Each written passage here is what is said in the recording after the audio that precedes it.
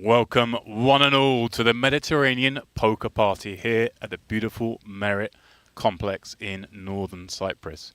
I am James Dempsey and joined alongside the man they call Picasso, Mr. Andrew Headley. How are we doing, Picasso? Hello, Demps. Good to be back, my friend. MPP 2025. Never get tired of that view on the intro there. Oh, yeah. Good to be back, my friend. I'm calling it a little bit of a, BS, for want of a better word. It's not sunny out there. It's raining, but we'll let them off. Don't Everyone's tell inside them playing that. poker instead. As you can see here, the tournament obviously already underway. And I see 3 leaderboards, Andrew, because we're not covering 1 for each table. We're not covering 2. We're covering 3. That is our Luxon table, and we see, a Cypriot native leading the way there. Everyone's starting this tournament with 200,000 in chips, already 2 hours in. This is our DTD live table. That first one, of course, was our Luxon table, and Alexei Losev, the one leading the way here with a little over 2 times starting stack. And Adrian State, a man who's had success in this very room before, is also on this table. But this is where we'll focus the majority of our attention, Andrew, the Onyx table. And it's being led by Abdullah Aljami with, wow, look at that, 671,000 chips already. Some stuff's been going on, I fear. Just 224 big blinds for Abdullah to work with. Yeah, looking forward to this. It's a world first. We're going for the triple threat. There we go. 3 feature tables, folks. Let's get into it. PokerOK $1,100 1 million guarantee mystery bounty. Let's get it started. Yeah, not a chance to even to mention the tournament, of course. It is that mystery bounty. Of course, bounties, not a factor right now. They come into play tomorrow as when the bubble bursts, they come into play. And we play to the money tonight. This one a 30-minute level event. So, reasonably on the quick side. Gets you in. Chance to be in the money if you make a day 2. And, of course, multiple day 1s. Get that field boosted up and a chance to maximize envelope equity. Yeah, pretty quick. People will be looking to accumulate, of course, and look to cover the rest of the table as we go into the bounty phase tomorrow. First look here. Edaye limping in Demps. A little unorthodox from +1 with ace-9-0. Enver content to over limp with the pocket 6s in the cutoff. Yeah, one seems a fresh stack there from Edaye with that 200k. So just getting his feet wet. You're buying. They stick you on the feature. Yeah. You just want to dip the toe in. Ace-9 off. Let's go. Let's get in there. So a multi-way, 5-way affair to kick off our coverage. 11 completing from the small. And Aljami checking his option with the king-8. 5-3-3. No help for any hand here. Enver with the unlikely flopped overpair on this board. Action is swiftly round to him in the cutoff, and he is going to make some sort of stab here into the 18k, 10k, a little over half the pot. Yeah, makes sense to probe here, sort of, look to kick out some hands, some 2 overcard type hands with equity. A little on the large-ish size in a multi-way pot, but it's looking good for him. It gets called by Bura, does have a gut shot with backdoor flush draw potential, albeit just a 7 of diamonds. Yeah, a little fruity, but it finds the 7. And this is interesting, right? Because we've got the 2 6s. Some of those straight draws that do call 6-7, the 4-6, so less likely, of course. So maybe hard, perhaps, for him to get away without putting more chips in. Yeah. He's going to do it in the form of a bet.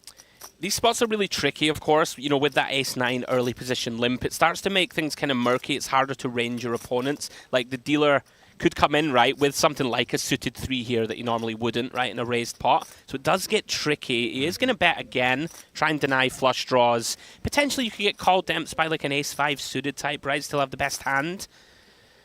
And right. I didn't expect to see raise from Bura, I must confess, but does bump it up to 50k, and Enver now in a pretty gross spot. I mean, this raise, this is one of these classics, kind of like, I think I probably got the best of it. I'm against flush draws a lot, trying to charge them. I buy myself a showdown, and then can I fold comfortably if I get jammed on here? This is really tricky. Like, one thing I will say, he probably rules out Enver having a hand, like 9s, 10s, jacks, probably raise, right, rather than limping in. So maybe just thinks that his 7 is good. 10 of diamonds completes the board. Bura does have the best of it. Enver's already checked. I wonder if Bura deciding Demps if he ever needs to kind of bluff. This is a really strange hand. They both expect to lose. This is a showdown. He's going to get the good news. Yeah, well, there we go. What a hand to kick things off with here at the MPP. First hand of a, 9-day schedule of coverage here. 3 events we're going to be picking up. Yeah. We kick it off with, well, somewhat of a fruity one. That was certainly what neither of them wanted a showdown there. It was like, oh, I can't win, can't beat anything. Well then, action over at the GTD live table. And looks like we have Luxon with the flush draw having come in from under the gun. Going to bet 9k. And Casidus haven't found second pair, Andrew, coming along with the call. Yeah, these spots always pretty murky. Not ideal here to have sort of no backdoor flush draw to go with your middle pair. You're sort of playing a guessing game immediately right off the bat. 39k in the middle already here. Casidus with around about 2.5 pots behind. Always very, very awkward this position. You know, in check call mode, you're sort of guessing. Like, we can already be sort of drawing very thin against the king. There's lots of bad rivers. It's going to check it over. Losev with the decision demps on whether to barrel this one. Try and get a hand like a 6, right, with no straight draw. A 3, something like this to fold. I guess as well some potential sizing, maybe even fold out better clubs. Yeah, yeah. Great result that would be. Certainly by the river, you could potentially maybe fold out some of those queen-high club type combos. Does bet again, half pot. I think this is the problem on the flop. It's just super uncomfortable here. With the 6 nut kicker, you really are just... This is one of these demps. You might need to make a live read on your opponent. He's reaching. Does find the turn call, getting very sticky. Pot behind, big river incoming. Oh, hello. It is a big river. A warming one. Gone from, I hope my man shuts down, to, I really hope my man fires 3. Yeah, and it's one of these really awkward spots. If Casidus does come with check, which you would expect him to do in game flow, Losev with that awful kind of spot where, you know, you want your opponent to have the clubs demps, but we have 10 high, but he is going to lead. Oh, no, okay, reaching for a time bank, excuse me. Thought he was reaching for chips. I just noticed he's rocking a Merit Turtle as well. Yes, the old classic Merit Turtle card protector. I went to see the turtles this morning. I went yesterday with my little boy. I brought him over with me this year. There we go. And 2 men in question. I feel like he's going to lead demps when he takes this long and burns a time bank. But, yeah. I'm not sure I'm a huge fan.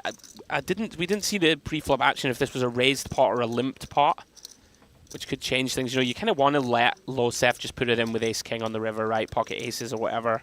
Hands like this. But he's deciding to lead instead. Is this just, you know... You just obviously perceives that his opponent's just going to give up bluffs and may check back a king. And I think so that's fair. Like, he may think his opponent goes for 2 streets with like a king-jack and won't go for 3. Right. Unfortunately for Casidus, Losev with the brick draw. He picks up a nice size pot. Back up to 160k.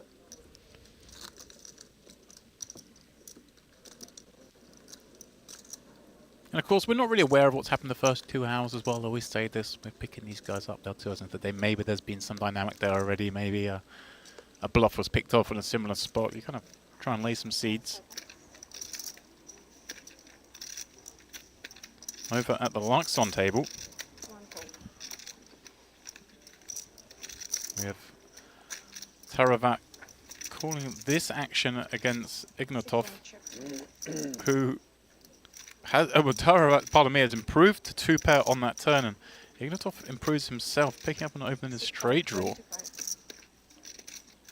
Yeah, potential dicey waters for Ignatov.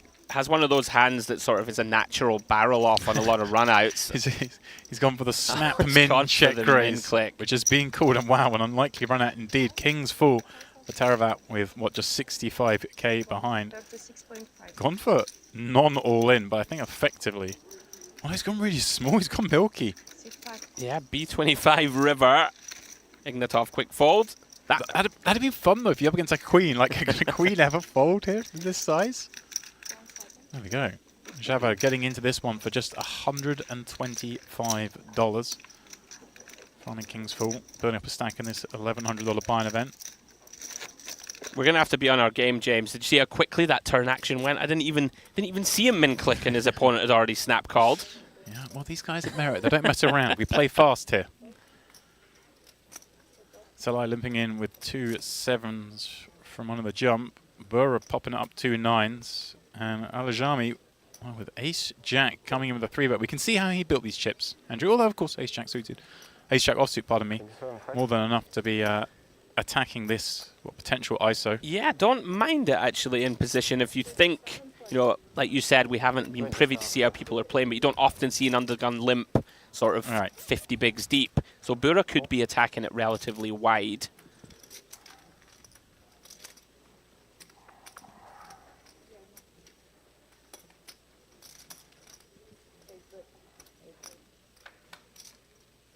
And we have gone 3-way. Okay. Well, you don't enjoy going 3-way with ace-jack offsuit to this action, but you don't mind it so much when the flop comes that ace-queen 5. Yeah, can be very tricky to proceed here. And should go very small here, Demps, in theory world, in a multi-way pot. It's one of those where we're kind of going to be way ahead, or it can just be crushed right against hands like the ace-queens of the world. Let's go with this shade under half pot. Should just be hand over. As we see Aljami crushing 744k. Yeah.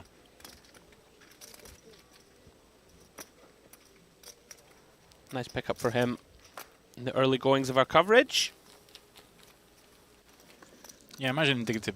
You build that stack. You've been taking these spots, right? Yeah. He hasn't been passing up on too many of these.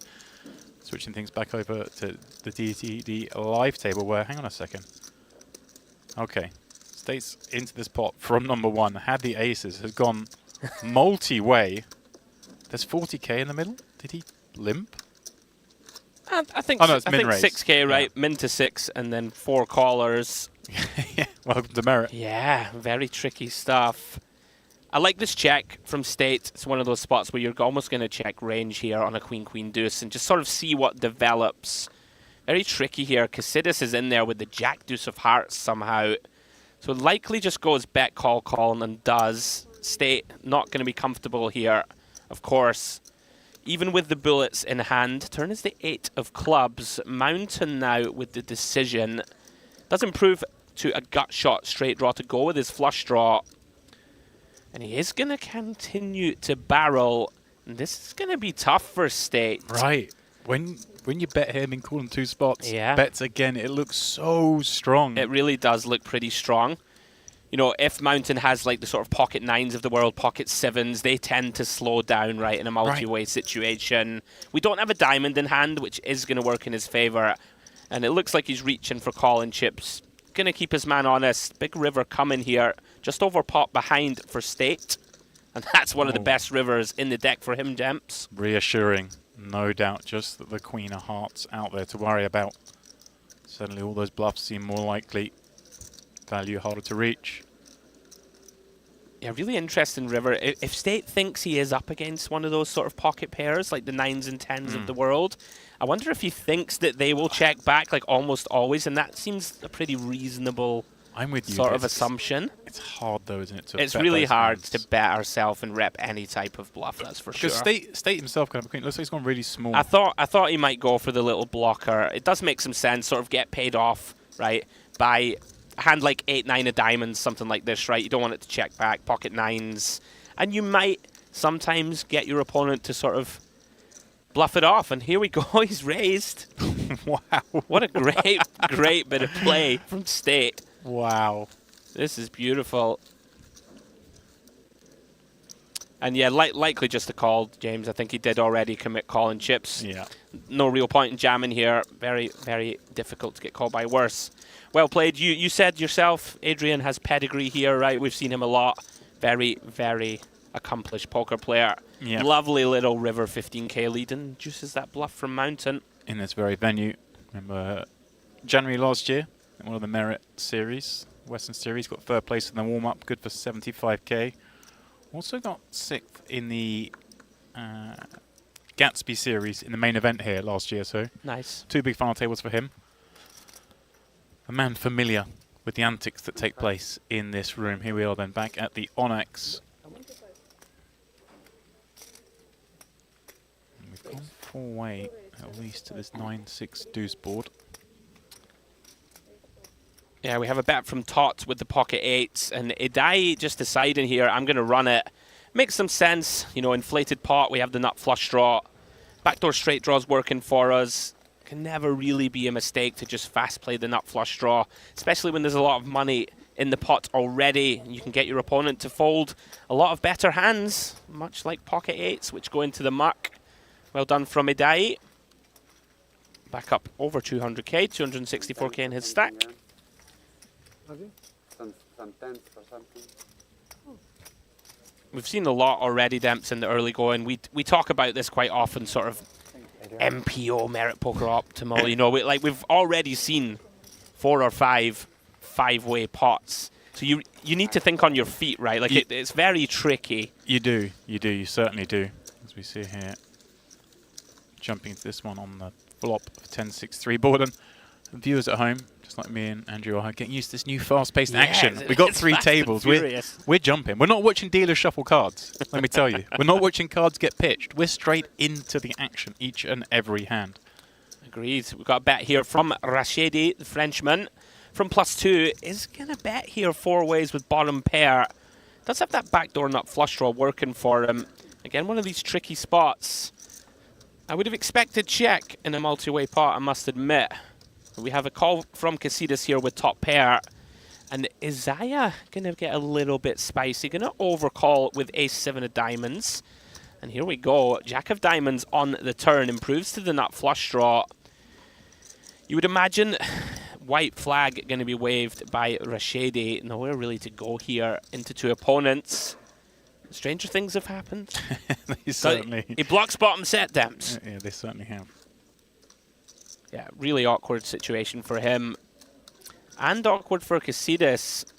You know, second pair bad kicker in a 3-way coup. You're not happy with this. Looks like a potential opportunity now for Isaiah. Does he want to take the free equity, Demps, or does he want to start applying pressure onto what looks, on the face of it, 2 relatively weak ranges? Hard to imagine that Rashidi or Casitas, you know, check turn with really strong holdings, I think.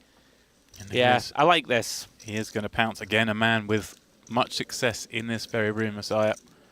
Back in the original MPP in 2022, came second in the 1K Open. So the opening 1K event. We can call this the mirror event back then. Got second place for what, a little under 100K. Yeah, this is really nice, and Casitas starting to think to himself now, okay, what are the natural draws on the flop, right, that I still beat? There aren't that many Demps, like, sort of like a 4-5 suited, 7-8, 8-9 suited type holdings is going to get sticky, and that is a pretty good river for 10-9 offsuit. River pairing with the Jack of Hearts. Isaiah now, pretty unpalatable hand to bluff with. Right. Yeah. Especially, I guess, given the particular suit combos that came off, a jack that could get there would be the jack with backdoor flush draws, perhaps, but blocking 2 of those, leaving only just the hands like Queen Jack of Spades, maybe. And so Isaiah does therefore check back Casitas with a nice little pickup and a warming one, given the way that hand was developing. Really important run out for him. Lots of rivers there, I think, where we face an all-in for our tournament life, but nice one for him. But yeah, we're seeing a lot of sort of spicy play here. Everybody looking to accumulate, it seems, which I suppose, Demps, if there's any kind of tournament that you want to play a lot of hands and look for a big stack, it is the Mystery Bounty. Back to the Onyx table we go. Another 5-way pot. This time, though, orthodox suit, squeezing from the big blind with pocket 9s. Action was opened here by Levin with ace-queen of diamonds. Pretty strong holding, but you don't love to see a squeeze from the big here. Sort of 12 big blinds or so from orthodox suit. Levin with the decision. I would argue that all options kind of open in this type of spot with, you know, a shade over 40 blinds back. Could call, could jam, could even fold if you think your opponent in the big is on the tighter side. Lands on call, Demps, maybe keep in some of those wider Broadway bluffs. Makes some sense. We are going to go heads up. Levin with exactly pot back. So big flop coming. Certainly is, and like you say, on the nose, exactly pot behind, and he sees a queen roll off in the window. That's a nice looking card. And Orthodoxu Won't necessarily hate that board himself. Oh, look at Levin this. with the check Very back. nice. Wow. Finds the snap check as well, which is generally a sign of weakness. He's selling this well. If I'm Ortho-Squeeze here, I'm so certain I have the best hand. Agreed. A little bit of a strange decision for me to bet 50k here. He's basically committed himself, Demps. But I guess he wants to deny equity against, you know, a certain subset of hands. Not sure about this one. I think it's a little large. Levin. I mean, you're basically loving life. You've got your man. You've found the flop trap. Well done. Orthodox who turbo calls off. Feels he is pot committed. Makes sense. 42k to call to win 278. And Levin has his man dead to 1 out. As we can see, the 9 of spades already folded. Great situation. Levin here. 1 card to fade. 1 pull at it for Orthodox who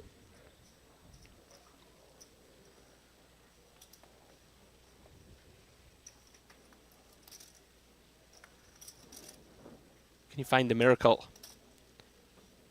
No, he cannot save queen. Improving the queen's full. Yeah, a little cruel for Orthodoxy the way that one ran out. Went for the squeeze pre. Got a kind of good looking flop and a great looking flop action. Levin just playing it perfectly really against that hand class to get the absolute max. And like you say, it was the speed of the check back, right? I could see he had ace queen suited and I'm like, this guy's weak. Yeah. It looked really weak. Well done, Sergey. Nice hand. There we go. Still early doors, of course, in this one. We are only on level 4 of the event. But building a stack back above starting, courtesy of that double. But a long way to go today for all the players here on day 1A of this OK Mystery Bounty. Speaking of ace queen, that's what Zai has over here on the DTD live table.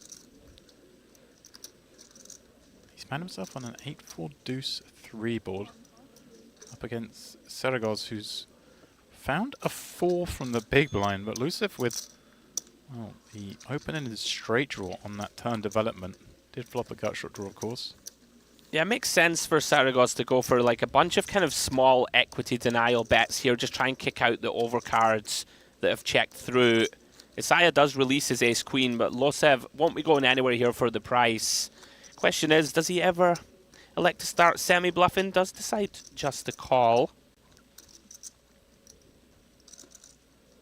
Jack on the river, no improvement for either player. Saragos with the best of it, but a tough spot nonetheless, given he bet, given he got called on this board. Yeah, these are the really kind of tricky spots.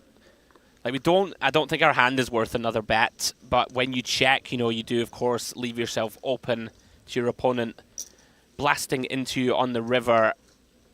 You would expect him to check, and now the decision for Losev, how can we credibly rep, you know, a strong hand here is not too easy to do, Demps. Like, we don't have too many hands like a set. Probably have already put money in on the flop or potentially with turn raises sometimes. So we're sort of like, are we going to value bet a hand like 5s, 6s, 7s? Probably not, I would venture.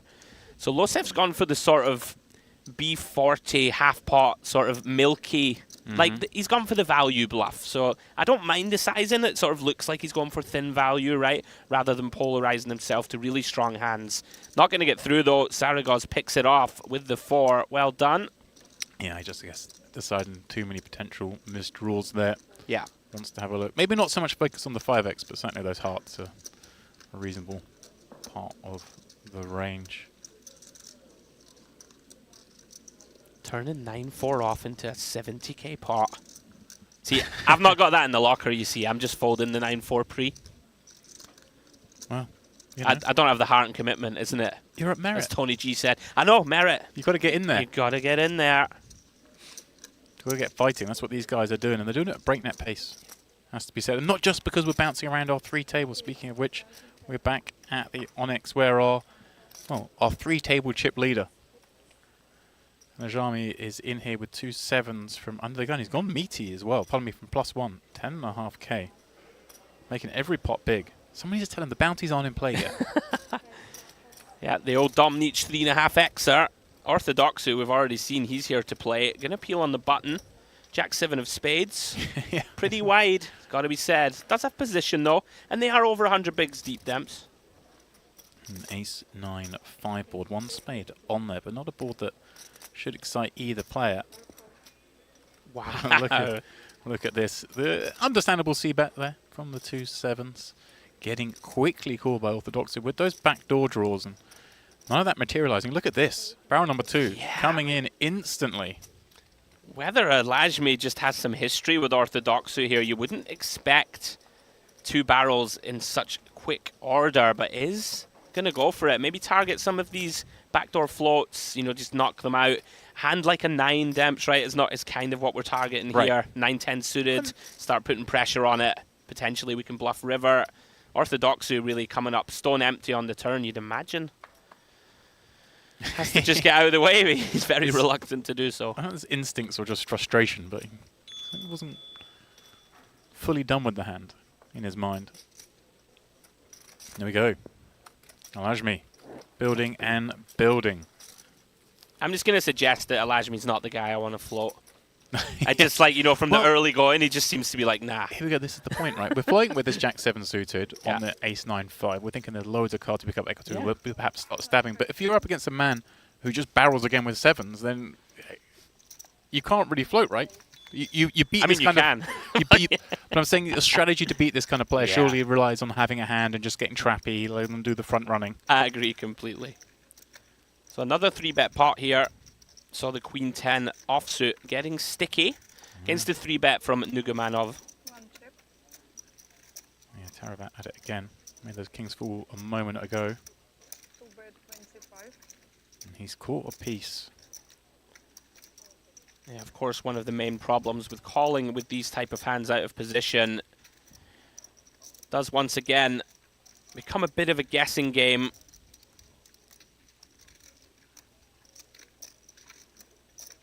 Middle pair, no heart in hand. Looks like a spot. Wow. Where he knows, yeah. Wow, wow, wow. I thought for sure when we saw him peel that 3-bet with the Queen 10, catch that piece, hard to not throw some good money after the bad, but he does get away from it. Agreed. Can be tough to fold to 1-bet. Well done. Good discipline.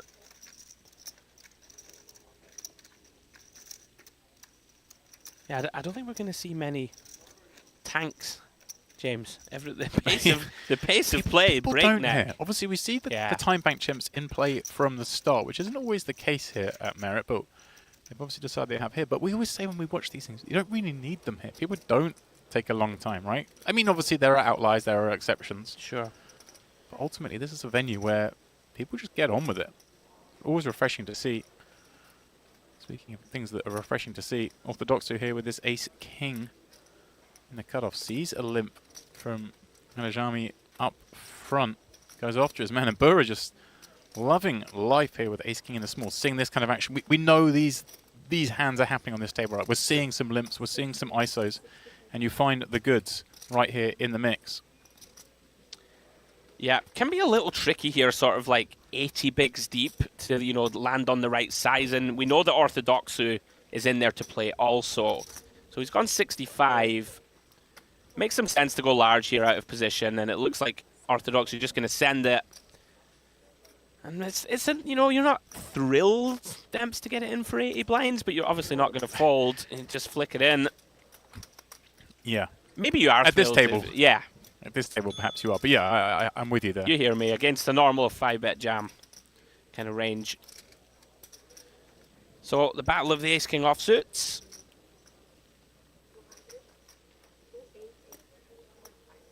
Is Brewer the one at risk, of course? Just out chip. Let's not forbear any doom here. Ace-king off versus ace-king off. Come on. Chop it up, guys. That's not how we're going to start the MPP, surely. No one's going to get done dirty, are they? You're doing your best, my friend, to provide the drama. I'd like a sweat, like a little 2 of 1 suit on the flop at least. Okay. That seems fair.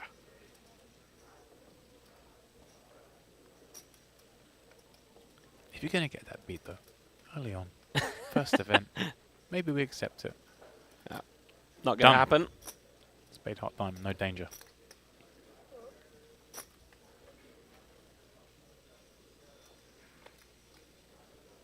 wonder how Burrow's like, watch the action going on at this table, sees the ace king, thinks, I'm finally going to win. And now at this point, once the cards are dealt, you're like, how do I not win more there? This isn't right. That's fine. They chopped the blinds and antes and half of the under the gun limp. Good for 6k or something like that. Less. We're all greedy poker players. Yeah, Orthodox, who I've actually played with him a few times here, and he's in there. I'll tell you, he is in there, ready to play. Right then, back over at the Luxon table. It's Taravat in action once again, and once more, he's in a bit of trouble here. This time flopping top pair against the aces of Sukov. Looks like this one was a limp from Taravat, ISO from Sukov. That's how we got to this stage. Yeah, we did see him find that discipline check fold a moment ago. Not going to be check fold in this one. If we're calling a 3-bet with the Jack-7 suited, certainly not going anywhere on Jack-Deuce-Deuce. Sukov loving life here. I think he's raised, which makes some sense. He's gone for the min click, though, which I'm not a big fan of this. You just allow your opponent to sort of float you with a king-queen of clubs type thing here very easily. But interestingly, we saw him do this before when it was like heavy value, right? It wasn't just... Right. He wasn't betting to find out where he was kind of situation like this might be. Like he's not quite sure with the jack. Go small. That time he had the kings up. Here, though, this is the problem you develop. 61k now in the pot. Still rates at the best hand, but okay, he is just going to slide it on over. Yeah, like you can sometimes make a rod for your own back here with that tiny sizing. Like it's pretty hard to define Sukov's range now. He's going, going to stay a lot wider against that min sizing, right? Versus, a meteor check raise, so to speak. So a real test now for Taravat. Wow, he's gone tiny. This is really intriguing. Thought that Sukov would sort of size up here, Demps, to look to get it all in on the river. This is an interesting one. Maybe just wants to keep in some, random blow-ups if he thinks his opponent is just stone bluffing the flop. Just extend that little bit of rope. Yeah. Like a 10-9 of hearts kind of hand or something. Taravat doesn't go for the double check raise. Yeah, really intriguing size and choice that, in my eyes, from Sukov. Obviously knows his hand is completely invulnerable. Now the decision, though, we've sort of left 2 pots behind when we could have elected to try and narrow that SPR and make it easier. How much here is he now thinking, right, my opponent just has a jack, he has a decent jack, amount, so do I just go really big? Yeah, I think we do. You should expect at least sort of 50k minimum size in here.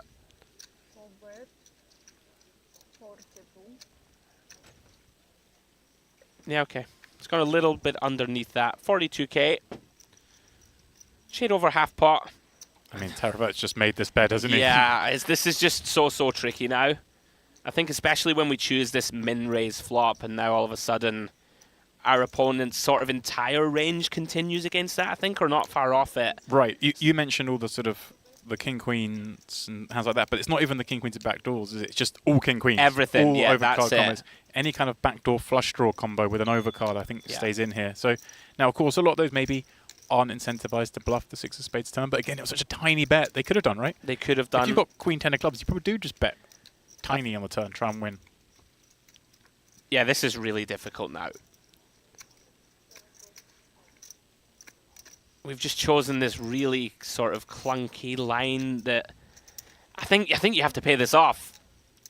But it's very uncomfortable. He just made a great fold a couple of hands ago with that did. queen 10 on king queen X. Yeah. He does make the call, and yeah, I'm with you. Kind of, the hand was just played so unorthodoxly. But at the end of the day, we've got top pair. I want to see my opponent's hand. Yeah. Well done, Sukov. Of course, more than one way to skin a cat. I would probably size up turn there and be greedy probably and look to try and get it all on the river. But maybe got close to max here, an extra 50k into his stack.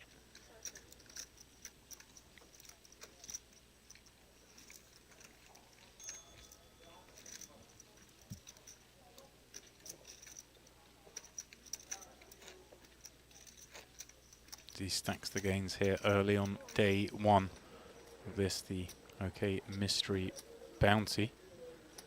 Here we are back at the Onyx. Well, it looks like we've got the 2-3s limping under the gun. 2 limpers behind, and what a flop for 2-3s in the form of that Queen 10-3. And he's... Wow, what a turn that is. Aljami, has he come out leading on this flop? He Pardon me, did. I'm just catching it with the action.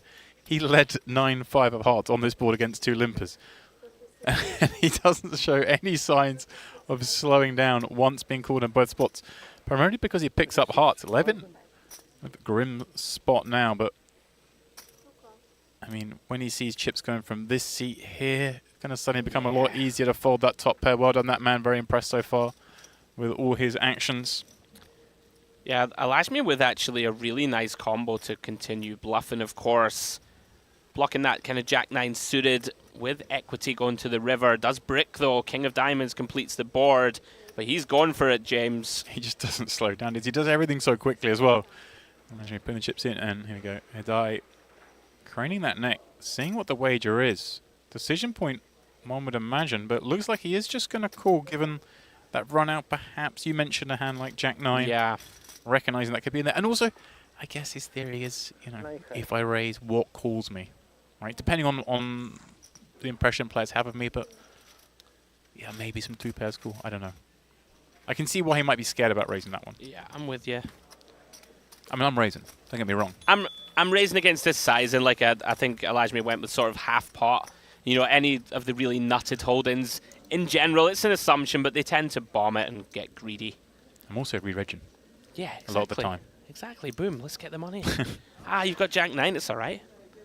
It's level 6. Let's get back in. Here we go then. Lucev from the cutoff, raising this one up. Mountain with the 3-bet from the big to 20k. Not the largest given the depth we're at early in this tournament, but I guess, you know, button versus big blind, we can maybe go a little bit smaller knowing that button range, or cutoff range, pardon me, is so wide, and what a flop. Ace, 8, 6, couple of clubs in the hand of Lucev, one of those matching on board. There's action to come in this one. There is action to come. Lots of chips about to go flying.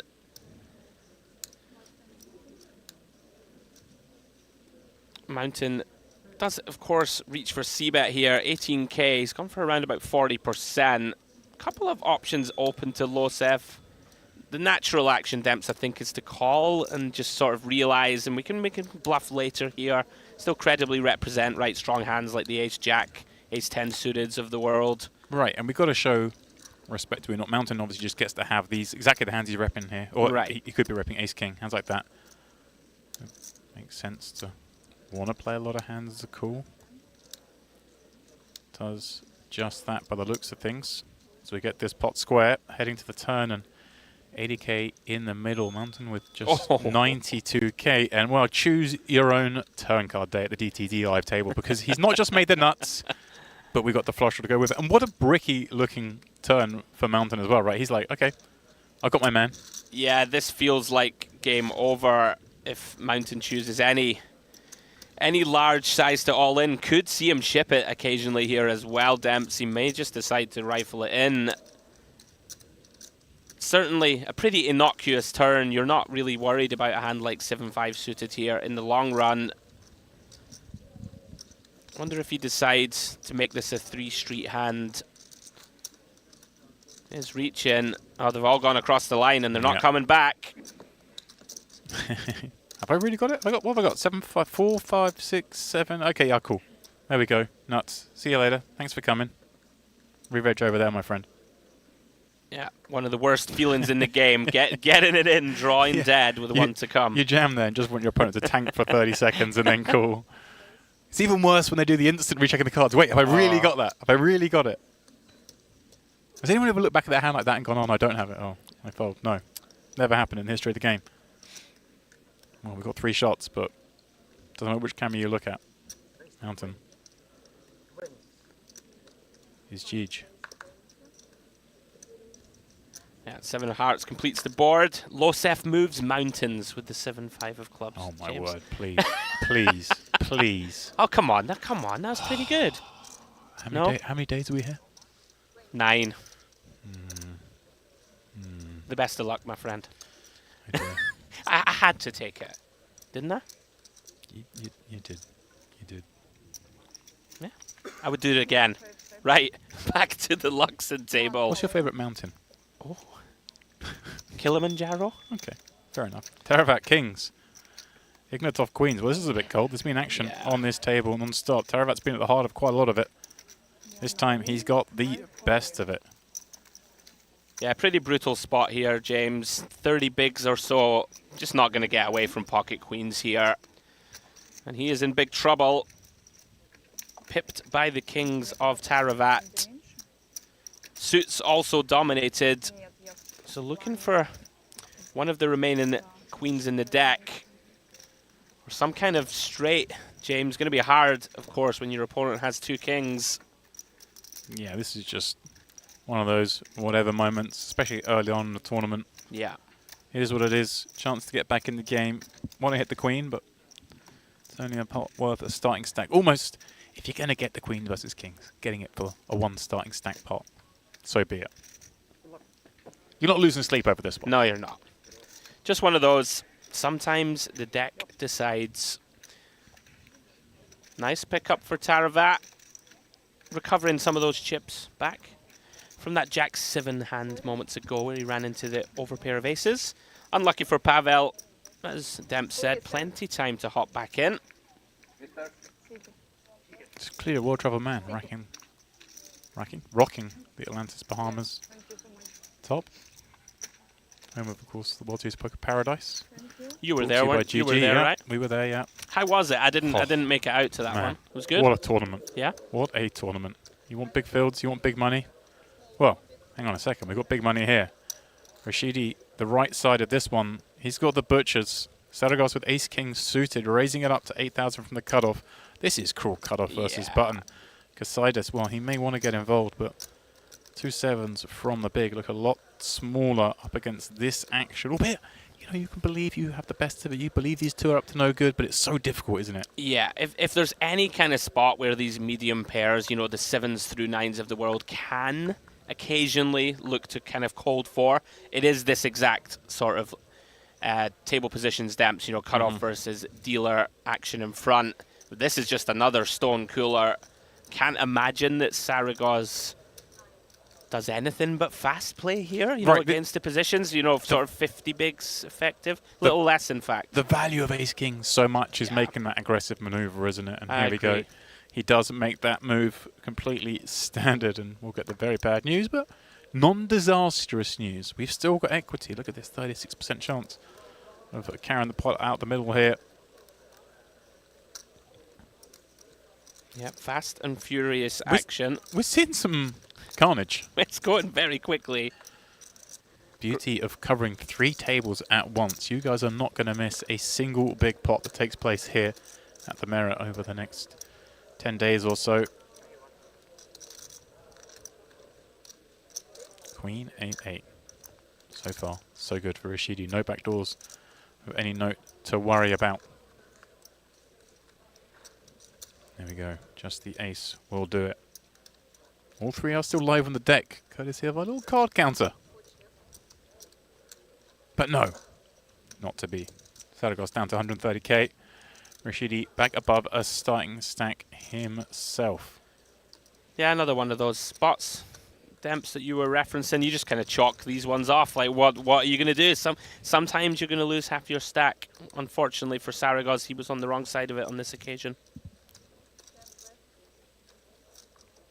It's not always going to be your day. But hey, he's here. He's got chips. He's at the Merit Royal Diamond. He's playing poker. Right. It's beautiful. The trick is to grind really hard today, right? Really hard, because the weather is suboptimal, should we say, outside. Yeah, yeah. But you get those chips in a bag tonight. You're in the money. You're bound to hunting in a couple of days, and tomorrow you get off. Enjoy the outside. See, like when we were younger, and in our prime, so to speak, you didn't even think about these things, did you, Demps? Now we're like, I need a day off tomorrow. I want to go to the buffet. I want to go and see the turtles. I want to put my feet up. We're the old men of the game. Teravat and Brinde playing this one. I'm going to go out on a limb and assume this was a bun open. Call from the big. Both players finding a piece. Teravat not improving on that turn, but both players will show some concern at that spade rolling off, and there we go, Yeah. breaks it on. And wow, a beautiful 1 check. deuce rolling off on the river. Varun's going to feel so confident. He's probably looking to always check this one back, unless the river was a card like that, right? Suddenly having like Yeah. a near nut 7. I think again, this was a spot where Taravat with the snap check, right? Like if you have a decent 8 in your hand, right? I think you at least consider, am I going to block here, right? Like what am I going to do? So nicely identified from Barinda to just think, yeah, I have close to the nut 7. Let's go ahead and look for value. Well played. I do recognize Bogdan, very accomplished player. I've seen him here before. Okay. Nicely identified there that his opponent sort of with that.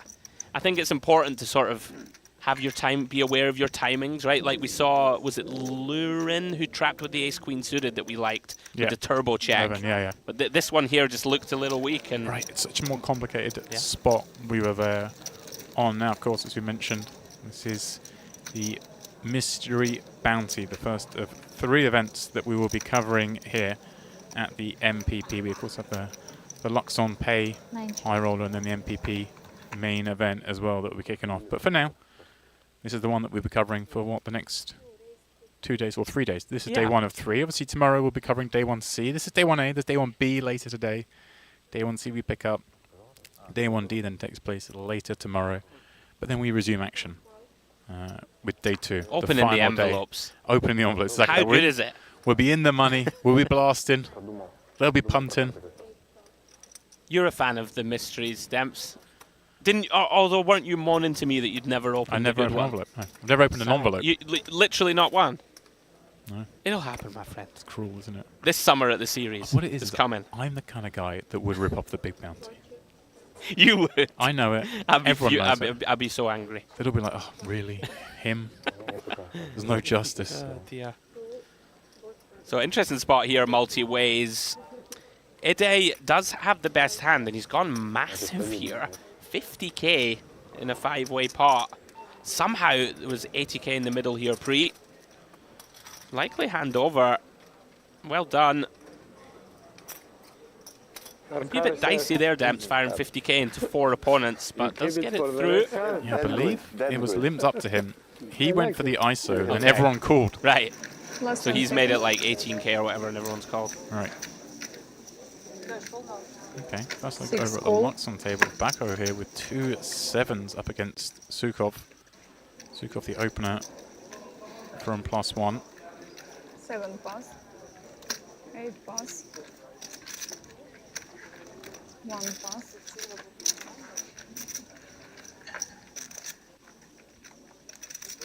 2 pass. And it will be just the 2 of them contesting this pot. Yeah, I like that fold from the big. I think often people make the mistake of flicking it in here with hands like King 8 off that are often dominated and doing poorly.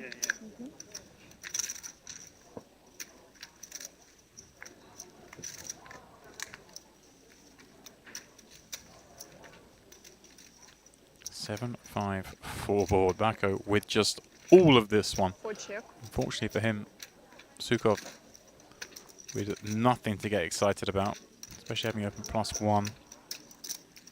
Yeah, pretty natural spot to start with a check very often on these sort of low connected boards. We don't cover them too well from +1. I think you're right though, James. Pretty unfortunate for Bacco that his opponent has sort of one of the worst hands that could ever continue. I think it may just check fold flop. Depends on sizing.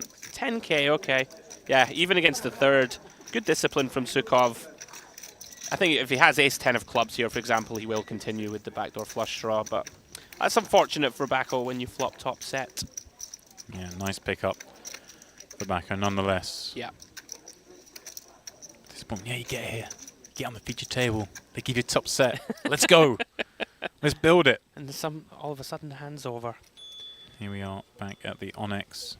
Enver with the nut flush draw from the small blind. Aljami, well, he was in +1, ace-8 offsuit, not surprising us at this point. Zalai, king, queen, oh. We've got to the turn here. Everyone checking that flop.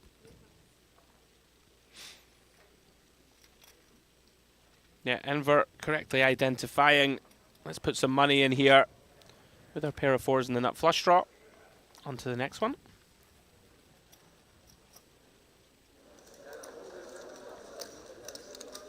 And well, no time wasted. Here is the next one. Rashidi with King Jack on the Jack 6-3 board. Zai with the gut shot draw. Losef with Ace Queen in the open. Looks like he decides to c-bet this one. Rashidi with the call. Oh, pardon me, Rashidi with action on him with what one assumes would be a call. Looks like that's what's occurred. Zai not putting any chips in with that gut shot straight draw. Perhaps, you know, 7-5 of clubs, 7-5 of hearts, 7-5 of diamonds maybe looked in there, but with just the raw gut shot, no backdoor, starting to make way. And wow, what turn card for Lusef. Yeah, decision on him now on whether to barrel this turn. You'd imagine he's going to look to put more money in. Does find that Jin Ace of Spades turn. Is reaching. Really tough spot now for Rashidi. Goes for around about a third pot. Shade more. These are really, really tricky spots. You know, we do feel that we're pretty high up, right, in our range, as the old saying goes. But it's very uncomfortable here to face the second barrel. It's slightly annoying as well, isn't it? There's not sort of a backdoor flush draw to materialise. You can give your opponent natural bluffs. Suddenly they've got to be really creative. Maybe a hand like Queen 10 you're hoping they might have, but 100%. And like having a king's not the greatest here, right? Because a lot of these natural bluffs are the King 10, King Queen suiteds of this world. Losev looks comfortable. It's a very blank river card. Our opponent shouldn't really ever have a 6 here. yeah, it's very hard to imagine they got too many lone 6s at the quarter raise pre-flop, and especially ones that managed to call the flop and turn. Agree completely. So a great card for him to see.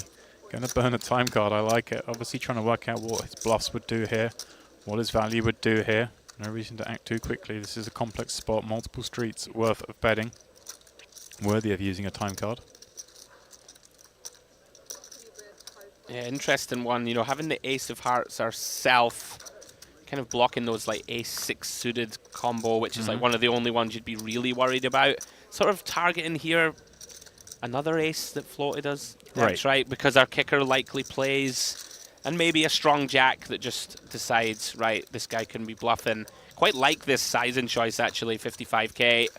Yeah, sits right in the middle of it. Right. This is one, right, that if Rashidi just has an ace here, just auto calls, and then the Jack X is put in a tough spot, and that basically defines his range, isn't it? It's the strongest jacks and those weak aces, so splitting those two really nicely. Yeah, quite like it. Maybe this was a three-way pot as well. Sai was in there, a bit from the big. You're thinking, what hand bets? I think he's thinking, does ace queen, ace king, these kind of hands bet this flop three-way? And I mean, a lot of times the book would say they probably don't. Agree completely. Yeah, you would expect under the gun to check very often here on the flop in a multi-way spot. But bizarrely, a hand like king queen might bluff, right? Because it's losing to those ace highs, could bet them out. Definitely. 2 overcards, sort of backdoor flush draws and the like. Yeah, he does find a nice fold. Well done, Rashidi. Nicely played hand by both. Like it. Yeah.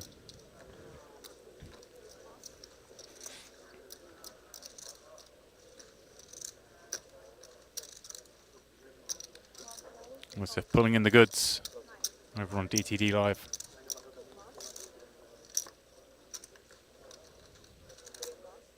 And he's motoring 540k, not too shabby. Okay, we've got yet another multi-way limp spot over on the Onyx. And look at this flop, Levin with the goods. The barking shark develops to a straight.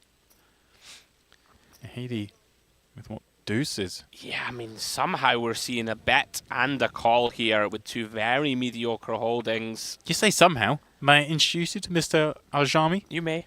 I mean, have you been watching, Andrew? I have. Okay. The man fires. Bottom pair. Sticks it in. Yeah, Levin just in dreamland here. Yeah. Having said that, it's a very, very wet dynamic board. Like, there are infinite terrible turn cards. You would imagine we just want to start charging some of those draws demps and, You know, hands like a 6-7, if we can cooler them, let's just get money in. And I wonder how much this changes because of the overcall here. I imagine against Aljami, he may have just got more trappy, seeing what we see in the over-aggressiveness. But once there's a player coming in the middle here, Yeah. just so much more likely you can get some value here against those perhaps draws, some made hands. But look at this. Yeah, I mean, Idai going down a very dicey path here. Wow. With just a pair of deuces. Well, well, well. I mean, he's getting fruity, and that's a pretty...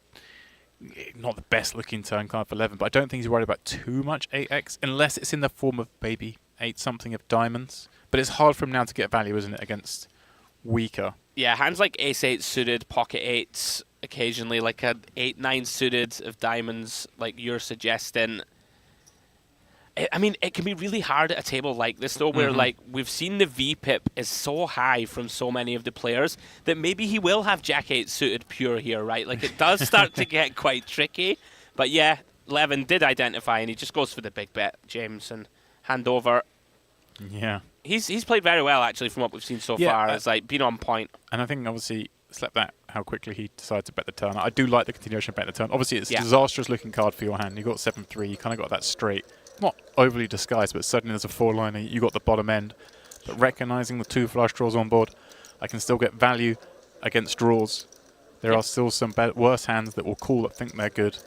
Yeah, there's going to be some 2 pairs and sets out there also. Another look at Adrian's State here. This one went check on the flop. So State now with the overbet, slight overbet on the turn. Makes a lot of sense with this type of hand. You know, we block the natural nuts with the king-queen. We can get some, you know, we can put pressure on a hand like an ace-10 type that didn't c-bet, something like this.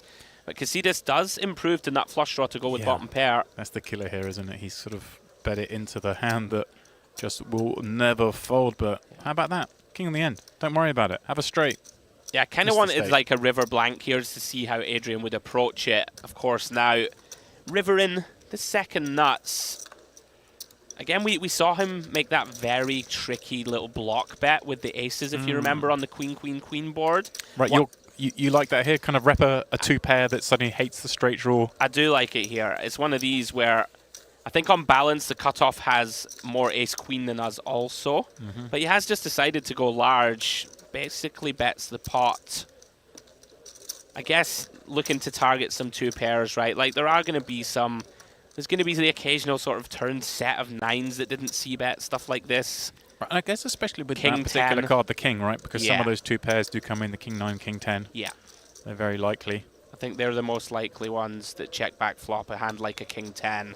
Casitas burning a time card here. Hasn't given up on this one just yet. Yeah. More likely to think about somehow turning our hand into a bluff than calling, but I would personally would never consider it with this exact combo. And it's so hard at this size as well. Yeah. Right? I mean, is State really ever bluffing with a better hand than we have? Are there many... I don't think so. Not one that I can think of. I think Adrian's just going to check with like hands like 8, 10 and stuff. Right. I don't think they overbet turn ever, so...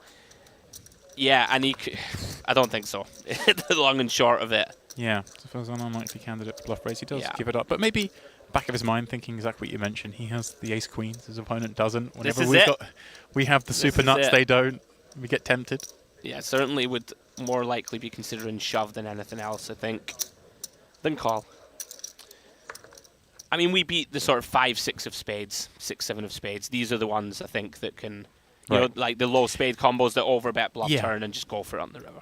And that, with that in mind, the kind of ace 3 I feel like more likely to call than anything, but I think more likely to fold than anything. Here we are, back at the Onyx table. Aljami, he's all in, this time with a real hand. 2 9s up against Selai's ace 10. Ladder flopping top pair, just has to fade. 1 9 left in the deck. That doesn't materialize. He gets things going. And the nice win must be fold. I lose, you lose. Fold 9. Okay. 9s are no good in this table. Of course, we saw this before doing the 9s for Ortho-Squeeze up against the ace-queen. Yeah, maybe the bogey hand for the Onyx table today. Here we go. That's how this table shapes up. Salai with the double up, but still second shortest at this table as they're playing 2K, 4K back at the Luxon table. Back in action. 6 call. Gumanov opening King Jack from +1. Backo flicking in the peel. Last time he found top set. How will he fare this time? Grodek may decide to take this 3-way. 2.5 blinds. Yeah, you're never thrilled. It's this kind of nasty cut-off point of, I think when it goes 3 big blinds in call, unless you think you've got a huge skill edge, you might start to fold. Maybe he thinks he's just about getting the right price here. I saw the 6 diamonds in the window, which was a dreamy card for the 8-4 diamonds, but the rest behind was pure garbage. Check. Negreanu, well, he perhaps has some interest in this one. He was the +1 opener. He gets to put Backo in a tough spot, doesn't he? Being stuck in the middle, but does elect just to check this one over. Backo swiftly checking back with 2 9s, and well, we'll get a little bit warmer looking at that ace on the turn. Fewer combos, he now loses 2. Check. Yeah, these are the ones where sort of from under the gun and from +1, we can put in quite a few just sort of small c-bets multi-way. Like, this is our board. We are going to cover it very well from early position. It does go for the delayed c-bet, which I don't mind this either, right? We're going to still have some sort of trapped flop hands, and we can start, you know, just betting for value here with a hand like King, Queen, Pocket Kings. These are the ones that you can just go for more value. The baby aces. Yeah. They might check the flop. There's they a now bunch want to of them bet. in there for sure. Strongest queens. So Yeah, well nicely done. And just the third pot, just the little probey. Yeah. Gets the 2 9s out. Obviously had good equity against the 2 9s. King, Queen, Jack 10 would have got job done, but a fold is even better. Back here at DTD Live, Saragos defending from the big blind with Jack 9. Was if the opener from the button, and whoa, Jack 7-7. Saragos thinks he likes it, but no. There is damage to be done in this one. Ooh. Oh, hello. Wow. Well. Okay. Well, Saragos, if you like the flop, he loves it now, Demps. Thinks he has the best of it for sure. This is really kind of nicely timed from Losev. Just a little disinterested snap check back. Decision point on the turn. I believe Saragos has bet, and he has bet big. Close to full pot. Losev loves this. Yeah, and I guess once we've laid the trap on the flop, just checking back, we can't do anything here, can we? But cool. We We're just loving call. seeing this bet size, right? We check back. Our opponent is supposed to bet big a lot with all their hands on the turn. Here comes the big bet. Yeah. Let's let him go. Keep firing, my friend. I'm ready for you. Oh, the It's dirty just river. The dream situation for the Russian.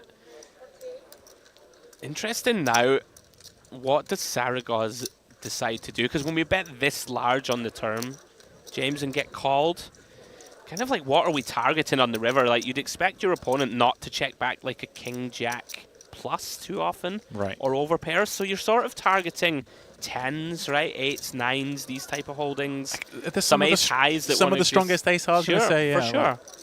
Like unblocking diamond ones. So like, I kind of like the sizing choice of like 25k. Sort of, you know, 40%. Let's get looked up by ace 3 suited that didn't see bet, something like this, right? And lots of going for kind of a full acting job here. Went forward pretending to be pensive. Oh no! He was genuine. He wasn't sure what to do. He was not sure. Eventually just calls rather than go for value. Yeah, I'm not sure about this one. You don't want to be too critical. Maybe, you know, like you said, he maybe played earlier, you know, off stream and have a certain read on his man that he's going to be more value based. But I think at this stack depth, you just got to put it in, James. You've played the hand perfectly. You got your man on the hook. You let him off on this occasion. Very surprised to see just call. I'm with you. If he's got the other 7 and somehow got a better kicker. Sure. Well, then good luck to him. So then, on 2 hands that are somewhat undermatched. Zalai with 8-9 of hearts from under the gun. He's limped in. Levin's going to ISO 2 9s in the cutoff. Whoa. Is he jammed? Oh, no. Okay. Well, I swear I heard all in as well. I heard all in. I thought we were just seeing the Goodness 400k A60. Have some of that, boys. But no, telephone we didn't see that.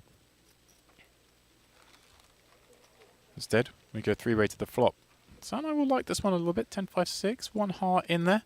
Things are working. Levin not too thrilled with the presence of the 10. Adai as well with that 6. May feel like he's got the best of it as it checks through. Action will start with him, but he checks once again. Zelai in flow will do the same, having not picked up any kind of additional equity. Whoa, is this just a die? Snap fold for 25k? Tap the table, sir. Suspicious of the check back bet turn. I mean, he was bang on. It was a kind of hand that didn't want to bet, but was value. Well, well, well. Field play, underrated. But it's the speed. It was the speed of it, yeah. Turbo fold. Well done. Well, fresh base over here at DTD Live. Ranjadale, he's involved straight away here with the 2 9s from under the gun. Losef in the cutoff. Doesn't appreciate seeing it 7 6 4. In this 12k bet. Well, it won't be the end of this one most likely, will it? Because the ace of spades is working. Yeah. Can't be folding this one. Have position. Backdoor nut flush draw, backdoor straight draw. We can bluff on a multitude of turn and river cards. Really tricky this for the 9s. He does get one of the cleanest turns. In terms of, you know, if you think you're ahead in the flop, almost certainly is still ahead now. It's awkward though. 2 pots back. How do we want to play this one? Do we just continue to put money in? Check shove could be an option. Awkward is reaching. Just going to look to deny equity and get value. Plenty to get value from, of course. Pocket 5s, pocket 8s type hands, you know.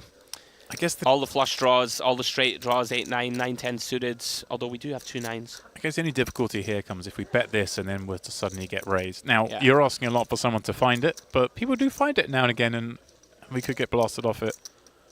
I think with the presence of the 2 flush draws, you end up just having to run it. It was very, very uncomfortable. Which is horrible, right? It's nasty business to have to bet call off. But fortunately for him, Losev, with the sort of bottom of range, just ace high on that deuce of clubs turn. Well done from Ranjahel.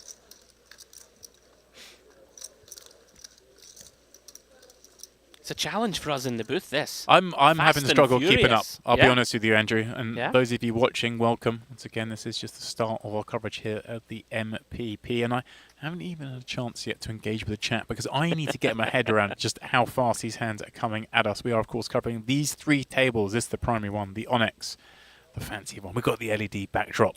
We've got where the fans want to be. And what we've got here is, wow, what a surprise. 11 in a pot with the goods up against his man, Aljami. Aljami, the one doing all the front running so far today. And here he is. I would say he's, you know, up the creek without a paddle here.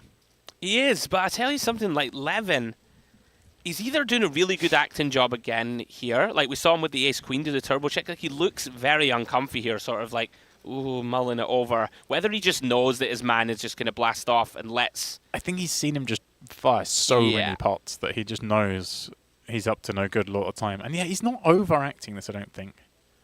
He does look genuinely concerned. And look at this, just a swift reach.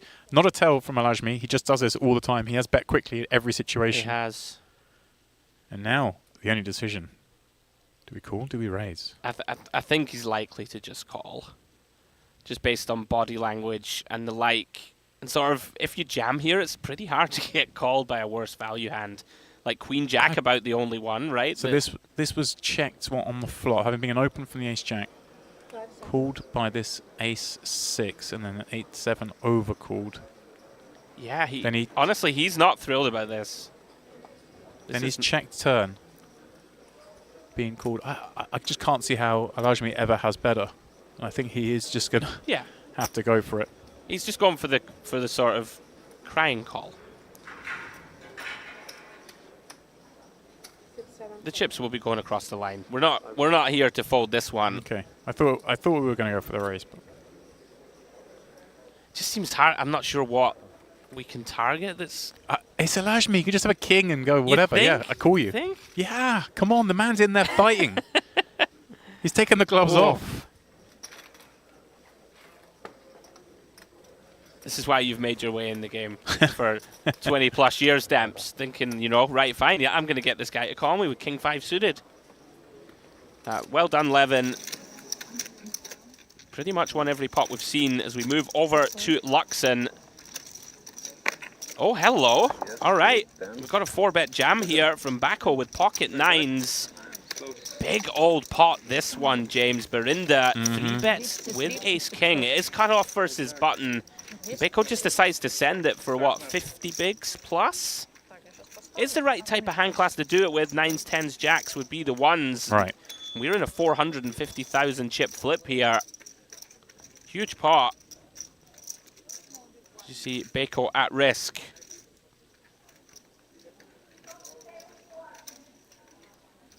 Я жду, правильно?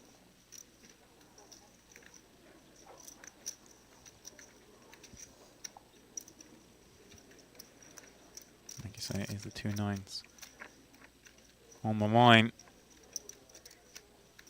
Jack 5-3 board is warming, but there are diamonds lurking.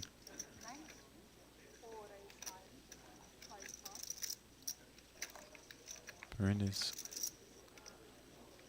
ace not working. We'll need that ace or king. And there it is. Ace on the end. Baku's hands thrown up in the air, as you can understand. So close to fading that flip, but it wasn't to be. Bogdan up to 660k early on day 1 here in this Table 3 sit PokerOK open. mystery bounty. Yeah, unlucky for Bako. They'll decide to run it. Gets run down. Back over to DTD Live. Isaiah here, raising to 8,000 with the pocket 7s. Decision on Rashidi. You can go either way with this one. Ace-Queen off. Decides to 3-bet. Makes it 25k to go. And really, really tricky spot now for Ranjadel. You don't love this at all, James. Against under the gun open and button 3-bet, these 9s really start to shrink. We saw a very similar situation earlier with the 2 7s where they just kind of got forced into the mark. I mean, that was a cut-off button or hijack cut-off kind of situation. This one, so much stronger. Yeah. I think the typical play is just to let this go, like these exact positions. I think especially when the button 3-bets, like a lot of the time against under the gun, Rashida just has lots of hand classes that just want to see 3. They have position. Like ace-queen suited kind of might be one of those right here. It's kind of, even a hand like that wants to flat. Yeah. So at least some of the time. Yeah. So I think that people end up being sort of skewed more towards value. Like ace-queen off isn't even always going to 3-bet here. I think it's pretty underbluffed, and I really like the fold from the 9s. I think a lot of the time you just run into a pretty bladed range. Isaiah gonna stick around. Wow. 7-4-3. Gin for Isaiah in this 3-bet pot. And as we just said, you know, kind of underbluffed perhaps situation. Maybe gives his opponent a little bit more weighting towards those premium hands, and thus this could be a super profitable spot for him. We shall see. Yeah, awkward spot for Rashidi. Like against hands that continue, you know, we have good equity. It's normally these sort of middling pairs. But we do dominate, right, a bunch of the sort of Broadway hands. So he is just going to check. Don't mind this. You know, you can allow a hand like a Queen-Jack suited to catch up here. Hand like a King-Queen, you have them in very bad shape. And you can bluff catch occasionally down the streets. 4 of spades turn. Isaiah going to continue with the trap. Of course, has the effect of nuts. This is just dreamy, isn't it? Yeah, and now Rashidi is just deciding, do I want to try and deny equity here with like a small bet? You can even get value from Ace-Jack, Ace-10, Ace-5 suited. I'd expect that one to bluff, but you hear me, Ace-Jack, Ace-10 types. And he is going to go for a little equity denier. It does make some sense. I like this, exactly what you're saying. That yeah. More for the equity denier, kind of buys myself a showdown all the time. It's basically a value bet, right, against the parts of his range, Isaiah's range that we are crushing. Now then, I wonder how Isaiah reads into this, though, right? Because this looks, Demps, like our opponent is just checking back river, right? It just looks like that type of hand. Like all of the strongest over pairs, I think they bet bigger than this, and they may bet flop. So he might just decide to raise himself. Here we go. I really like it. I think this is a spot people miss quite a lot. And he's gone pretty small I mean, not small in relation to the size of the bet that came in, but small Sure. compared to the pot. Just 25k more. How do you like your apples now, Rashidi? Sitting there with the 2 overs. Kind of thought of bet, thinking I'm probably ahead, but I want to 9. Now I'm in a real awkward spot. Like, what hands do want to check raise me for value Right. here? And this is going to be very confusing because if Isaiah has hands like 8s, 9s, 10s, 5s, 6s, typically you'll see a fair bit of turn probing from under the gun, right? I just saw that. So obviously, Oh, upon being wow. called, started counting up his opponent's stack. There's a little bit of a live tell, perhaps. And look, he's doing it again, just trying to work out how much he's up against in Rashidi. It is pot size bet effective. But you see, Andrew's in the booth here, miming to me, I check, like check. check. Yeah. I mean, are we really check raising 15 to 40k with like a king jack of spades or something like this? I think we just lead it ourselves on the turn most of the time. And our opponent now on this ace river, Right. I think they just hit this a good amount and they may bet themselves. And if they have a flush, they'll always bet. Right, again, remember, Rashidi, the 3-better, guys, in this one, on the button against the under the gun open. So certainly, as we're saying, those ace-kings, some of these ace-queens He could has them. really easily be in here. I guess less likely flushes, right? The king-queens, though, are probably just flat, but Yeah.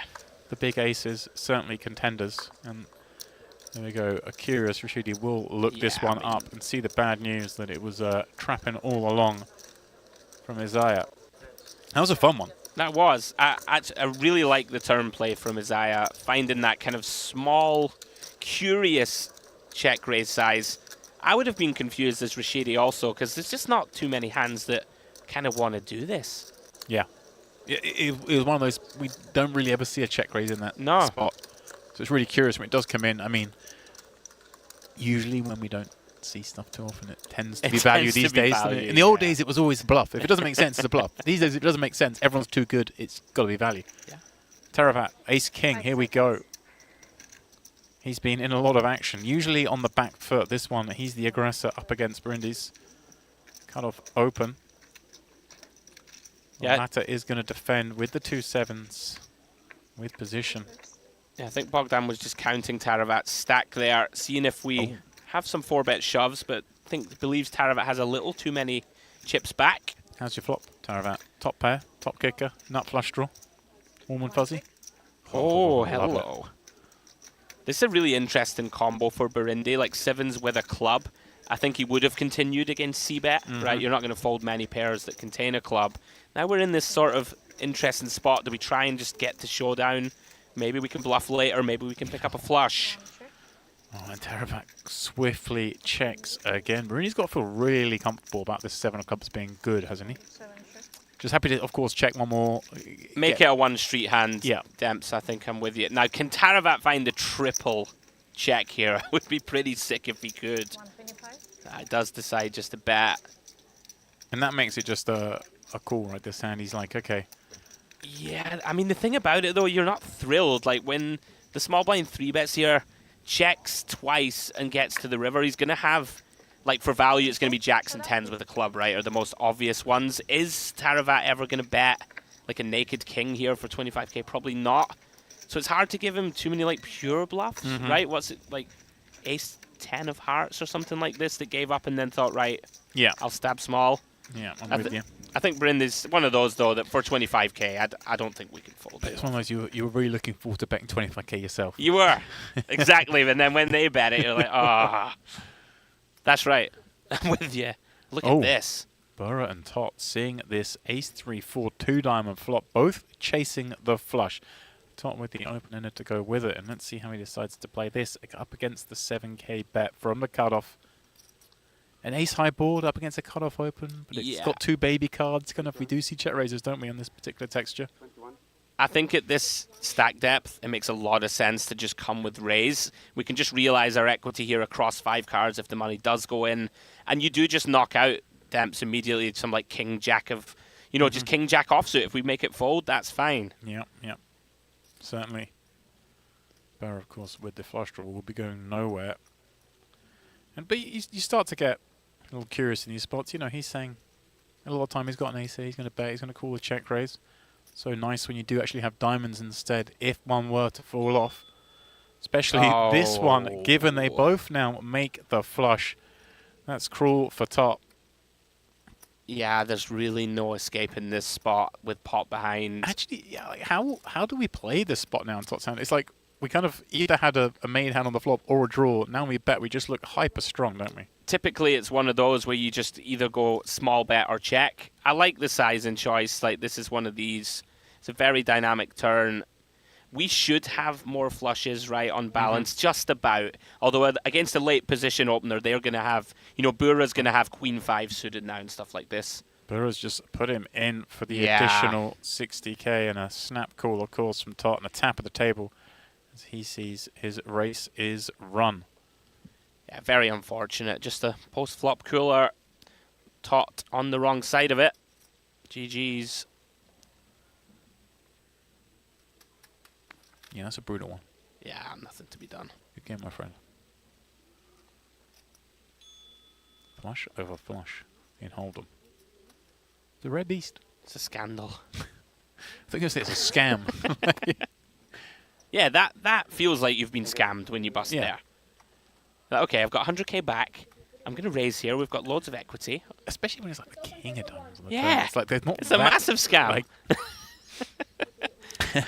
yeah, very unlucky. you see a point of the table. Yeah, it was that guy. That guy got me. Bura. Sort him out. We're up to 288. Everyone on this table bar Zello, of course, above starting stack. Now, as we're moving through this tournament at quite a lick. Queen 10 deuce. Couple of diamonds on this one. Looks like it was a raise up. Grodek, one presumes. Yeah, Taravat calling the cutoff. Negreanu on the button and Sukov in the big finds a piece of this board. It's Taravat, though, who has found the most, and he is going to bet his top pair.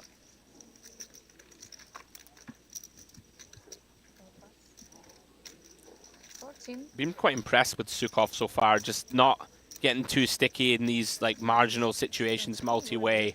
This is a really awkward spot for Grodek, out of position. You know, Taravat has been quite snug, right? Like, we've seen him kind of checking a lot of spots, pot controlling. We do have the 2 jacks in hand. Never a great situation to be in. You know, the semi-bluffs are likely going to come from the king jacks, jack nines, ace jacks of the world. So we don't love it. Having said that, ace of hearts turn. This spot starts to get really interesting. If this does go check, check,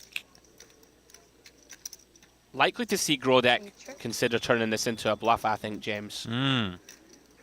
Like, we have the nut hand to kind of go for it, right? Like, block the nuts, you just put a queen in a coffin. Taravat doesn't really have many ace-X, and those that he does, barrel the turn for value, I think. Like, an ace-queen is not checking back turn. Right, I guess ace-10 is not checking back turn. The only one would be perhaps like an ace-X of diamonds that decides to stab the flop a little bit. But yeah, I'm with you. That's like it. That is it. But he has decided just to take Showdown. Just one of these that can be hard to find in-game at the table, but when you really dissect that range, we have more of this, I think, when we check call flop. Like, we still have all the ace-king, ace-jack, ace-10 that want to put a value bet in.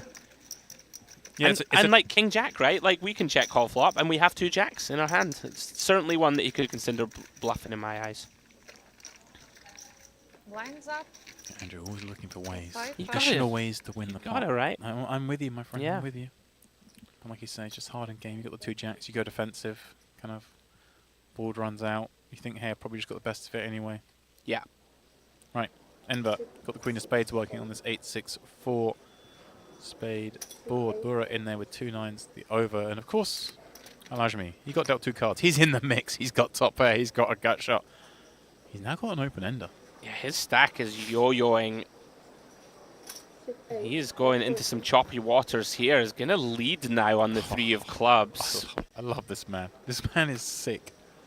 I mean, it's so tough now, this, for Enver. You know, it has a hand that has so much equity. We could see he's got rid of that. I mean, Bura is not loving this Demps. He's going to reach for calling chips, you would assume, on the turn and then decide. Lots of interesting rivers incoming. Oh, wow. 9 of clubs, though. If Bura could have chosen one, that was the one. call. 35k wager, but I was going to feel very comfortable now about the hand. But again, Is just this a mandatory raise? I was going to say, I would have liked to that's- see him taking some more time. that's my question. To that sizing, suddenly it looks like our opponent has a mediocre made hand. And I think you have to raise Demps on this one. I'd like to see more time taken at least. Like it is time banks, right? Mhm. There are time banks involved, so maybe deciding just quickly there. Okay, I'm not going to raise this one, so let's not waste any of the precious cards. Would have liked to seen Maxime take a little more time though, especially against someone like Aljami that we've seen can make some spicy plays. Demps might call us down light. Nice pickup anyway. One check.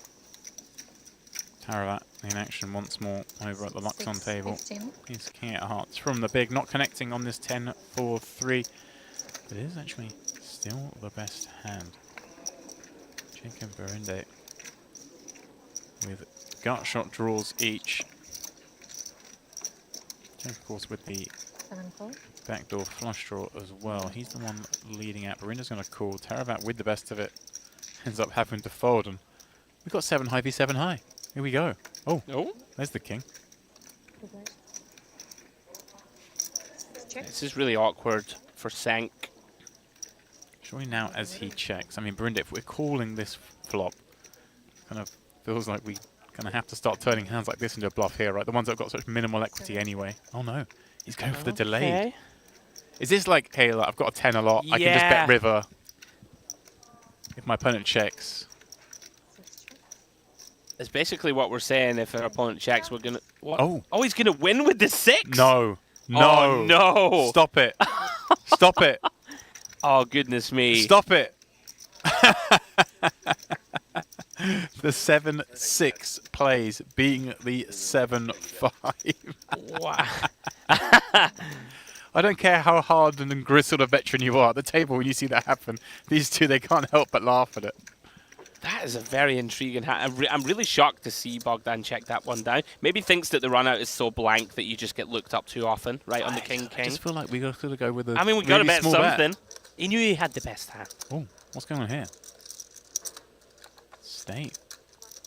He's gone for the... It's the solver jam. Right, the Jack 10 suited against the cutoff open button peel. He's ripped in. Oh, and he's drinking his coffee. Oh, of course. Why not? No big deal. Rule in. Yes. State just really accomplished, like... people go on about the By the solver way- world, by the way- but if you knock out these queen 10s of the world, it's a great play. People don't go to the coffee with aces there. That's all I'm saying. They just don't do it. It's true. They're trying to look cool, trying to look chill. Maybe he does. What do you do, Demps, with the aces there? Is it a sip Oh, of well, water, or is it just stare at the I'm felt? shaking out pure excitement. 4 bet. And I've gone like, raise. 1 call.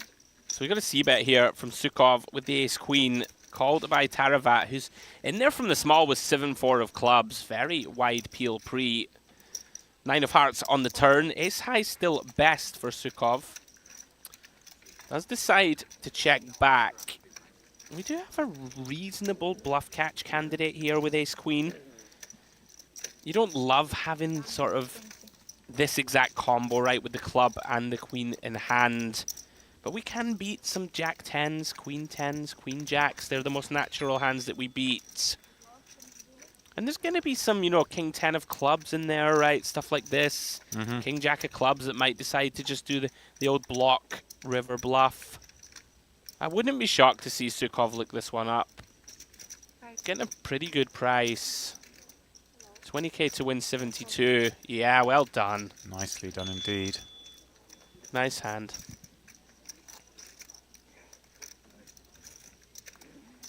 That feels a bit offended with that one. It's one of those again, right? Like, doesn't a 9 want a bit more? Like, Yeah. We're sort of saying we have pocket 7s or something like that, right? For thin value, maybe a hand like 8-10 suited, something like this. When we bet 20k. Sukov, non-believer.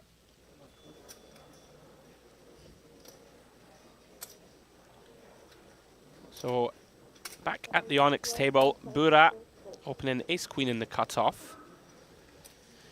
Tell you something, Aljami's stack is plummeting. We saw him peaking Number at 6, 750k. Yeah. Only half of that remaining now. He was absolutely flying. I guess it's a double-edged sword. if you're going to play so many hands. We did see Idai here Six, complete the raise, action eight, with the call. 8 deuce of clubs. So we are going 3 ways. He's jack Wow. 10, a couple of clubs.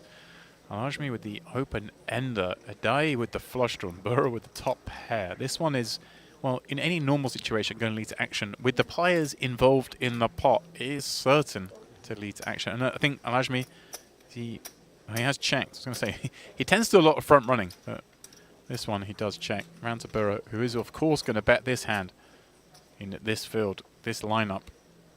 Yeah, it's quickly called in both spots.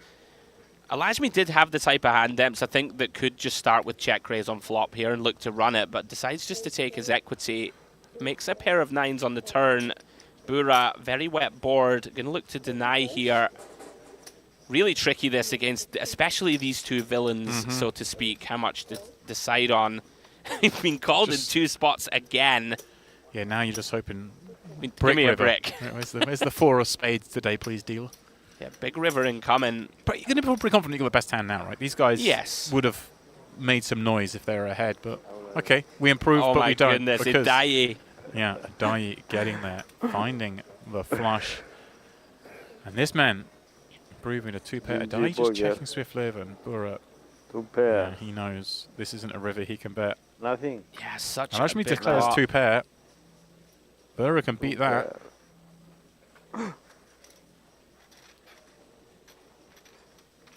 Yeah, big old pot going the way of Idai. Whoa. Oh, hang on. Did Adai muck his hand? He didn't.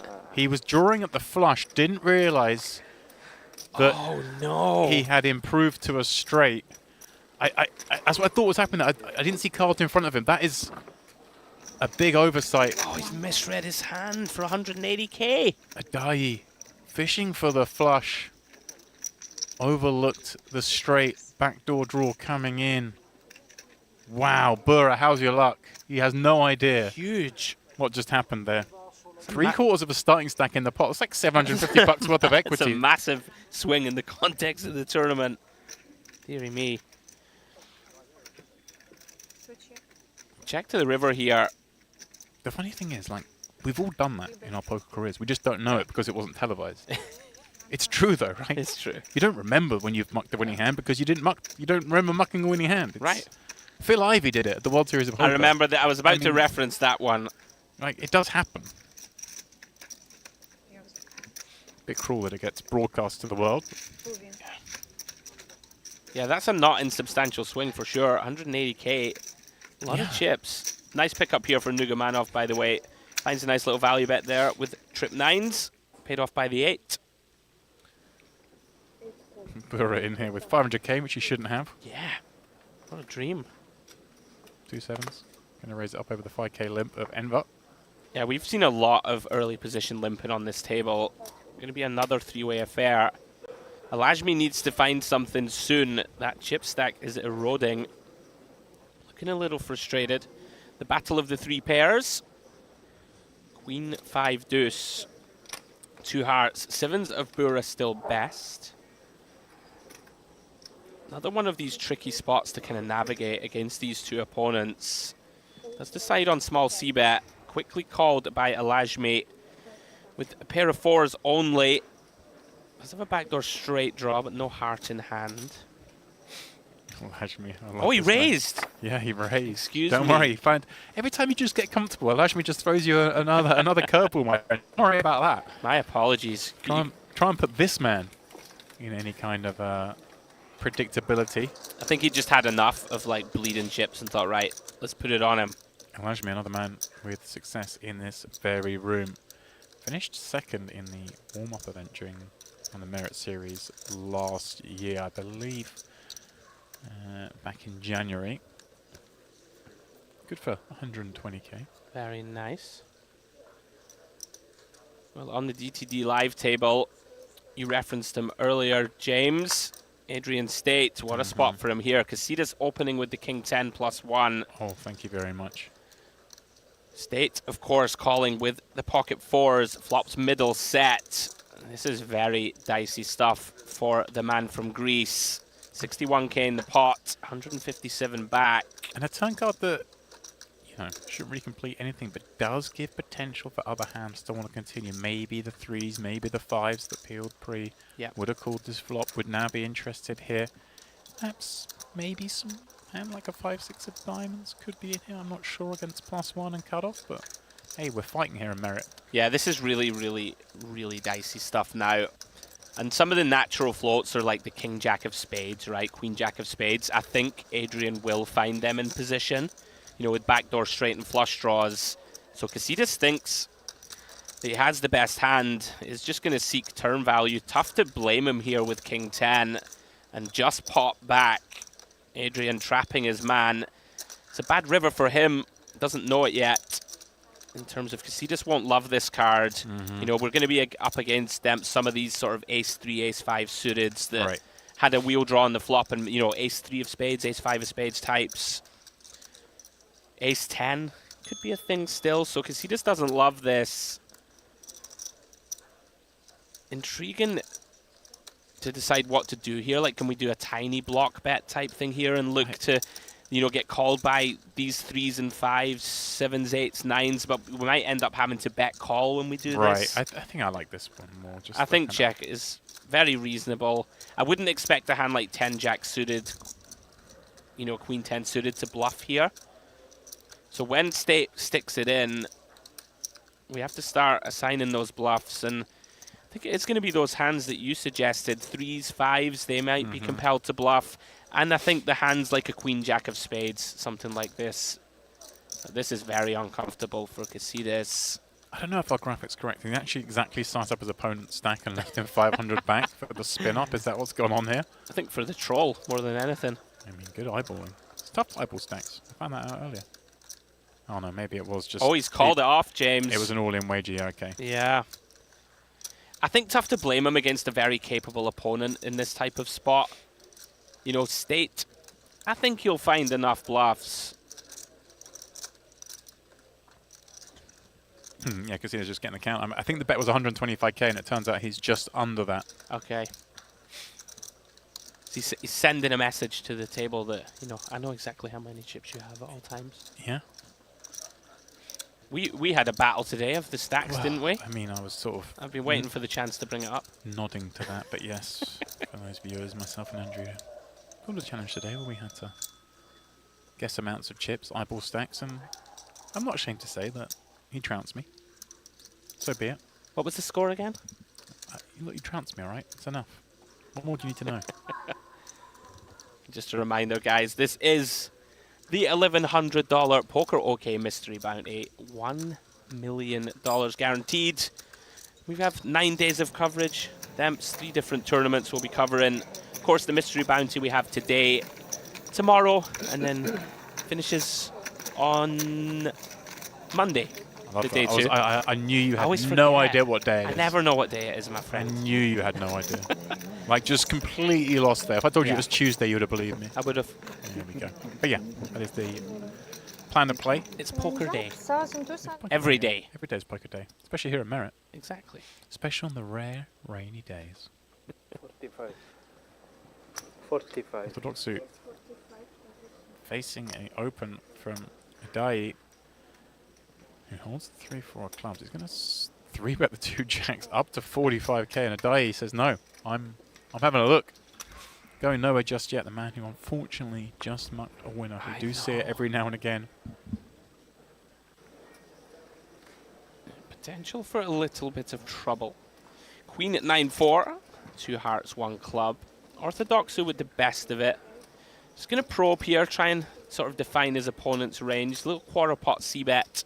Quickly called by Idai in position. Oh, wow. Wow. Wow, wow, wow. Now, Idai, you have 2 pair. I think he knows this Check one. again. I think he knows this one. Orthodoxy just going for it. Yeah. And And there we he's snap jammed. Adai just puts it in. I was going to say, very quick decision, Demps, from Orthodoxu. Like, kind of a hand that is worth a bit of money, but it might be nice hand to check, right? We can bluff catch, pot control a little bit. The only positive I feel like is the way he's played it now. He's over-repped it so much that when he does face this jam, should be easier for him to get away from it, right? But at the same Yeah. time, we've seen so many crazy things happen at this table. Who knows? I mean, very problematic though. We've committed basically half our stack here. But yeah, we do block some semi. I just think this is very underbluffed from the imposition player. You don't, especially at that pace, right? yes. You just don't tend to see it. Like, if he had hearts and wanted to play fast, would he not just do it on the flop? I think so. Is he really going to wait to the turn? And he's just not going to jam like a hand like a 9, right? I just don't think it's going to be a thing. But at the same time, you're watching chips fly around this table at such a rate, you finally get a good hand. Yeah, he's a little confused though. Maybe thinking to himself, what, does the die just stick it in with Queen 10 suited, right? Like Queen 10 of spades.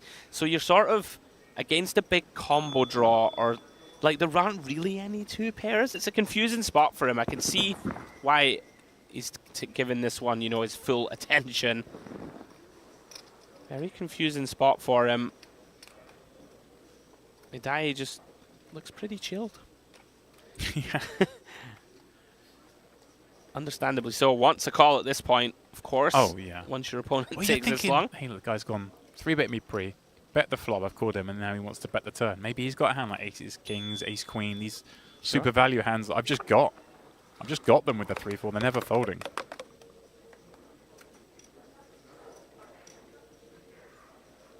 Orthodox who's still in the tank.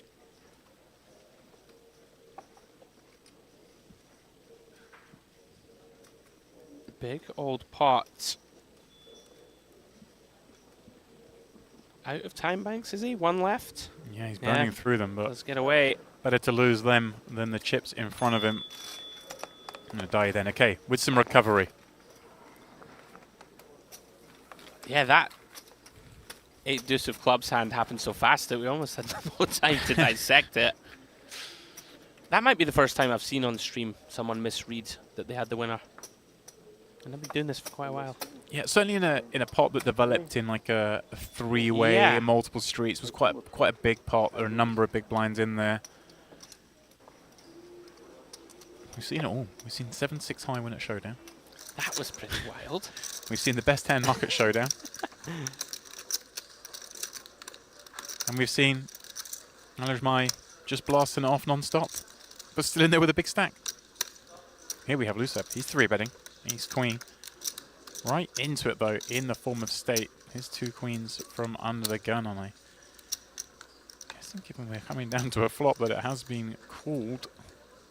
Yeah, I think pretty standard. I like this from state to just call. You want to have some, you know, really strong hands in this specific spot when the big blind squeezes. Most of the time when you just call here, you just have pocket 9s, right? Ace, queen suited is sort of top of range. Nice to have some of these really strong top pair type hands. Right, and if we do 4-bet here, then suddenly we narrow our opponent's range that wants to get it in to the hands we hate to see, right? The ace, king, king's bluff. That's it. That's not a range we want to define. Yeah, these guys are like 100 big blinds deep, so you don't want to get queens in. Is it almost fair to say that you might not have a single 4-bet from state seat there? Under the gun? I think that people will literally just be really unbalanced and just have aces and kings every time. Like almost always, yeah. I think so. You're supposed to have them in theory world. He's going to raise flop, though. This is getting interesting. Oh, spicy.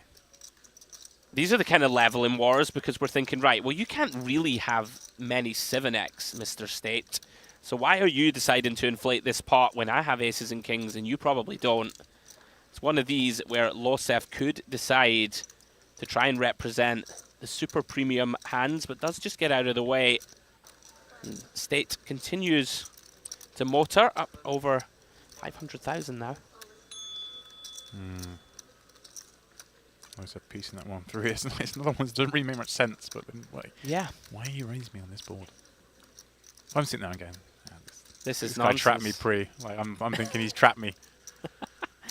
And then it turns out they've got 8-9 and I've just been owned. I'm thinking it's nonsense, and then I try and float it, and then all of a sudden half my stack's in on the turn, and I'm in big trouble. You're just a born non-believer. It's the best way to be. Here we go, back at the Onyx table. Things kicking off once more. And who's in the middle of it? Aljami, of course, in here with Queen 6. Found a piece. Orthodoxu, well, he's got a lot of this. Gut shot, straight draw, flush draw, and Levine in there with the only real hand. Pre-flop in the form of Ace King. And look at this, Aljami turning the second pair. Levine, wow, he has a gut shot to Broadway. Yeah, I think Levine just called the open pre here from the button, which, you know, typically you see people over 3-bet this type of spot, but you should have calls in there, and wow, the flush completes. And Aljami, dangerous times, 50k into 182, thinks his 2-pair is good, is about to get the bad news. Really interesting though, does Orthodox who get to raise here, Dems? Or like, Well, we do have a player behind? Oh, it looks like he's just gone for it. Yeah, it was implying that he had a big stack, but I don't think he does. Yeah, there we go. I thought the all-in was for a lot less than the graphic was yes, originally okay, suggesting, because he only had a handful of those chips. And yeah, so for that size, he does go for it. Aljami kind of knows what's what, but feels compelled to have a look. And is now down to just 270k himself. I mean, we had the great wall of Aljami before. It's now just the leaning tower. Oh, very nice. Thank you. Cultural references. Architectural cultural references. Very, Well, it was we very are- nicely done. I Thank you, gotta thank hand you, it to you. Thank you. Yeah, nice from Orthodox, who kind of stopped the bleeding, had a couple of dicey hands himself, back up to 400k. A little less, excuse me, 350. There we go. Good for Yeah. 58 bigs. He's the jacks maybe a little bit too fast on the turn, but he engineered the fold in the end, made the right play. We saw the 2 Yeah. nines earlier, a little unfortunate against the ace queen of Levine. But now, back in the game, I think he seems to be one of those players who he finds his way to the right decision a lot of the time.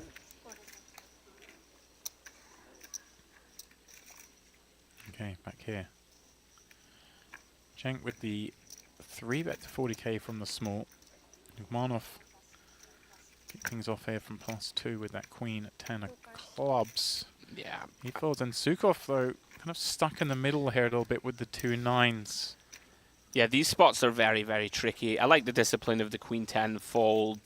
Sukov has one of those type of hands where if the small blind is very splashy sort of player, you can back jam. Typically people use 10s and jacks, but he is just going to do it with 9s. And Nice. don't mind it at all. Like you want to have some of these back shoves. And especially if you think Cenk is, you know, a capable player, right, who can be light enough here that you can just get some folds pre. So they are going to run it. They look like they could be brothers, right? There's a little bit the Tom Hardy's about the fella on the right.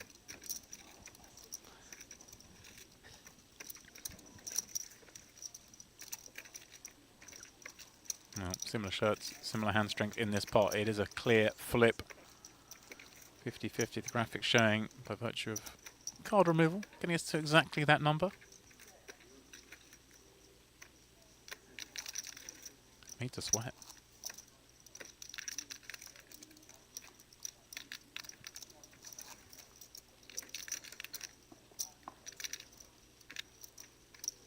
Both looking vaguely disinterested. I think at this point they've forgotten they're all in. Like, Right. What hand's mine?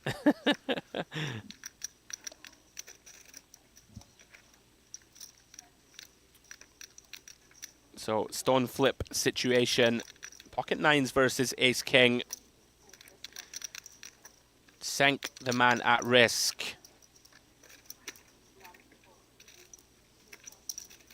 All right, there they are. Confirmation. Confirmation. Are you ready for this? I'm ready. Are you sure? I'm sure. Are you sitting down? I'm just looking for any type of emotion from either of these gents. Anticipation, perhaps?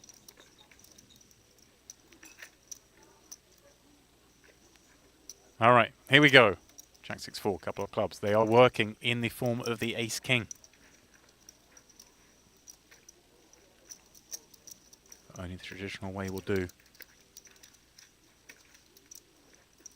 Not to be.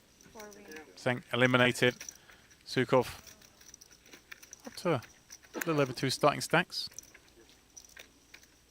Yeah, pretty unlucky for Cenk. What can you do? Getting relatively shallow there. Runs it with ace-king. Very nice hold for the Ukrainian. To 458k. I'm not wrong about the Tom Nope. Hardy thing, am I? They want Cenk's ticket. Now, you've played here. You know the system. Every player has like a a player ID sheet, right? And when they get Yeah. busted out, give it to the floor. That person gets removed from the system. They got a nice board in the room with all the names They of the do. players playing, so you can see who's in, who's not. Merit name roulette, as we like to call it. Yeah. Some of them are a little easier than others to pronounce. So many consonants. It's unbelievable. Enver, ace deuces spades, popping this up from +2. Levine coming in, the man who's impressed us perhaps most so far. Yeah, very strong, solid, good awareness of where he's been in pots. And with so many of these spicy ones from Idai, bit of a wild card in there with 7-3-0. Aljami now really hemorrhaging chips down to 200k. Looking to make something happen, but his hand is crushed by the 10s of Levin. Through to the Jack-4 deuce. 10's still best. Levin is going to pot control this one. Makes sense, multi-way.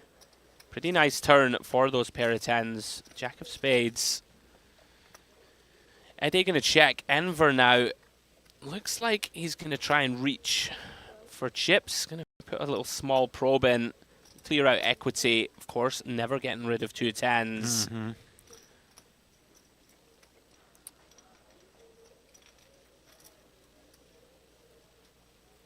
80k in the middle. 3 of diamonds completes the board. Enver in this very awkward spot when you bet multi-way. I think Levin kind of has to value bet this one, Demps. This is the only real misstep, so to speak, I've seen. I'd like to see a bit more time taken. I would say Go on. that I'm not that surprised that he checked, just given the way we saw him play the ace-jack with trip-jacks, Sure. that he didn't find the raise against Aljami. Maybe recognizing, look, hey, this table, chips are flying relentlessly. When I do get the crown jewels, I'm going to get action. Okay. Maybe not chasing after these spots, but I agree with you. Yeah. I think we've got to try and get something in these spots, right? Yeah, I'm just a greedy person, you know. You just you want to maximize the value. Just been a few spots. We saw Bura earlier where they rivered the top set 9s. You know, spots like this where I think we can eke out some value. Oh, hang on. Hello. Negreanu +1. Ace-king worthy of the open to 15k. Sukov taking king-9 of clubs from the hijack, getting frisky. Grodek in the big one looking at the queens. You're giving a thumbs up to the king-9 of clubs. You like this one, this hand class. Big fan. This is the kind of, geeky, nerdy spot where king-9 suited just loves to 3-bet. Almost anywhere you can kind of get away with it. It's just a nice hand to use, just knock out the king, queen, king, jacks of the world. Just plays pretty well. Like Sukov I've been impressed with, and Grodek with a very nice cold 4-bet jam spot. And Negreanu, you're not loving life, but I can't imagine we fold this. Right. We're just not deep enough to No. get away from ace-king, are we? Especially, again, okay, not as much action on the Luxon table as there's been on the Onyx, but there's still been a lot of action. I think it helps that Sukov's very accomplished player who's going to take these spots, right, lighter than most. So if we think that he can be light often, there's extra dead money in the pot. I think we just run this one. Does put it in. 128. So another And coin you flip. You get away with the king-9, like, oh, I had a good hand. Yeah. I just folded. Ah, you know, had jacks. Yeah. What a joke. just, oh, guess you guys have got it. So here we go. Another all-in and call. It's the classic Ace-King v Queens. Really is. 28. Grodek at risk.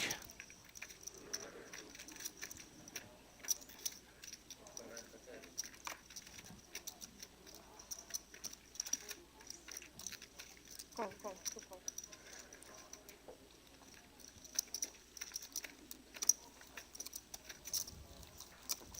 Oh, queen in the window, but the faintest bit of hope behind, in the form of that 8 of spades.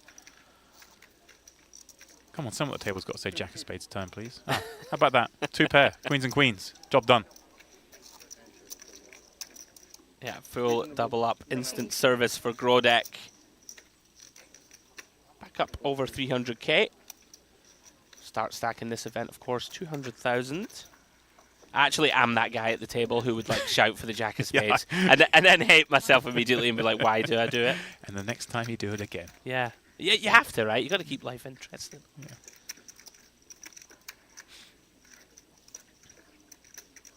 Yeah. It's just everyone does it, don't they? They're just always like, "What's the sickest card Yeah, that could Jack give of everyone a sweat?" spades. Oh. And then like the Queen's guy just glares at you, you know. Yeah. It's just And like, it rips off. and, yeah. 306, sorry. 306, sit in. People are too sensitive. Pop, actually. Right. Big. Is that 306k? Double up, so over 600k. That's Oh, what's did that? he? It was as many as that? I think so. I think Okay. it counts to I thought it was only 300K. 140. Big numbers.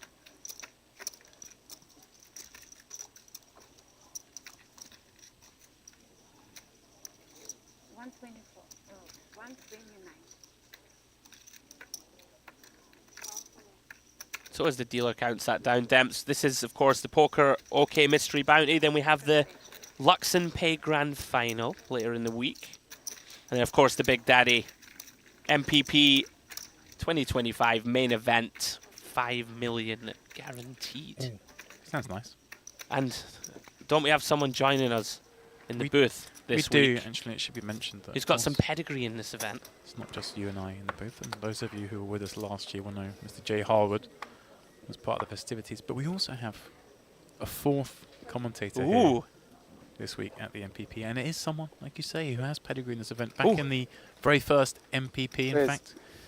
He was in the chop at the end of the tournament, I believe, cashing out for over $500,000. Imagine chopping. But he's obviously, you know, must have spunked it all away because now he has to come join us in the booth, like most washed-up former poker players. It is, of course, Brilliant!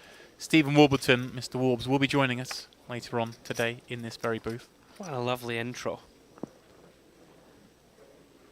Aljami popping this one up, ace deuce, finds 9-6 deuce, and right with, well, welcome to the table, sir. You won't be aware of what's going on, but the man you're up against just has nothing all the time, although in this instance, does have the best of it.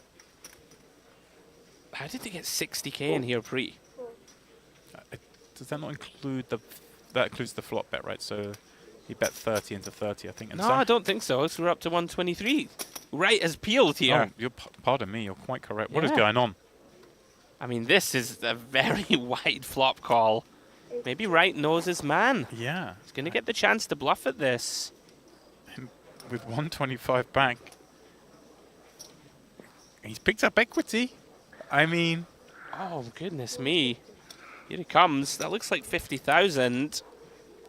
well. What a piece of play. Welcome to the table, Mr. Yeah, Wright. like he just joined our table, but I got a feeling this is not the first time he's played with Aljami. Yeah. Because there's no way he'd be in there like that normally, right? You wouldn't have thought so. Queen Jack off, no club. Facing big flop size. Credit to him, gets the job done. I believe that was the South African flag. It was. Thank you. You know I'm not great at the old flags. That I got you there. you always brag, don't you, I'll on take the it. at your flag reading abilities? I'm okay at flags. What's that flag there? Passe. Do you know that one? The great country of Great Britain. There we go. Let's not forget the Northern Ireland part, but sure. Honestly, I'm still. The words are turning to sawdust in my mouth as a proud Scotsman. There we go. Can't believe you made me say it. Anyway, I won't anti-rail him, as we see Losef here reaching for chips with the pocket nines. Awkward spot, small blind against +1. He is going to 3-bet. It's one of those. It's sort of borderline Demps, I would argue. You can flat or 3-bet, but it's not fun to 3-bet call, right, with nines here. If +1 does find a jam, but he is just... Oh, he has snap 4-bet. Whoa. This is part of the problem, right? When you do choose to 3-bet a hand like nines, just really in this sort of guessing game. He snapped 4-bet though, very quick. Wonder how Losef reads into that.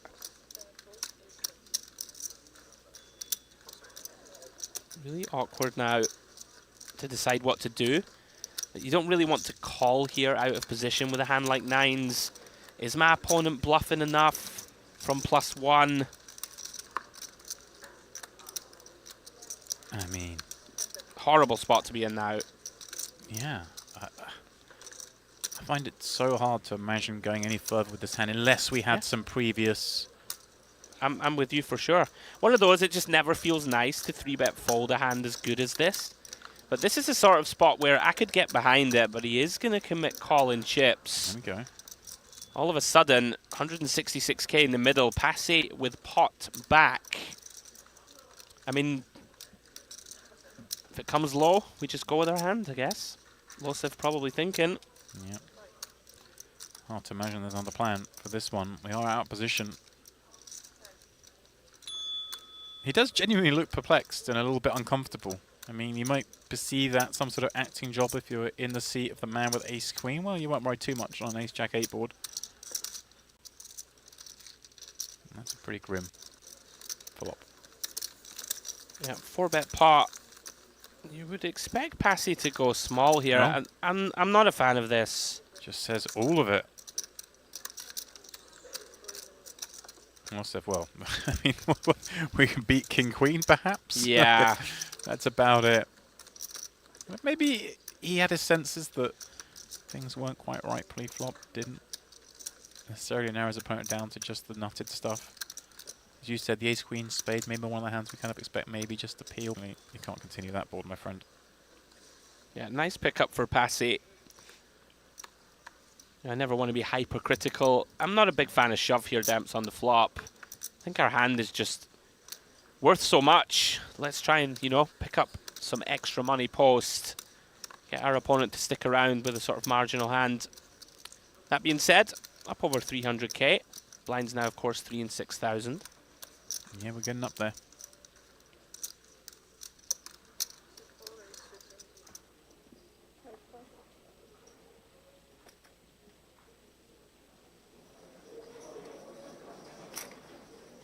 Over 200 players now having entered this one. Of course, 4 different starting flights in this.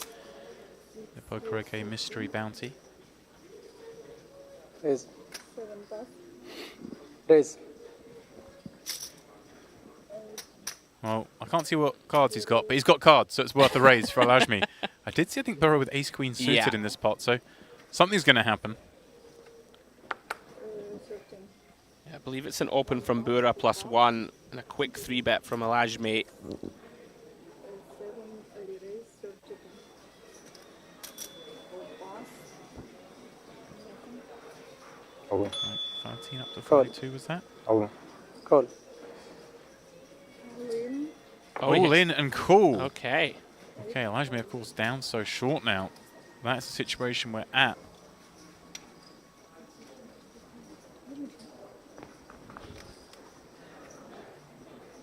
And is he improbably at risk of elimination? The man who was doing so much of the front running, had what, just shy of 800,000 chips at one point, now at risk himself with these 2 jacks.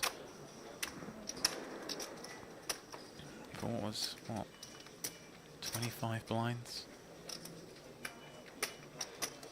Yeah, has been hyper active.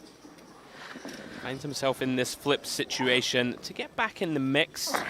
300k in the middle. How much? 100.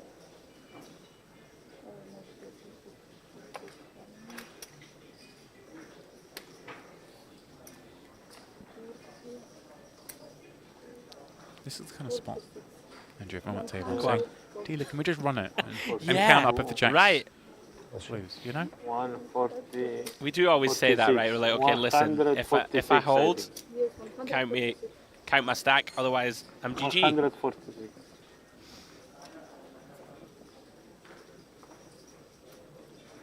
Ace, deuce, 5. Aljami, well, he's right up against it now. He's one of the 2 remaining jacks. Well, that is it for the man who has been the star of the show thus far. Picture card, not the one he wants. What's the right suit there? That little flutter of the heart as you see that one roll off. And not to be. Aljami eliminated. But, as we mentioned, this is 1A. Entry's still open as well, I believe, so he can jump in this one. He'll be back in B. Play C and D tomorrow. We're going to see more of this man, I'm pretty confident. Yeah, a lot of fun. Unlucky for Abdullah. Box office entertainment, that is for sure. I'm sure we'll see more of him as the week progresses. And Bura continuing his upward ascent. Always nice to win those flips. Damps. Keep that chip stack motoring. Of course, be looking for that big stack to open some bounty envelopes in the next couple of days. All right then. There we are back at the DT live table. I'd say the one table that's playing the most sort of orthodox, perhaps. I would lineup agree here, with that. Seems quite tricky. Some tough players. Not seeing to service the other table as well. Speaking of tables, it looks like these guys are popping up out of their seats. Which may lead me to believe that we are about to head off to our first break of the coverage here. Pate gonna limp in from the small 3K, 6K with this ace queen of diamonds. And Rashidi with this 7-3 off, one of those kind of hands we quite often see the big blind kind of attack these hands, right? Yeah, I don't mind this from Pate. Rashidi should have some of those kind of dusty hands, as you suggest, that go for an ISO, and we can go for the old limp jam or limp re-raise. Does check through, though, on the 8-4 deuce king. Pate improving to the nut flush draw. Still has the best of it, of course. Rashidi with 7 high, no pair. Feels like a mandatory bluff if checked to, in my eyes. You know, it can be hard Just to like represent anything really strong, but we have 7 a high. 5, right? Yeah, Like a one absolutely. blind. Absolutely, you could bet a 5 for value. I just bet 6K here and get snap called and then hate myself, but I think you just kind of have to. Yeah. And I mean, I think he's gonna it be may happy. not have worked, of course. Right, I'm going to say he's going to be happy to see, you Yeah. know, up against nut no pair, that hand probably does cool. Sure. Rashid just making sure, yeah, but do I have a pair? 2, 3, 4, 5, take another straight, no. Nothing. That Pate had all of it. Ah, there's a little joke between the two. There was some trapping going on there. You limped in pre, huh? You checked your flush draw to me, huh? You checked the river, huh? The ace high, waiting for me. Didn't fall for it, buddy. No. Yeah, so it looks like we are about to head off on break here. I believe, looking at the clock, looks to be 20 minutes. Oh no, okay. We've got another hand yet to come from the Onyx. Those guys have finished. These guys have not. What late drama can we have? 1 plus 2 raise 15.5. A heady. All in. Oh. Raises to 15k. Zalai. What, 13 blinds-ish, jamming that ace deuce of diamonds over the top. I'm And a with you. swift Wow. call, and Forget 4 is good. the equity is about as close as you can get. Split pot, no. Chop it up, sound right? Sounds right. Split pot, I think so. Is split. I'd imagine that Salai will be a little surprised here to just get snapped quite so quickly. But gets the good news, so to speak, that he isn't crushed. Not just that, but actually an equity favourite with a dominated hand. It's rare that happens, but okay, we're not doing a chop, No split. Andrew. We're not doing too a much chop. A out. pair for a die. Zalai with the I prefer I flush fish draw, and of better. course, drawing to the straight. Ah. Red card, but of the wrong variety. Not to be. The 4 holds. And we lose one more on the Onyx. Give me ticket. To be, Just. as we lose Mr. Salai. And is that the Hungarian flag, James? It is. Check me out. I'm 2 for 2. There we go. You're smashing it. Thanks, buddy. We're giving you 3. You recognised your own flag. Counting that. Not my flag. Now. Sit open table 1. I jest. It is. Somebody leads a you.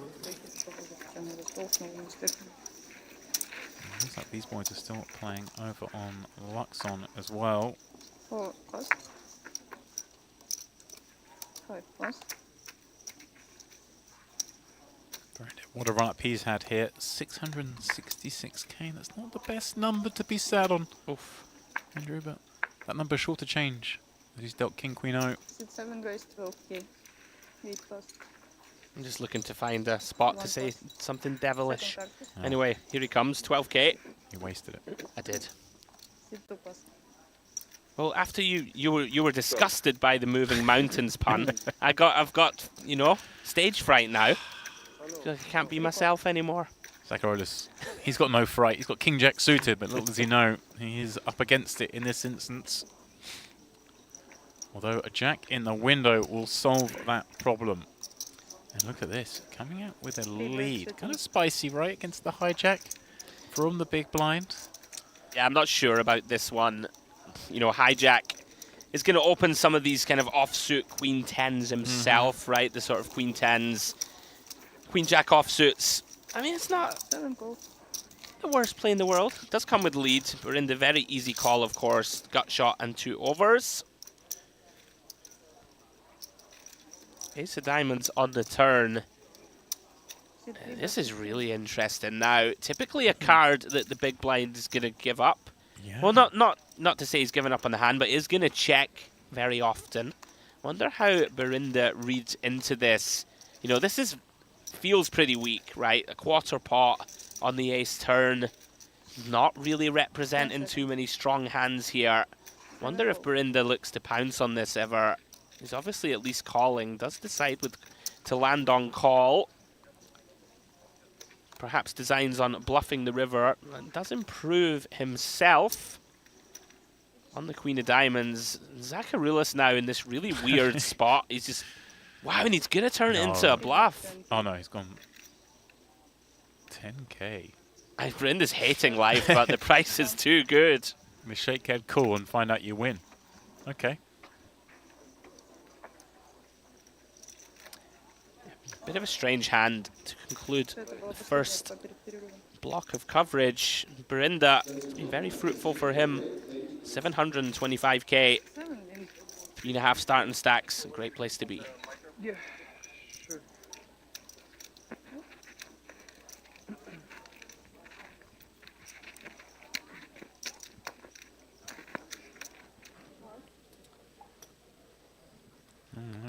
Still time for one more over at the Onyx.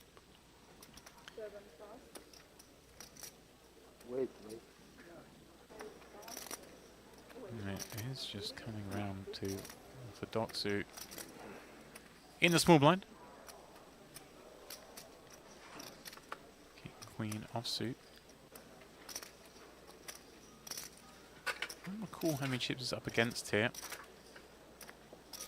We leaving chips here? Or we taking with us? I think we must leave them, yeah. I think so. I just leave. So just popping it up Maybe put them in there if you to want. 23k.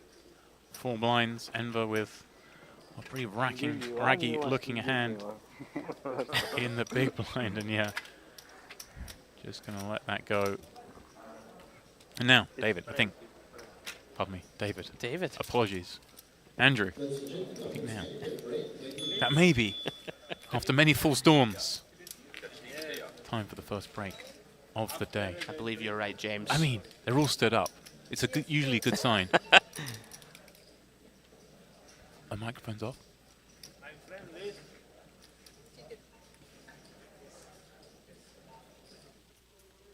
Slowly but surely.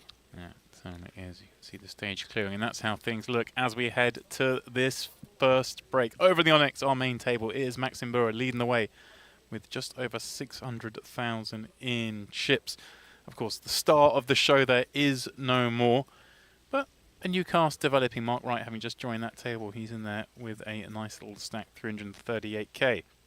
Over at DTD Live is the man we called attention to at the start of the day, Adrian State, who has soared to the top there with 500k. And I think this is the table we've sort of picked apart as the tougher, more orthodox style of play thus far. I would agree with that. Be interesting to see how they carry on when we get back from the break. Rashidi with work cut out there. And then, of course, here on the Luxon table, Burundi has been doing all the front running there. Taravat being involved in a lot of pots himself, but finds himself still with what? Just over a starting stack. And with that, then, we will head on our first break. We'll say goodbye to you, and Warbs will be coming in on the flip side.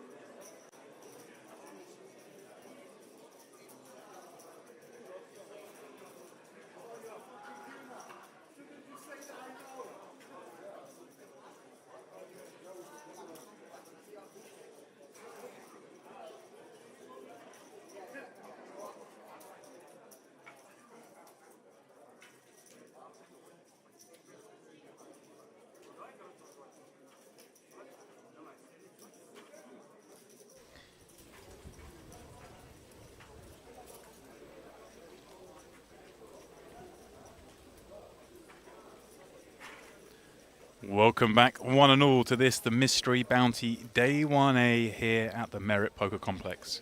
We do have 3 fresh new tables for you here, and the Onyx table being, well, led by Konstantin, but it's Vadim Gozdanka, perhaps the best known player I spied on that list there. Over at GTD Live, again, a fresh mix, and perhaps players not too familiar, bar, of course, the man also in second place there, Dmitry Gromov, very much a established regular here at Merit with a lot of success in these tournaments. And then, of course, over on the Luxon table, a whole bunch of names there, but I have my fresh face. One in particular is the man behind the Union Jack, Raymond Kassam, and my new co-commentator, pardon me, is of course Steve Warburton, aka Warbs, well known to those in the poker scene. And Warbs, your man Ray on the table. Well, firstly, Mr. Dempsey, one absolute honour to be next to you. Fantastic to be here. Yeah, I know one of these players very well, Mr. Raymond Kassam. He's a regular of DTD in the UK, which is coincidentally the name of one of the tables I've noticed. It is indeed. At DTD Live. There's no coincidence, my friend. Straight into the action. What's been happening then? Is we've had a lot. Fast and Furious, right? We've had a lot of action, and most of it driven by a man named Abdullah Aljami. And the reason I bring that name up again is I notice he has re-entered and is on this very table. Oh, fantastic. So good. There he is, sat next to Ray. We like the action players for sure. We certainly do. Krastev then open this one up. 4K, 8K, first hand at this level. Smoverkius calling in the hijack. And there is your man Ray, getting in the mix with the suited king from the big blind and finding Jin. I believe that's 2 pair. That's my boy. That's my boy right there, straight off the bat. Easy, huh? Okay. Action checks to Krastev, who looks like he's going to piece out a little bet on this one. No spade in hand, 2 on board. I'd expect both players to be carrying on, just whether Raymond's going to check raise or check call. Either's obviously fine. He's kind of short, there's no way he's got 89k, so is he just shipping it? Yeah, I don't mind this play. Feels compelled, right? It just feels like, okay, the opener probably has something when they bet, and the person behind calling almost certainly. Yeah, one of them's supposed to have something, and he can obviously be totally balanced and have flush draws here as well. He's got to have some good hands, can't just be having draws when he goes all in. So yeah, I like the play, just a bit unlucky that this time no one's really got anything. And he will be fuming. You peel in there, the king 3. Oh, hello. Although you wouldn't see it. He's got a great poker face as Raymond. And a lovely hoodie. I'm about to say quite the hoodie. He tends to bring the flair with the hoodies, doesn't he? He's lovely not, hoodie, yeah. He doesn't slide in with just a plain hoodie. No. He brings it. Chen in the hijack over at the Onyx table. His 2 5s, good enough for a min raise. Sub starting stack. Comes around to Taylor, who's a little bit deeper, but with an ace-8 offsuit. Not interested. There is Gozdanka. Again, for those familiar watching streams from this very venue, he's in the mix often. And King Queen O against this open Warbs, certainly options. Either of the two, yeah. It's either going to be calling or 3-betting. He goes with call. I've just noticed how much of the field has gone already. Started with 210 down to 141. Wow. Yeah, they're moving all right. They don't hang about here, do they? To be fair, I've played here a few times. They don't hang about at all. They don't, and it's something we were saying in the first frame about how it's not just the fact they play fast, but they actually play fast as well. They don't take a long time before making their bets. I think it's perceived as weakness if you take like longer than 3 seconds here. It's like bam, bam, bam. What a flop though! Wow. Yeah, Gozdanka missing, but Chen flopping the boat. Unfortunately for him, his opponent really with nothing that could continue. King Queen with the heart maybe sticks around, but this combo. It's going to be tough, but you never know. Just want to say that I noticed to the left of Gozdanka, Smilkovic coming in here, also rocking the Triton t-shirt. That's like the modern day flex. It's like, hey buddy, I play Tritons. Where you at? That's a huge flex, definitely. Oh, he has come along. Here we go. Okay. Nice. This is what I want to commentate on. You know, not just the check folds and things. He's basically got plans for this hand already. Although that's not a good turn card to do much. No, having peeled from the small check called flop. Oh, He's got ideas. He's Hello. got ideas. Yeah. hello. 31. And I assume this is to sort of make it difficult for the ace highs, right? That Exactly. Yeah. He's sort of hoping that he's going to fold ace high on the turn, which he may do, he may not. He's trying to take control of the hand. And I'm guessing if he does get called, he's going to look to bluff, you know, some heart rivers, even though he doesn't have a heart. But I think he's just, he's being creative. He's being creative. Chen, meanwhile, just loving life, sitting here with 5-4. His man's going blasting off into him. River. 9. Completes neither flush draw. Again, it's not a very good bluffing card, but you've come this far, and you do have more chips than the guy, so you could put him under max pressure and just set him in. Is this a situation where your opponent just has a lot of missed flush draws himself, so maybe you can just knock those off? Now, of course, King Queen beats some of those, but Yeah, sure.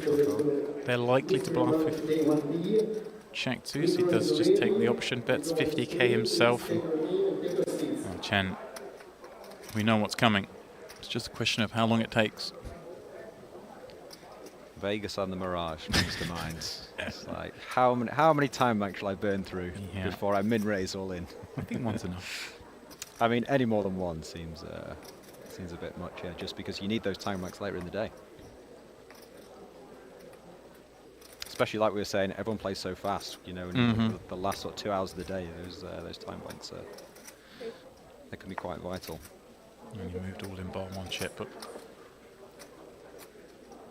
that will get it done.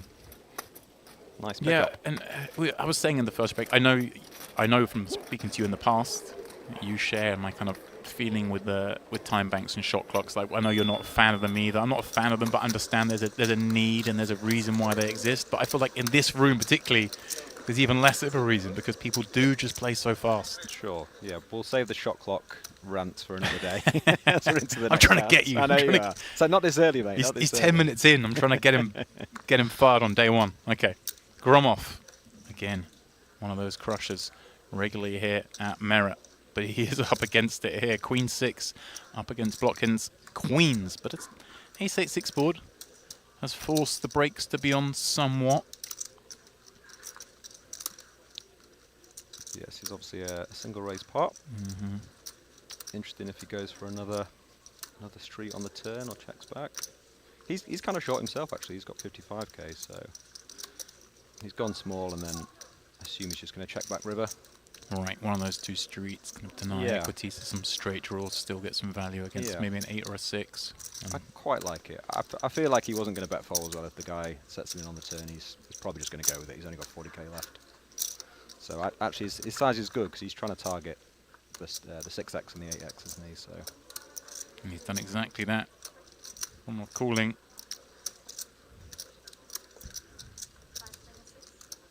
very tough, these hands from the big blinds. You flop sort of one pair. There's not too much out there. Yeah. You're getting sort of two bets. It's very a very hard sort of maneuver. He's still thinking here. Is he really going for the third streak? Wow. Impressive, I think. Yeah, nice. Yeah, a swift fold from Gromov, but credit to him there for recognizing that. Yeah. Seems a bit thin just because the 9's quite a bad card, but I guess he thinks maybe if he had it two pair, he would have just jammed for his last 40k himself, so I don't mind it. Greed is good. Lovely nails as well, hasn't he? Far better than mine. I'm a chewer.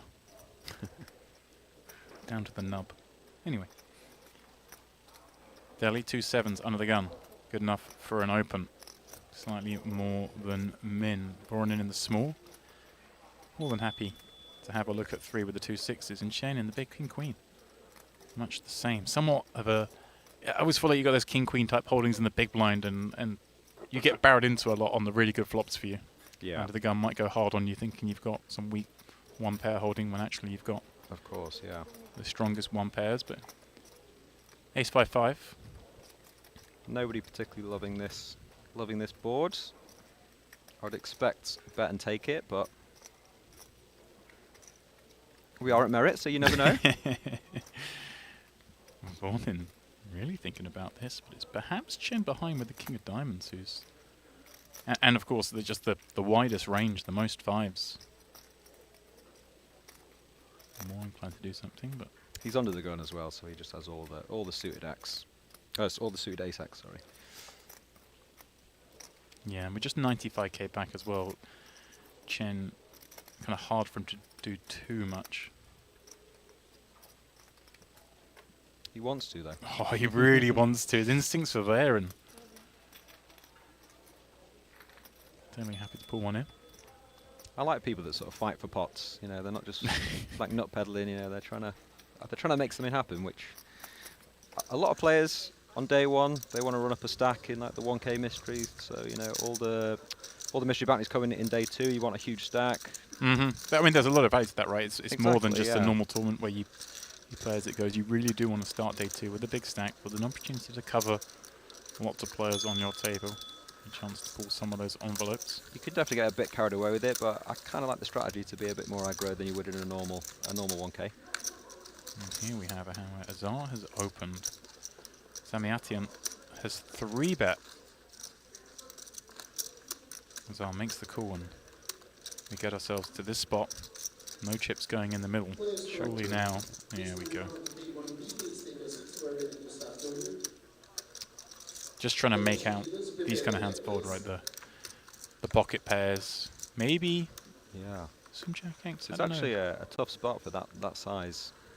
I feel like most people just flick this in because they're just way too curious.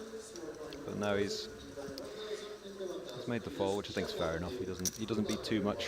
You'd expect a lot of ace high just to check back on the river as well, so it's actually quite a good bet to try and fold the pocket pairs, as you said, James. Samiatian sneaking one through.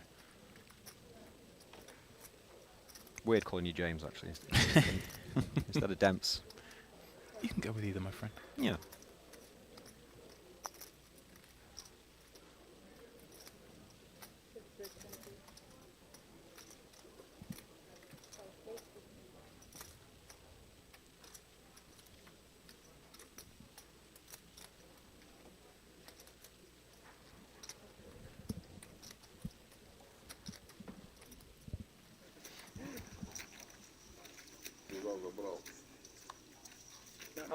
All right then.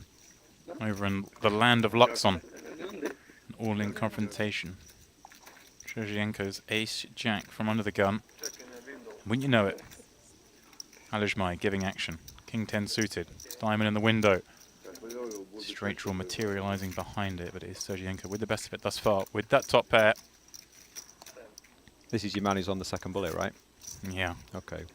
He had nearly 800k on that first bullet. We're rooting for him then. We're rooting for him. We're never rooting against someone, so yes, we're rooting for him. But yeah. You never want to see Shevchenko. someone on the third bullet so quick. So. But yeah, we definitely want this man on our feature table as often as possible. Yeah, nice. He's having fun. He's repping the merch as well. He's got Yeah. the Merit Poker hat, so yeah. Here we go. I can tell you where he got that hat as well, because he made a final table here. In fact, a second place finish.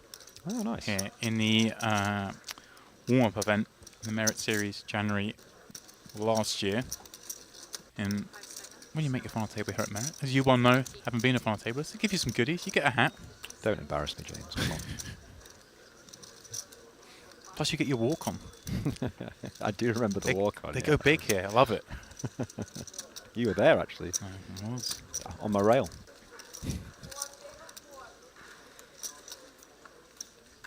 Yeah, I love it. Just all the little things that happen at Merit are great. Yeah. And that's one of them. The big walk-on.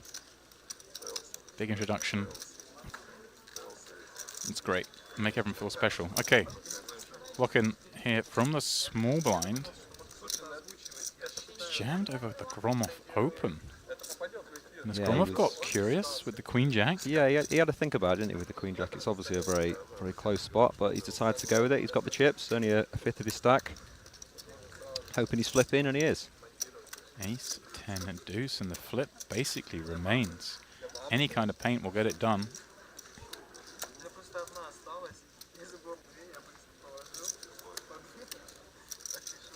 Club on the turn, disaster for Gromov. Reduces it out somewhat.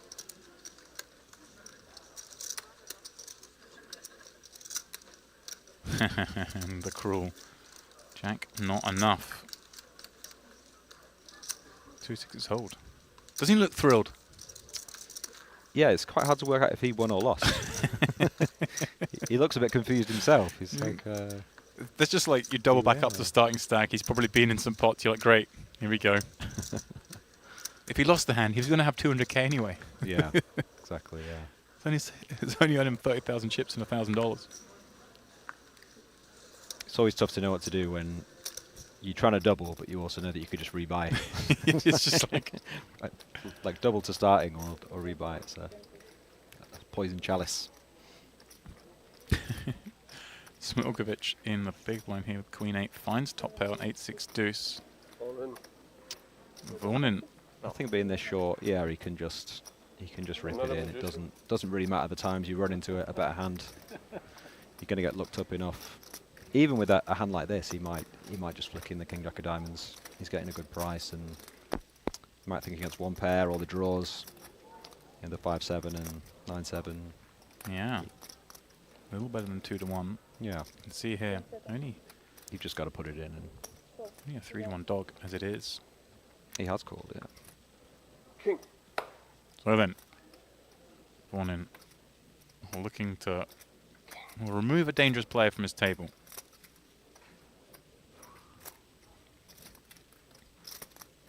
No queen. King. Jack is also good. Okay. 9 of diamonds. Ooh, 10 of diamonds. That's a spicy one. Juicy. Diamond. Boom.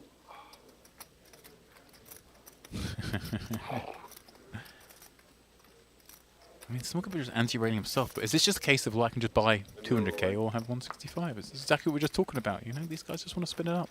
Do you like that? Are you the guy that likes to root for the cards, or no? Nah. Are you not? Should I have feel like everyone should bring it back. Everyone's just too serious now and quiet. Should be like, 7 of diamonds. Wait, come just on." screaming for your own card? Yeah, it's great. Your card, their card, anything. It's a bit more fun.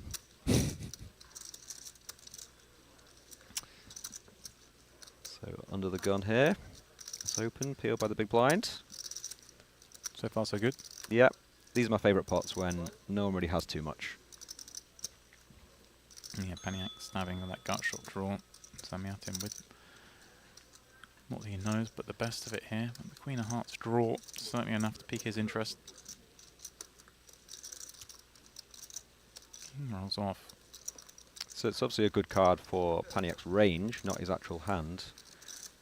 See if he wants to fire again. He should be. And he should be going quite big. Wow. So we'll see how Zamitian responds. You have to excuse me with some of the pronunciations of names, Sorry, but just bluff it, I'll my do my friend. best. I'll Just do my bluff it. best. Many people can't pronounce my name properly, so it's I feel like what goes around comes around. This is actually a very tough spot with Right. 50k. It's like And this would be a tough spot with so much of his range, right? The flop one Yeah, pairs, yeah. especially, you know, maybe he's in there with a really weak holding that's got a pair and a bad flush draw. exactly. Really hard to hang on. I think everyone's played that perfectly, really, and Like, even an ace no heart here is a really difficult spot, right? What are you doing with ace 7? yeah, for sure. Nice pickup. Well played. Aljami's all in. What a shot. He's doing it over Oh this wow, button yeah, open. he's gone for it. And Borskov's in the tank here. If he'd seen what we'd seen in the previous frame, yeah, okay, he does make the call. I mean, this is like a slam dunk against this player, but without that experience, without that knowledge. Yeah, the king jack actually 3-bet, and he's cold fold all in. Oh, wow. You're Yeah. right. What a play. Yeah. Aljami says run it. I mean, the king 6 is like solver bait, right? The solvers love that I've hand. got to root for him again. I've got to just keep rooting for him. Queen 9, 8. No help to him thus far. Borskov's king high, looking good for the hold. Just has to fade one of 3 6s. That's exactly what he does. Aljami eliminated for the second time on our feature table so far today. And your man Boskov's got over 1 million. Whoa, That's a lot of chips at this stage. he's fighting. And I mean, Little card protector as well. What's would he you got put there? the little cute penguin there in their 3-betting the king jack offsuit? I mean, Yeah, maybe not. come on. What do you think he's Is it- going? Do you think he's going to bed or straight to the rebuy cage? I think that face tells me he's going straight back in. I think it's a good read. Look at that, over 1 million chips. Wow. Wow. 5 starting stacks still. relatively early on in this one. Mr. Kassam's got some work to do.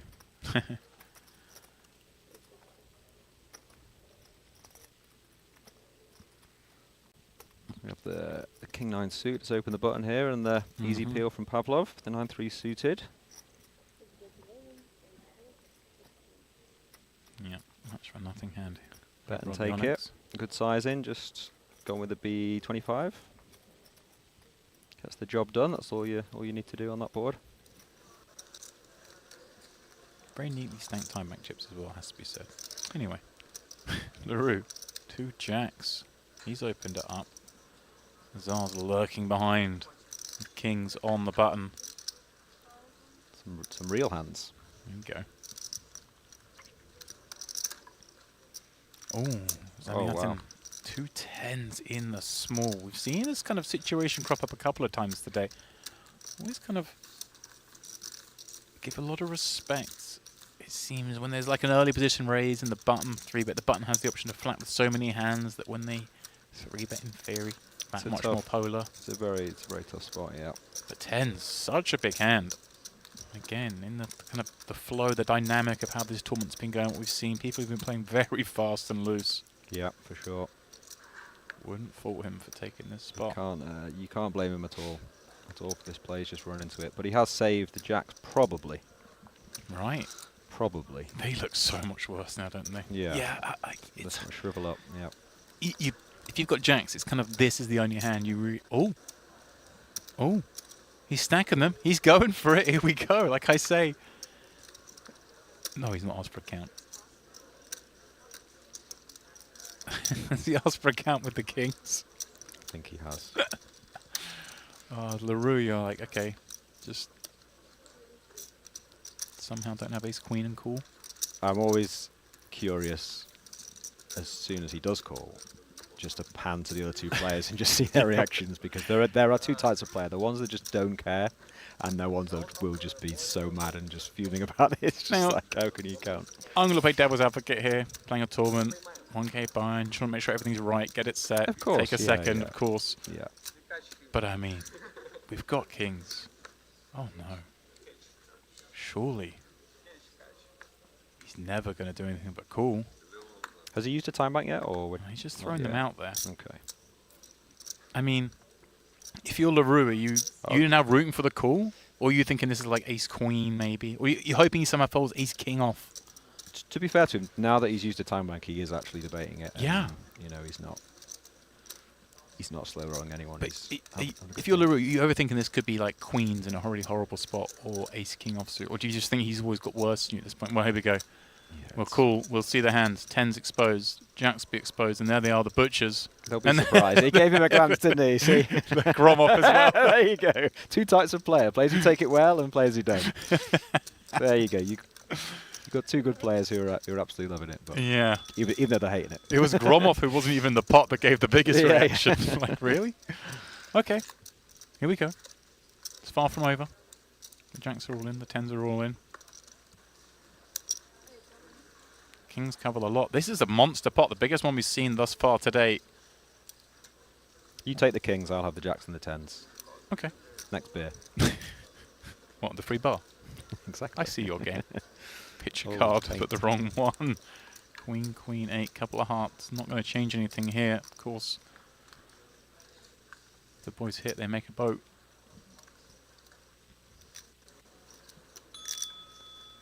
Rebuy cage might be busy.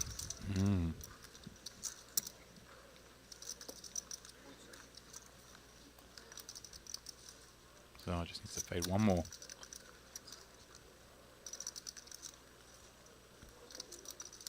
Clean. Not very much. Not much anyone could have done there, really. So yeah, it's kind of fair enough. The 10s and the jacks both in that. The 10s is close whether he wants the full bet jam, and then the jacks is really close about whether they continue. But ultimately, in this kind of early stage of this tournament, the way it's playing, it's completely understandable that they've. Yeah, I was also slightly mistaken. I thought the jacks was acting after the kings, so I thought it was a slightly easier fold. Right. But it's very, very difficult to fold there. And Oh, a huge scoop there for the 2 kings. Jack of like King 6 of diamonds. I'll first look at him. Up against Smilko. His Queen 8 offsuit, not connecting this 9-6 deuce, but that doesn't appear to be slowing him down. Yeah, I think you just want to bet pretty much your whole range on this board. Versus the big blind, obviously the big blind is connected and can't fold. Got quite an easy check call. You never really want to be check raising these sorts of hands. It's also great if obviously the king comes. It's a great bluffing card for Smilovic. Wow. You can also just get there. He finds the queen. And wow, what a wet looking board it is as well. So many natural bluffs here that it's just incredible that he somehow managed to turn like full value. Yeah. It's such a great card as well because you just have the best hand just so often. Because all the hands that check call you on the flop, they don't really include that many queens. He's sizing this one up. 126k back with 80 in there, 1.5 times pot. Doesn't have to bet really particularly big to be able to set it up for the river. Here he's going 40k. And these spots are just so tough because it's you can get sticky, but there's almost no good river for you, and you're either behind or you're ahead now, but you've got so many cards to dodge, and the bluffing cards as well. So it's a fold, but you're sort of folding knowing that you have the best hand a fair bit at the time, but there's not really much you can do, and you have to be disciplined in those spots. Very easy to get sticky. Board just working against him. Exactly, yeah. It's a Wolves-proof fold. Okay. We've got Luxon. What's going on? We've got to raise him under the gun. Hey, tell him. Muscovicus, 2 9s. Call 1. Peel from the small, but Krastev in the big. It's jammed for a little less than 20. A swift call, and once more we are racing. It's getting to that point now, isn't it? Everyone's kind of got those stacks that if you want to play the hand, you've kind of got to go with it. Yeah, starting stack now 25 blinds. So we're going to see a lot of this, I think, over the next hour or so. Exactly.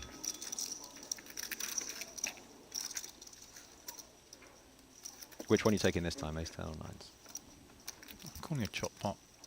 Wow. I cancel my... I think I'll go 9s, I think. Yeah. Very bold of you, sir. Very bold of you. Krastev, hoping you're wrong. But to be wrong, it needs to come on the river. Nay.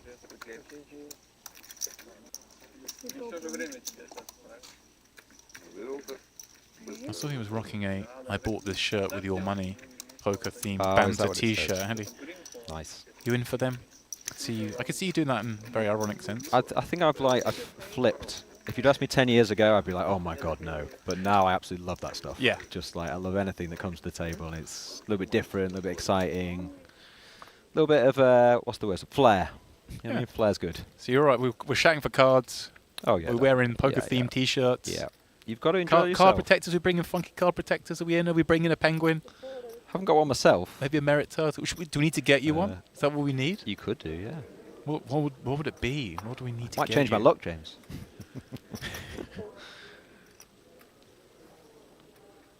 Raise from the deli.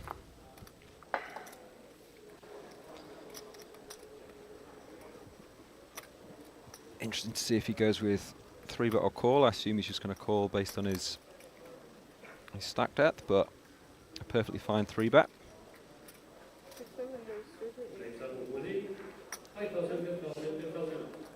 Has gone with a 3-bet, yeah. I mean, if this man didn't 3-bet this hand,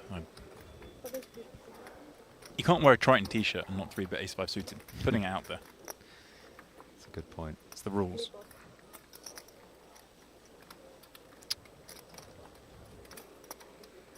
And already hands like this just become a little awkward, don't they? I mean, obviously we're operating sub 20 blinds. Yeah, he's only got 20, hasn't he? So yeah, you've got to just put that in. But you're not high-fiving the dealer though.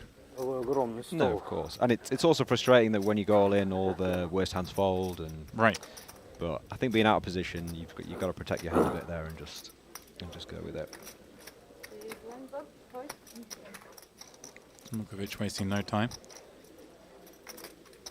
When you get a little bit deeper, it's quite good to flat some stronger hands there and keep the ace-5 suited in and things like that. 7 check. Back at Luxon. Sergienko's in the mix with King-Jack on a Queen-Jack-8 board. You raised. You go peeled from the button and look at this turn card. 25. Gin struck.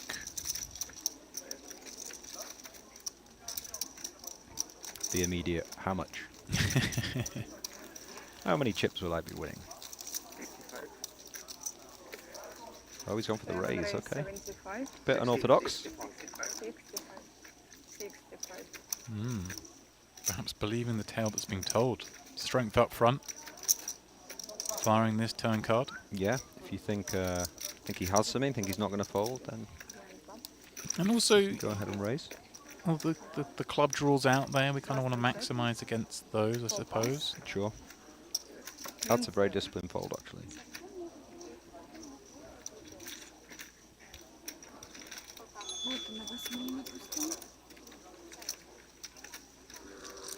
And that's obviously a reason that sometimes you don't want to fold. You don't want to raise, sorry, on the turn. Is you don't want to lose the Jack X and the Queen X.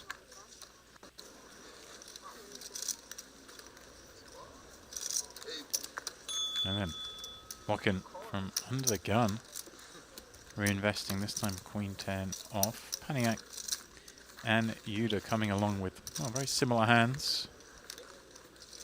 It is the King 9-6 board that takes Yoda out front. Blocking though. Doing the leading with that gut shot draw. A lot of equity in this pot. A little bit of something for everyone, but nothing major. Bottom pair, a gut shot, and another gut shot. Hang on a second. Is that an elevation?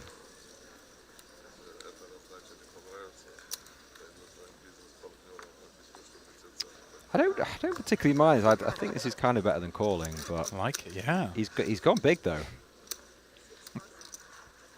You do see this sometimes, right? The bottom pair kind of doesn't Sure. progress particularly well. Don't know what the bad cards are. Yeah.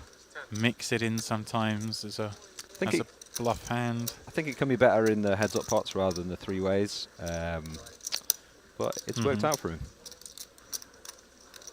He obviously didn't want to check call, not really know where he is, very hard to improve.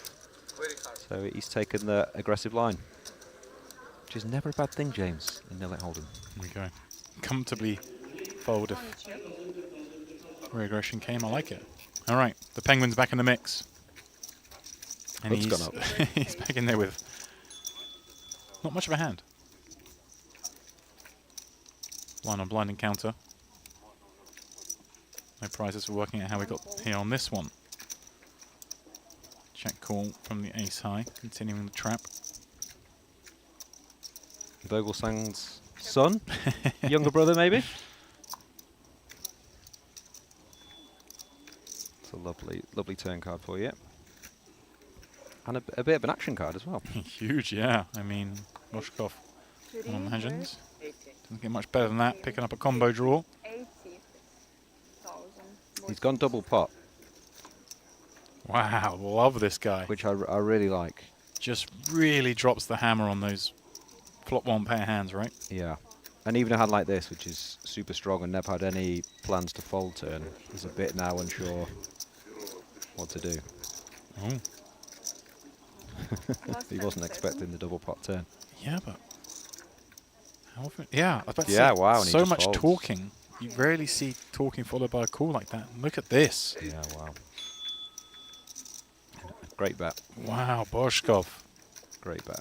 And like, you feel so good when you make that overbet, thinking, okay, I'll make Yeah. this guy fold with one pairs, and you make him fold ace jack near instantaneously. The bet is designed to make strong hands fold and not that strong hands. So when you see like a hand, you're like, wow. Yeah.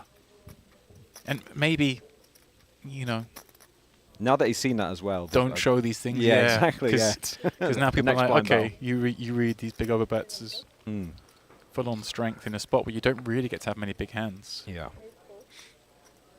Got Zanka under the gun. He's king. He's coming in. Pavlov in the middle. wants to see a 6. Vornin surely wish to come along as well. He's See in if he there. can't find a 3.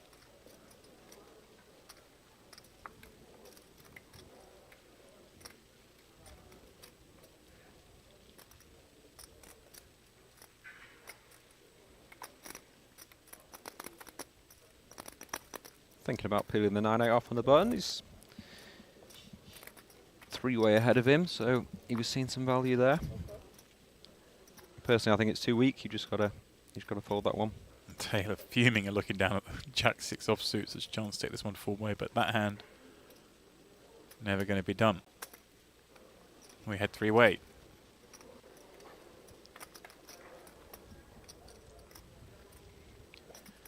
Well, anticlimactic. Ace King 5. Got the anchor with all of it.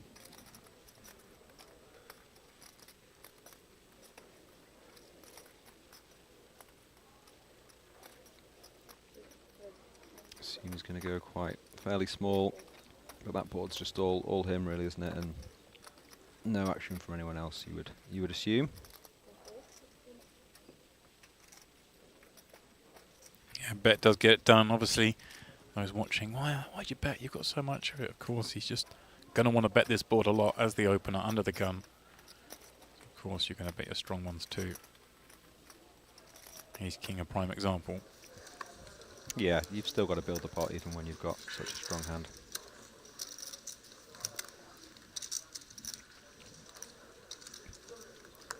Back over at DTD Live. Flocking. It's flopped top pair. Paniac doing his bidding for him. And look at this, just saying, hey, let's run it here. Peel from the big and, yeah, just check raised all in.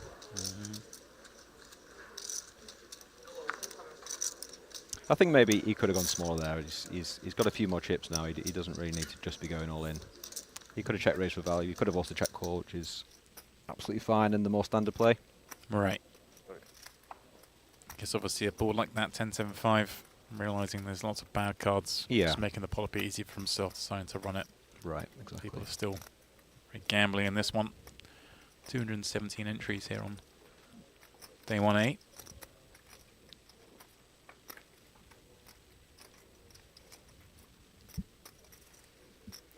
Now this is an action flop.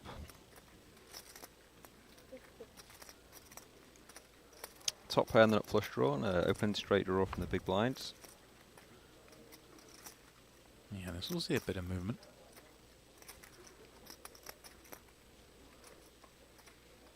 Again, this is another one. It's just very hard to navigate, especially on an ace-high board. So it'll be interesting to see if he check calls or check raises. I would assume he's just going to check call and see what the turn brings. About 23k. This is a 3-way pop. Sadly, of course, the man in the middle. One imagines not for long, but that gives a bit more Сколько поставим? credence to the bet from Machiavellic. One that Vostanka perhaps will therefore treat with a bit more respect, and as Steve suggests, perhaps just to continue in the form of a call. But can't rule anything out in this place. No, he's not. He's not a man I'm going to try and predict. We know he's not folding though, and I think just the check raise just gets you in too much trouble, really, doesn't it? If the guy jams, you've kind of got to call it off. You've got 7 high, and it's not good. And that's the last turn card in the deck you're hoping for.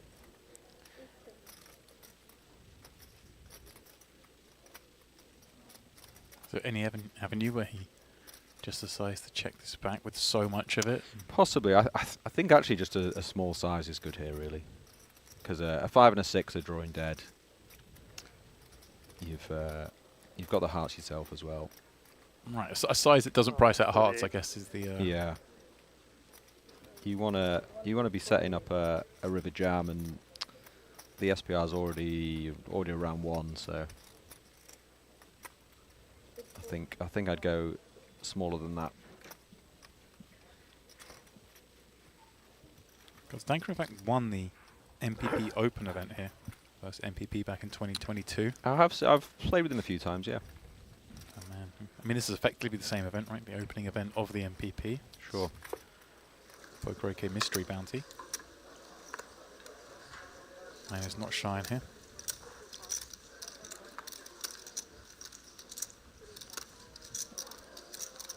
Also actually came 11th in the Coin Invitational here, in the Triton event a few years back.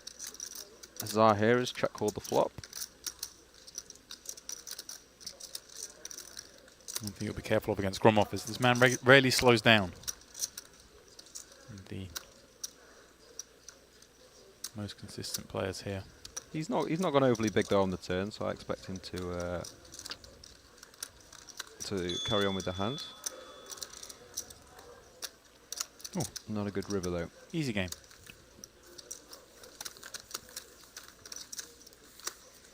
Zar checks the third time. Gromov, well, he's fired twice. Without it, now he's got it. These are the spots where the very good sort of elite players will find some check raise bluffs. You know, they'll have maybe like the Queen 10 with with just the bare Queen of Hearts. They'll face a bet on the river, maybe half pot or something, and then they'll decide to turn their hand into bluff.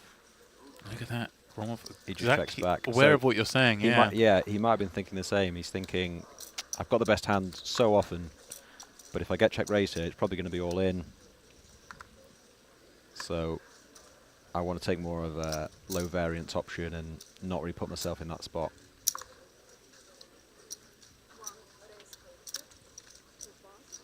You can also argue that a 10 and a 5 and maybe a jack are just going to fold, so you can't get as much value as maybe you think you can.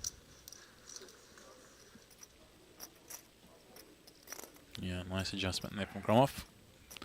Perfectly explained now. Here we are back at the Onyx. So Queen Jack 4 3 heart board has developed. Two players here with very good one pair hands. Pavlov on King Queen, but he is second best at the moment to that Ace Queen. For now though, no real option but to continue in the form of a call. Yeah, I like the check call. Feels quite standard. And he doesn't know it, but that's a great card for him. Yeah, it's one of these cards that like both players just hate.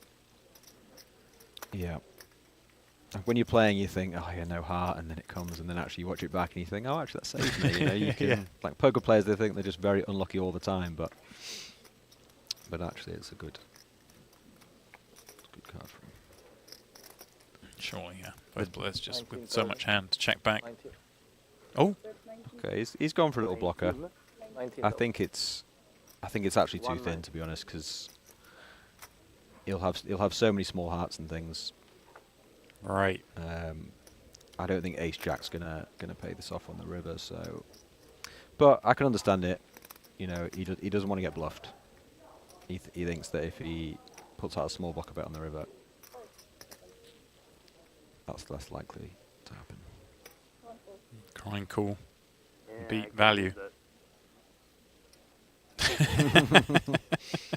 Yeah. The only one Oops. I can beat.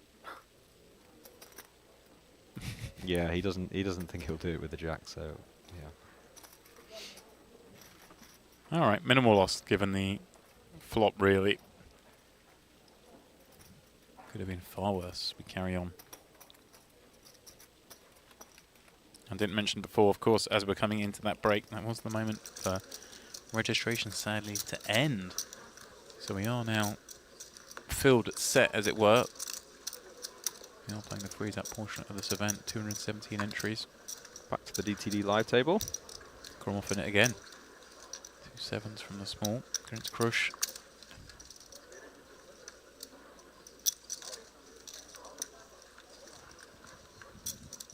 Yep, so planner today is of course played down to the money, which means the final 33 players. Wolves is where we're heading to. Yeah. And of course, it's not just the money. I mean, it is the money, but it's more importantly, not more importantly, but the bounty portion as well. Once we reach the money, bounties activate. That'll be on day 2. And that's so much fun. But so it's like an extra large bubble though, isn't it? Because Of course. being able yeah. to access that part of the prize board is worth so much. You as a big fan of the mystery bounties? I am. Not that I've ever pulled one, but I feel like I'm going to pull a big one at some point. It's a lot of fun pulling the bounties, definitely. I was saying this to Picasso earlier, that I'm definitely the kind of guy that would just rock up at the World Series and pull the million out and no one would be surprised. Yeah. I can think of a few guys you're definitely up there with them. Yeah. Like there's just Wouldn't no even be justice. surprised. Rock up. Fire a couple of bullets. Pull a milli. See you later. We've got the Queen Jack versus the 4s here. Super standard so far.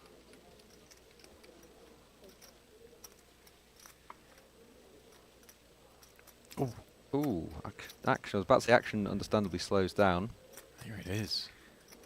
And now it's an interesting dilemma because he's going to value bet the Queen Jack and the 4s are going to raise and he's going to think you are representing absolutely nothing. Other than pocket 4s. It's It's one of those, isn't it? It's like, how can you ever have a raise here? These are what I call the stupid hands where I'm sort of burning maybe 5 time banks. And at the end of the day I'm thinking, well, it was I only still a pot don't of know. 100k just. Get to the end, still just want to flip a coin. Okay, 37k the bet. Let's see the acting job. Yeah, it's an absolute must raise, especially to that size. You should raise versus pretty much any size, but this size is actually going to confuse. I just noticed the glasses. Hang on a second here. Oh, he's got one square, one round. Wow. I'm never falling to this man. Yeah, no problem. Let me just say. You just take one look at him, you just like He's trying to confuse me with the frame. square pegs, round holes sort of guy. There we go. Where did he get these from? I'm in. I love them. I have 2 pairs of They're glasses. brilliant. I have one round, one square. Who knew that I could blend them? Do you think he had them like sort of custom made, He's- or he had sort of 2 glasses and one broke and he sort of put them together? He's just merging. And he's jammed, and this is the anguish of poker when you just have no idea what a man has. Yeah, like how does he have something here? 111k to win 310. But it's a very strange line as a bluff. Usually it's something they've slow played in earlier streets, like 8s or 3s or 6s or something. In the hijack, you shouldn't really have many 2 pairs. Jack 8 suited, maybe. He's like 7-5 over a possibility if he peeled the hijack. Yeah, And kind of. seems unlikely, and it might bet the turn as Yeah, well. And that's what I mean. Like these hands surely do just bet. yeah, he's got the exact face I expected him to have. I don't think you bluff him, but I can't put you on a hand, and yeah, it's fair enough. Show me the cards. Yeah. It's very, very hard when someone's essentially repping maybe 1, 2, 3 hands, Right. and you're getting an okay price, and it's day one. You know, it is very hard to fold. He's wearing blended glasses. What's the man to do? Yeah, sure. I think lots of people look at that hand, they say, oh, he's like called it off with 1 pair, Queen Jack, no kicker, but the way that hand was played was very, it's just a little bit strange, and I don't blame him for flicking that one in. Even though they do always have it. I need to end on that, but yeah. Apart from when they don't. It happens occasionally. All right. Panic. From the cut-off getting involved and Maliarchik. Yeah, at this stage, you just got to be raise calling. Sees the bad news.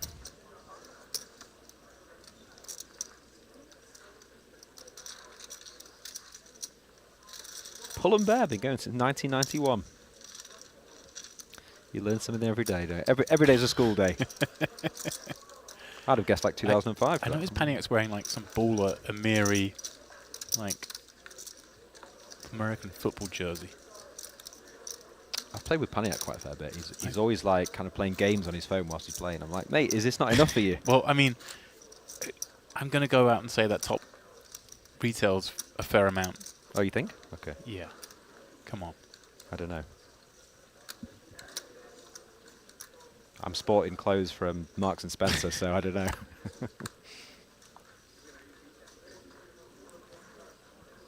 Ace Queen Holz.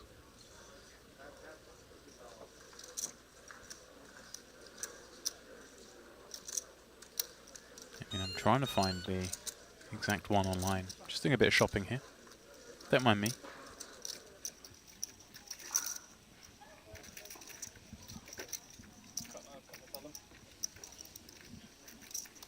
Right then, back at Luxon.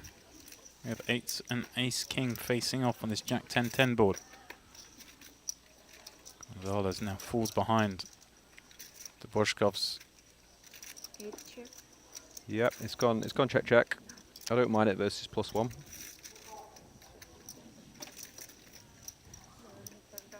Не прочекал в третий, я открыла рик. He's checked back the turn as well, 'cause it's quite interesting. Found his way all the way to Broadway. Trying to disguise his Floor table hand, 3, please. not play too big a pot. Floor table 3. What's occurred here? I think he should have been value betting it, but maybe he didn't check the turn. Maybe that's why they've called the floor. I think he sort of gestured with his hand. The dealers thought that he's checked back, but actually he's changed his mind. Yeah, but I mean, he made Broadway. This is like one of these Yeah. weird spots Shuffle back where in now you're maybe. thinking, if I'm in Gonzalez's seat, I'm thinking, well, he doesn't have an ace. It depends who. I mean, I assume it was him that said he didn't check. Yeah. So. Right.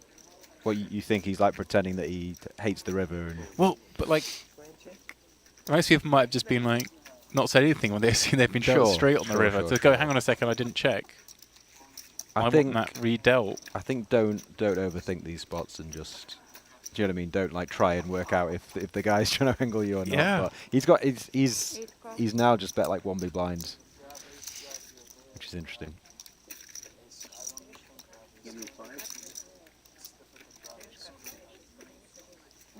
New river. I was close, Steve. That top, bang that swearing is retails for just under a buy into this tournament. Are you serious? Just $1,000. Don't worry about it. I have He's just absolutely, balling. absolutely no idea about these things, but if he offered it to me for like 100 quid, I'd just be like, no. So These are yeah. things that won't happen, so we haven't got to worry about too Yeah. much about it. Okay, here we go. We stuck around. He somehow managed to find a even Yeah. better river. Like, He's like, but Queen of clubs, he'd no have got me thanks. with this. Like, wait, was he? He didn't want the queen on the river, but he wants to now bet. He checked. He said, "What does that mean? He's Yeah. got I think when doesn't you've have a boat." got, sure, but I think when you've got eights, it's just Yeah. it's a bit irrelevant. It's very hard to be winning it. I mean, the only thing you now beat is a turn straight, which isn't going to bet the river. So the only thing that maybe could get him paid is his size on the turn was a bit strange. You just bet like 20k.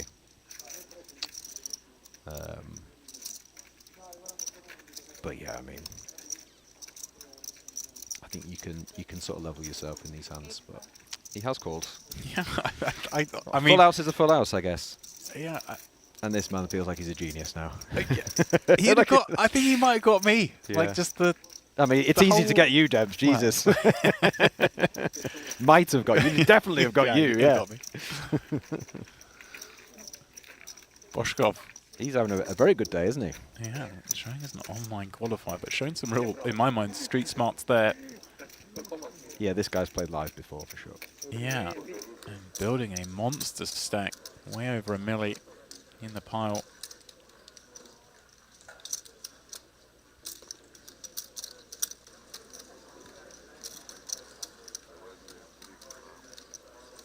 Okay, we have an open under the gun 2 from the Jack 9 suited. Lovely little hand. Ace 5 suited peels. In the hijack. The big blind is surely going to come along. It's just whether he wants to maybe get aggressive, but no, he just peels. All perfectly standard plays. 7-4-3, interest for Gromov. Working the straight both ways.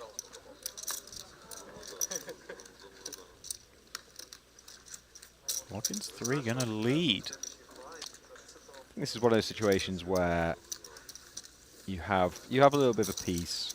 You don't want to check and have them bet. So you're a bit unsure about your hand and you don't really want to fold. So you sort of see this from a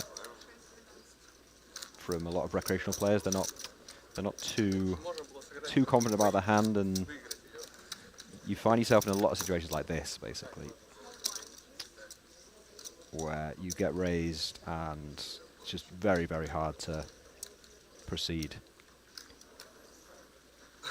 30k more the request.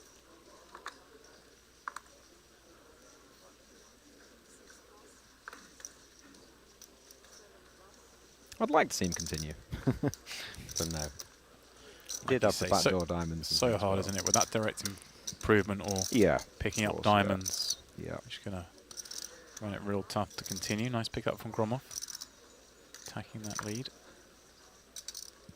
There used to be a time years ago where that was just always weak hands.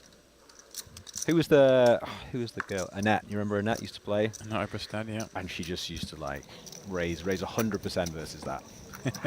She played that tournament online, didn't she? Where she basically hid her whole cards. She didn't look at her cards. Well, things we can look at here is the schedule ahead at the MPP. This is what we've got for your viewing pleasure. 3 days of this mystery bounty and 3 days of the Luxon Pay Grand Final. And then, of course, the biggie, the main event, 5K, 5 mil guaranteed, taking place on 11th, the 12th, and the 13th.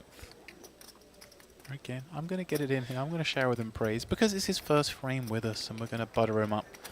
By the end of it, we'll be abusing him. But you've been part of that final day in the past. Whoops. I feel more comfortable with the abuse rather than the praise. Nice. But no, there'll be some very happy boys at the end of this trip on the final table of that 5 mil guaranteed event. I think it was actually the very first MPP that I played. Yeah. I mean, obviously, I think anytime you do one tournament, you kind of remember the particulars. That was a 5K buy as well, was it? And was the guarantee? It was the same, yeah. The same 5 mil? Yeah, 5 mil. Oh, this is a... Oof. God stanker. Unlucky, my friend. Overboard. Check on the flop, so... Yeah. Interesting to see the action now. Only coming out with a bet. Interesting to see him come out with a bet here. So often we see maybe on this turn card that everything checks in flow normally. It's a bit suspicious, isn't it, when the turn card favours the pre-flop raiser and you come out leading. He has led quite small, so... Stanker. Wow. Quite impressive to just call there with the ace-king. But I think he sort of semi-smells a rat, but he can't really do much. Don't want to give those hearts a cheaper draw, but at the same time... And somehow, I think he's actually getting out of this hand relatively unscathed. Look at this. Because he's not loving it, is he? He's kind of like, well, you're betting my cards here. The ace is my card, the king's my card, and you're betting. But if that was me, I'd be quite happy to only lose what, 95,000 a hand, where I've been totally cool with. Yeah. So imagine if Deli had just checked that turn, good stanker would have bet, and then he could have sprung the check raise. All of a sudden, pot swells. Nice pickup for Deli though. He's over 500,000. Yeah, although chip leader on the table. Chip leader on the table, but this is a very shallow stack table playing 5K, 10K. We can see already we're sort of average stack is going to be over 400K. So yeah, all those chips residing elsewhere, like over here. We have as well 3-betting ace queen suited up against Yuda's king at 10. And take to this ace king 6 board.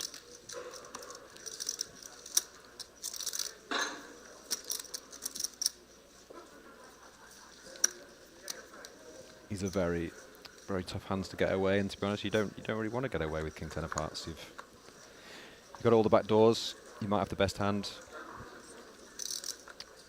but the fact it's a 3-bet pot, you know, it's a very inflated pot, and things can get very expensive very quickly. Already over 200K in the middle.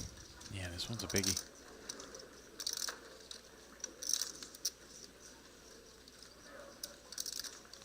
Well, both players pick up a little bit more, but I think both of them more concerned about the texture of that board. Jack could easily have helped either player. Yeah, I'd like to see us keep betting though.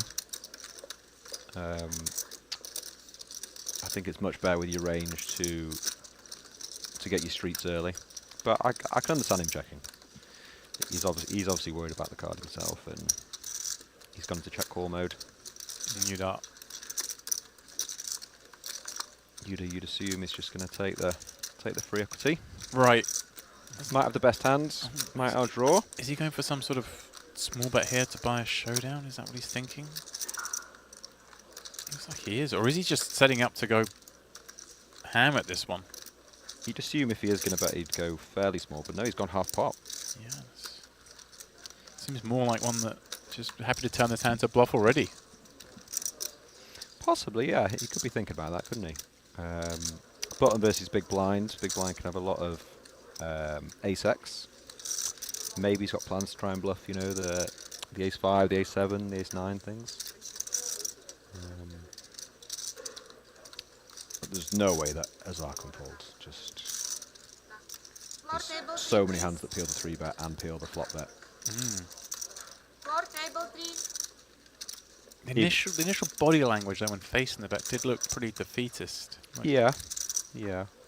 look at this, like he's almost shaking his head, really?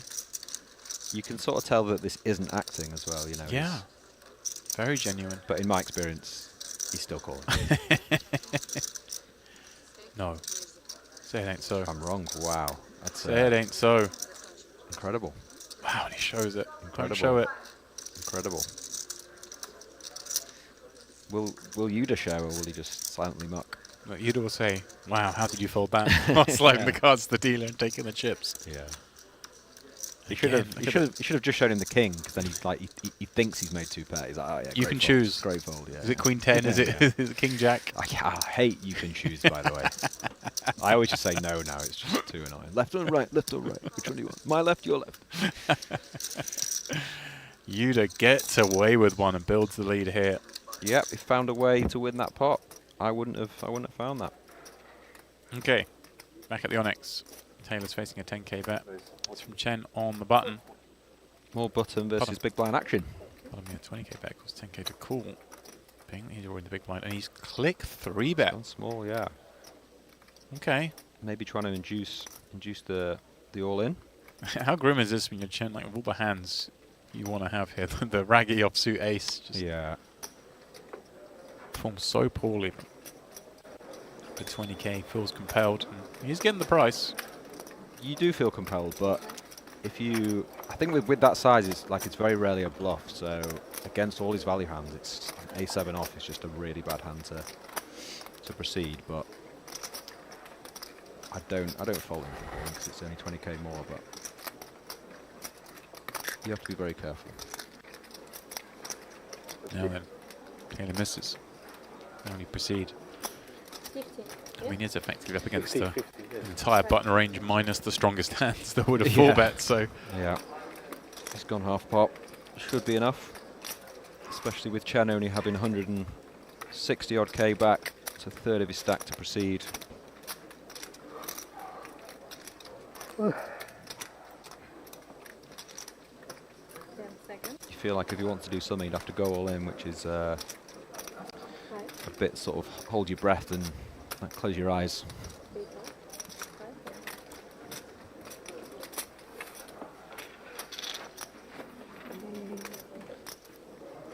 Blinds up 6-12. Always nice in that spot to see bet and you're just thinking fold, fold, fold, fold, fold. Please don't do anything. Because those pots are very worthwhile now. oh yeah. You know, it's the difference with you having 100k or 300k. So Right then, smiles around. DTD live. What's going on? 3-way. Grom off the opener. Krush peels the big blind and flops top 2. bit of action.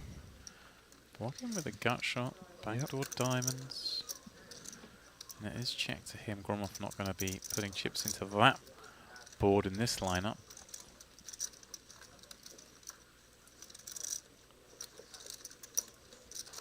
$15k to bet.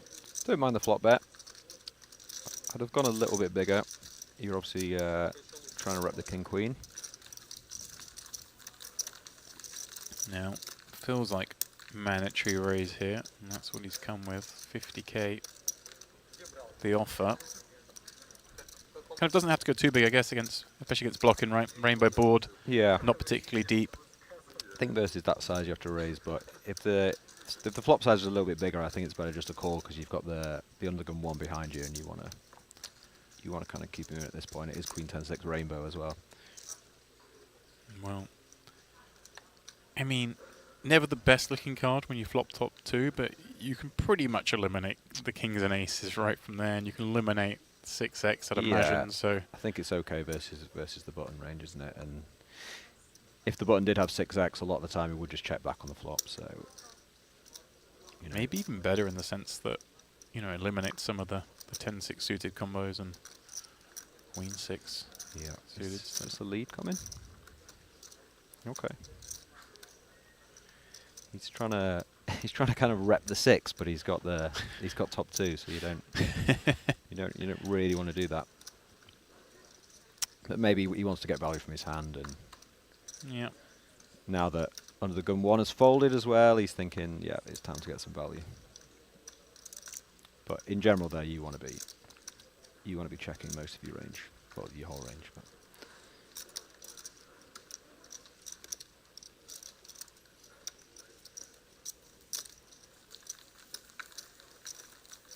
I'll look at the GTD live table here. One of 3 feature tables coming to you from the Merit Royal Diamond. New concept here. 3 feature tables bouncing around regularly, bringing you all the action. I said to Picasso earlier, no more watching the dealer shuffle. Those days are gone. Well, until we reach a final table, I suppose. So they'll be back then. very boring to watch the dealer be overshuffling, isn't it? So yeah. They're very good dealers here, though. So. Yeah, this 3-table thing, I like it. Nice. Constant action. Constant action is what's going on right now. Stanker finds himself in here with the number 2 flush. Chen betting with that third ace. And Smilka, the one actually with outs to win the pot, holding top 2 in the form of that ace king. Yeah, he doesn't really have the stack though, does he? It's quite a large proportion of his stack, and he figures that the board needs to pair, and he's definitely up against at least one club. I assume Chen's just going to check back here and not go too crazy. He beats some 2 pairs now as well, so.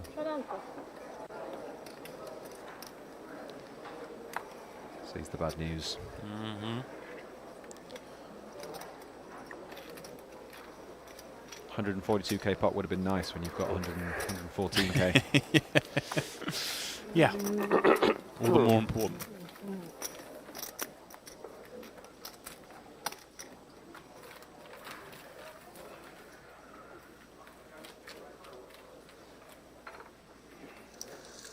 Stanker just has the look of a man who spent many an hour at the poker table. Many a year. Yeah.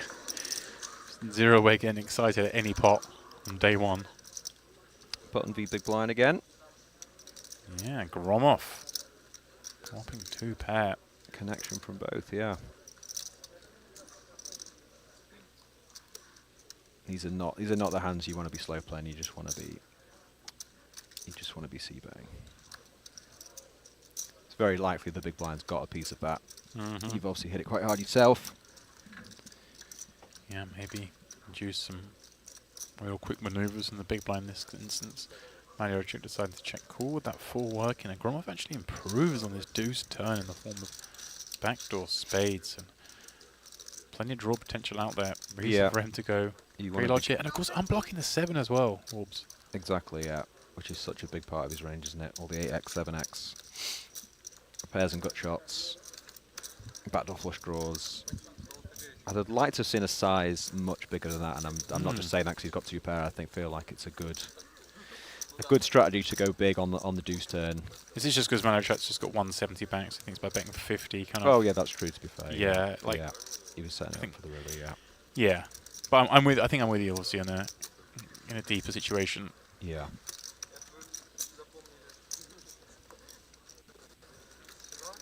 Yeah, deeper there. He's not supposed to have the 7 deuce off, the 6 deuce off. So the deuce is actually just a very good card to put pressure on him.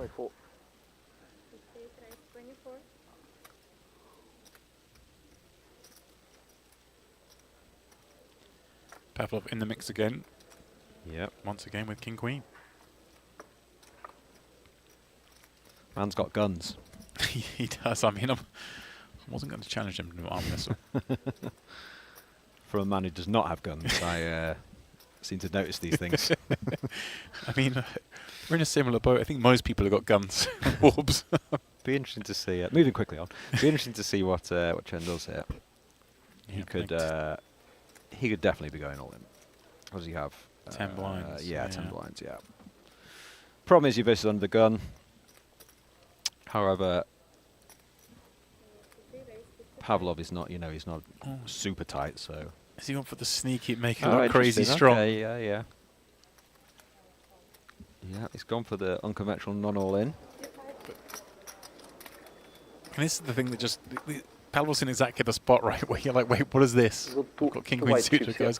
Yeah, he's managed to get the ace-jack suited to fold, whereas if he'd have jammed, maybe he wouldn't have folded that. Who knows? Pavlov was like, whatever. I'm Yeah. not folding. I wonder if he does go all in the ace-jack suited plays. Yeah, Smoker with what? He only had like 7 blinds himself. Yeah. Right. Lots of time on the table if people aren't familiar with everyone's chip stack every hand. So when someone 3-bets him, you know, there's a chance that he didn't see that he had half his stack back. Right. So it kind of looks stronger to people that aren't paying attention. Pavlov just wasn't having any of it. He was just like, I'm all in. Whatever, mate. Oh, 9 in the window. Queen rocks out behind it.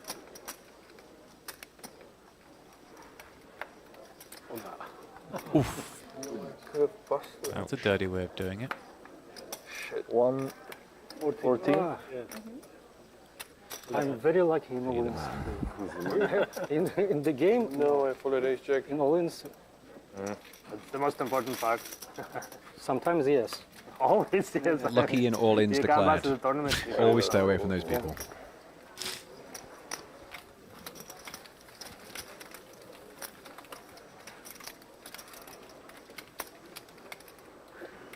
Game fairly shallow here on this table.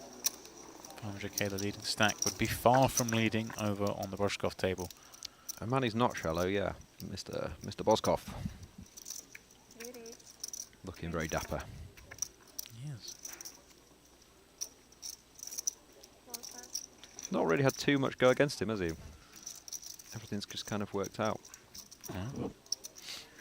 Resistance incoming. 7 call. Flat from ace queen. Suit in the cutoff. Can you go up? Yeah, you can definitely go both ways with this hand. Personally, I prefer 3-bet because I feel like you're going to get more action from a guy who's got 1.2 million chips. But also, how can you win a pot against a guy who wins every pot that's got 1.2 million chips? Sure, but you can't let that get to you. Things can change fast. Oh, I believe. Yeah, Rabari in here from the big one with ace jack. Ooh. Strikes Yeah. best, he would think, on this jack 4-4, but somehow Boshkov from under the gun has the 4. It was so disguised, I didn't even see it. I didn't either. I pivoted after saying Rabari Yeah. flopping best, realizing he hadn't flopped best. The Penguins at it again. This is an absolute mandatory just flat. Yeah, I Your mean- man behind has so many pocket pairs and jack-hacks and things. Yeah, and so you're looking down at your man's stack size. He's let out here with just 100k back. Yeah. 160 already in there. You know you're getting that. It's the dream turn as well, because you know the big blind has very likely got a jack or a 4, and he's gone for it. Unfortunately, this time he's just run It's just into the, a yeah, very, wait, have I got 4? Is that? very There are 2 on the board. Okay. And yeah. Rabari gets the bad news. Perhaps a decision for him pre-flop. May well have yeah. looked to squeeze jam. He could have gone all in pre. Was fairly shallow against the man. We know he's playing a lot of hands. Obviously, would have been looked up, one imagines, by the ace-queen. It's a very silly game, isn't it? If he goes all in pre, the king 4 folds, the ace queen calls, and he hits a jack, and now he's thinking, oh, I'm so lucky. I'm the and- best. And now he's thinking, oh, I'm the most unlucky player there is. Set open 3. Waving to the rebuy desk. I'm afraid not. Well, there is 1B. Always an option. Oh, And is then- it? Then there's 1C. Is it closed now for the We are rebuy? closed, yeah. Okay. I'm actually closed at the moment you entered the booth. That was the end of it. So, I mean, relatively early in terms of the number of blinds in play, but I knew that. I was just testing you. but obviously with 2 starting flights a day doesn't freeze anyone out. Plenty of time to get in this one. I kind of like that. Yeah. So many tournaments these days just get, in my mind, far too deep into their re-entry. Like we're entering with 10 blinds. and Oh, stuff. agree. Yeah. Yeah, definitely. It's just Where we are. a bit silly. Look at that set, by the way. It's the first time I've seen it pan out. It looks very, very beautiful. The guys have done a great job. It's a fantastic setup here. We'll see the primary table here, or Onyx table. This is my favourite one, I think, at the Onyx table. Ah, okay. I like the gold. So much. Negreanu. He's moved all in under the gun for what, 70k. Yeah. Vaughn in the next seat. Obviously loving your hand against that hand for that amount, but a table to act behind. Exactly, yeah. I think he's only has, what, 6 blinds. So, I think it's an easy call, yeah. I kind of like the way he went about it as well. Just body language, kind of Yeah, way take your time with calmly it. counted it out. Yeah. Put it out because he's going to play. I assume ranges of flat here. I don't know. Maybe there's some 3-betting. I think it's fine to just flat everything there, yeah. Yeah, and he did it in a way that didn't telegraph that it was a kind of more marginal spot. Yeah, you want to flat the ace-jack so you can flat the queens, and you know you're not totally exploitable that you're just going all in every time you have ace-king or queens, kings, aces, etc. So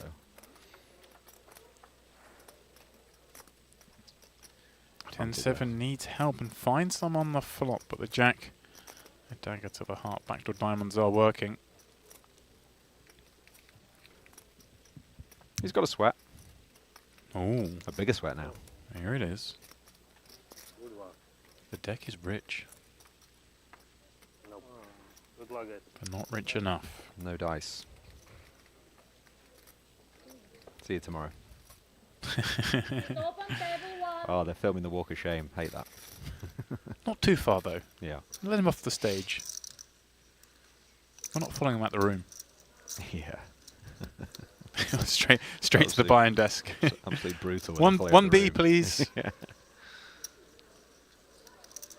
Coming for the interview. Like, not today, thanks. Yeah. So how was your experience today on day 1A of the... How was your 5th bullet in there? Speak to you tomorrow. Seems like a case of first to bat takes it. No one with much. Flop was check. Nice pickup from Javier. First Spanish flag we've seen. I was just thinking that. Yeah. It's underrepresented. That's poor.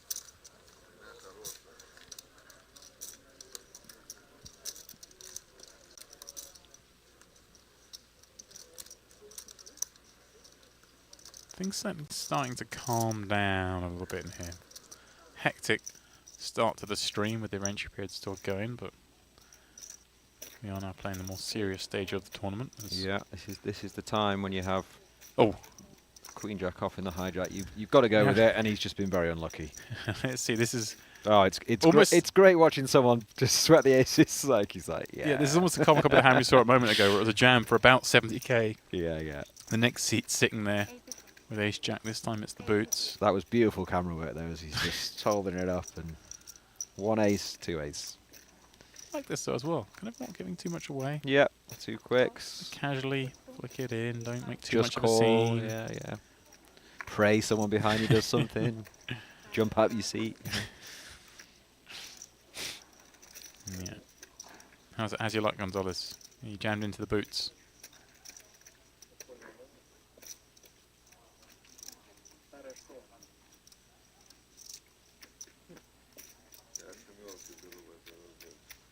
Can the Luxon table deliver us a bad beat? Well, it can, Orbs. But will they? It very much can. Okay. Oh, come on, don't that. We've got backdoor hearts work. Have you got some sort of straight there? Oh, that's your card. That's your card. Yeah, look at his eyes. He did it twice. Yeah, nice. Double wide. But A bit of a sweat.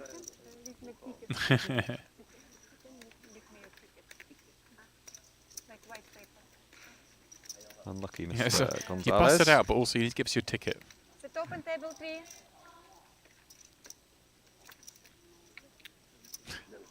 Yeah, it's not nice when you get called when you get called back to the table. Yeah. You know, like they think that you might have had more chips. And he's like, oh, come back. No, we just need your You are receipt. out, yeah. Just Have you got your ticket? No. to clock you out.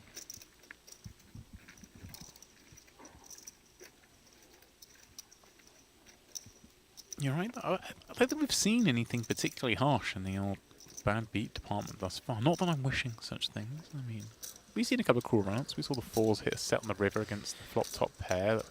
Yeah, nothing all in pre that was too Right then. too devastating. A bit of action here. What's...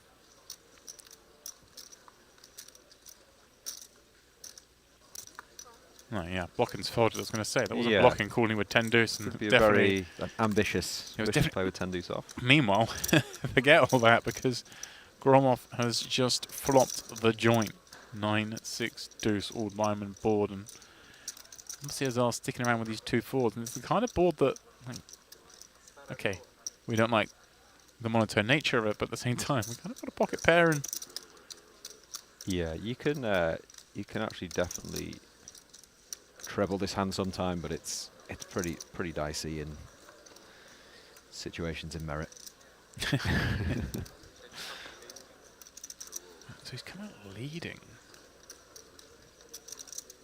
Opening the gun, peel with 3-bet. And leads 9-6 deuce, perhaps recognizing that, hey look, I just want to get my man off his big ace combos that no diamond. Yeah. He has gone for the raise. I can understand people raising this spot. You know, he thinks there's a lot of pocket pairs, maybe with a diamond, they're not going to fold and things. But I think overall it's much better just a flat. Easy to say, obviously, when you can see the guys only got 4s, but your hand is just so strong and you're in position, heads up, and it's already a 3-bet pot.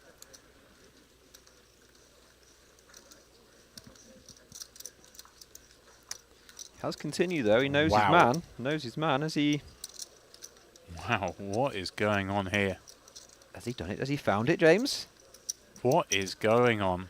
He has clicked it back up to 250 Gromov. Just, I mean, credit where credit's due. That does take some balls. Yeah. It's obviously not going to work, and the hand he's picked is not fantastic. Gromov's like, okay, then let's go. And this is actually quite a big error just to go all in here. But you do want to just call, like. That's almost the credit to Azar that it's so believable that Gromov thought there's no way he's ever folding, right? Sure, but you know, yeah. Wow. He's like, well, this guy's obviously got it as well, and I have it. He's trying to convince himself he might just have the ace of diamonds. He can call it off, but you know, you've still got 300k left. Gromov's thinking exactly what you're saying. He's like, why? Hang on, so why am I jammed here? Why don't I let this guy carry on? Yeah. I'm yet to use this word, but this would be wild if he just called off.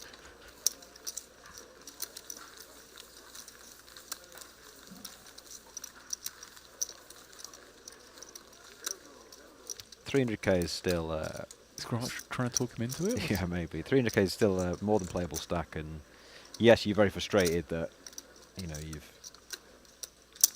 you've put the flop 3-bet in, but I think you just got to suck it up now and let your hand go.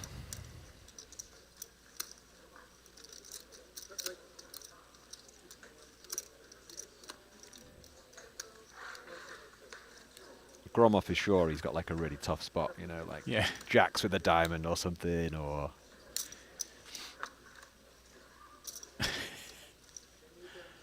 surely not. Okay. Yeah, fair enough. Sanity reappeared. Gromov just can't believe it that he's just so sure that Azar had a strong hand. Yeah. He's the snap just like, what have you folded? What have you folded there?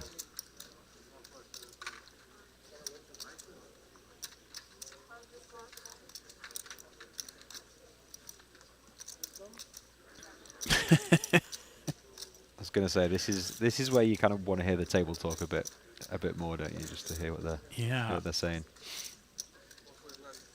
Not fully in flow with the full setup we here. We see he's obviously not running a mic. I'm working a provider that we only have mics, I guess, on Onyx. That would make sense. But they don't mess about, James. That was all fast, wasn't it? You know, it's like you 3-bet me, I'm all in. Yeah. Just obviously, I'm with you. Obviously, he's just cool, and we go with it. But he was Clearly just in the mind that Hazard just always has it here. It's like Let's get paid. It's like when you walk through the door at Merit, you have to sign like a waiver or something that says that you must act within 5 seconds or you'll be banned.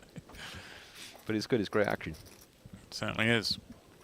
More of it here. Gostanka finds way the best of it on Jack 10-10. Betting into Vornin. Of course, Yep, he's peeled pre-flop from the small blinds. Single raise pot. Yeah, itching to get involved, clearly. Yeah. When you've been playing all day and you've maybe not seen any hands, you can try and get involved. Thinks better of it though.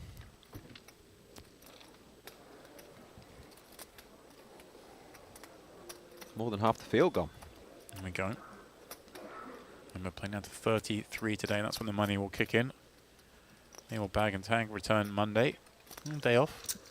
Hopefully with better weather tomorrow than today for those who do have a day off. Do we know what the largest bounty is tomorrow?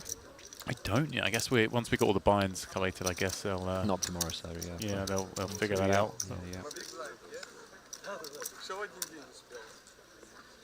Paniac. He's done with Kings. Gromov 3-betting once more and 3-betting to commit against this stack size, that's for sure.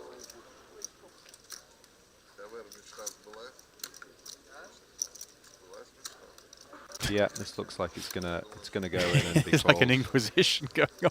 Yeah. He's like, all right then, yeah, fine.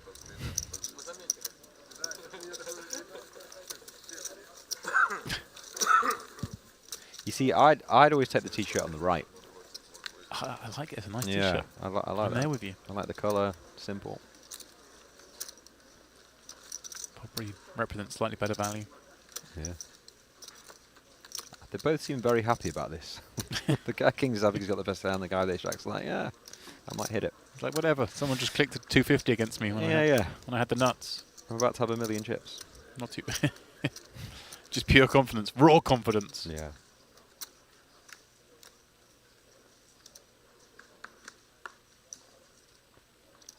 Dealer making us sweat this as much as the man with kings. 974. It's a good looking flop.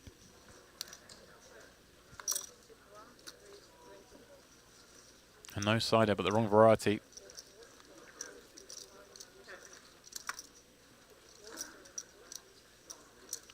Too little, too late. Yeah. No dramas on the DTD live table. Second run, is she doing the dealer? Say again, sorry? I thought she did the sort of second run, like they were running it twice. Like, is that allowed? I don't think so. He looks ecstatic. Yeah. It's a double. He's won himself a t-shirt. Well done.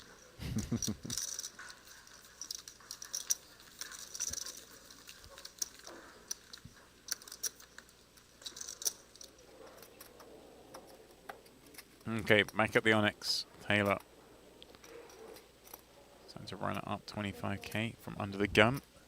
It's getting elevated. It's a lot more heads-up pots now in there compared to the start of the day, and it was, you know, 3, 4, 5 way. Yeah. Everyone's sort of got one eye on bagging and tagging. Still a fair amount of play to go, but you do see people tighten up a bit as the day goes on.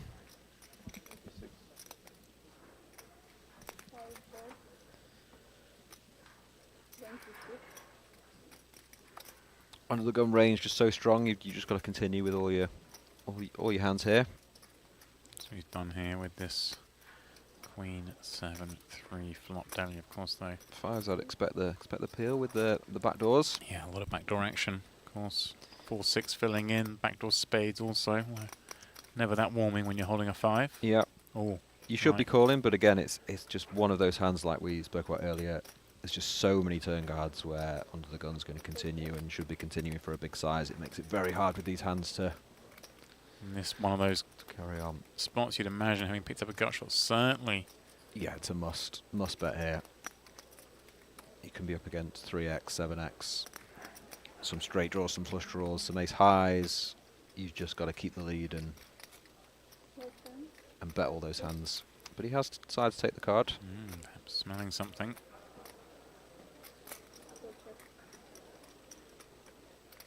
now, you kind of left in a situation where, you know, you're sort of hoping Ace Jack's good, and it's just incredibly frustrating when he turns over the 3x or the 5s like he's got now, and you do lose. Yeah. I wonder if there's any avenue to ever betting that river. It was always a bit suspicious when you go for the bet check bet line, but Yeah, exactly. kind of rep a 10x maybe or something. That's What are you trying to get to fold as well? It's yeah. Just trying to get a 7 or 3 to fold, but they might just call. yeah, exactly. Yeah. All right. We're smiling at DTD live. Scrum off once more. This time from +1 with ace 4 off. So okay, we're getting frisky. And Azar with king 9-0 from the small. The book's out the window. And Interesting. there we go. Interesting because this board obviously favours +1. And on a lot of run-outs, he could be bluffing, especially with the ace of diamonds as well. Azar has basically flopped the joint, the second nuts. Yeah, knowing Gromov as a duo, I feel like he might take that ace of diamonds to the house. Yeah, it's a spot where you don't want to be doing much raising at all. Well, he has. He has done. He's clicked it. Invitation. Oh, he has. He's just such an honest face, just laughing like, These really? two. Why are you check raising me? Yeah, I think this is on the basis of that previous hand, isn't it? Yeah. He thinks that he's like trying to get him back maybe, and he's also thinking he can bluff a diamond. Oh, well, an ugly looking turn card for Azar. The right smile. Smiles. Yeah, I love it. It's a good check, yeah. It's a good check. It's a good check, right? Because Azar can just have a bunch of flop 2 pair here, right? That Yeah. maybe check raise. I'm surprised he's not put a little bet in here just to try and get him to fold some things. And I guess probably hand over now.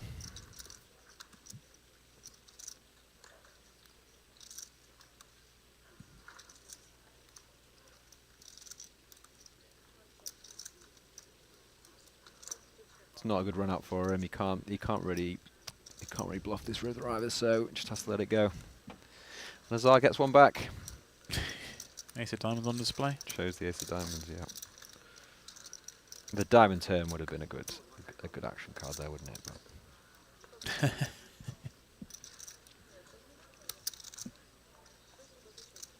It's funny when he shows the king of diamonds, because you're like, hang on, what did you check raise me on the flop? yeah. Are you, You can't have king now, yeah. It's like, doesn't like, it?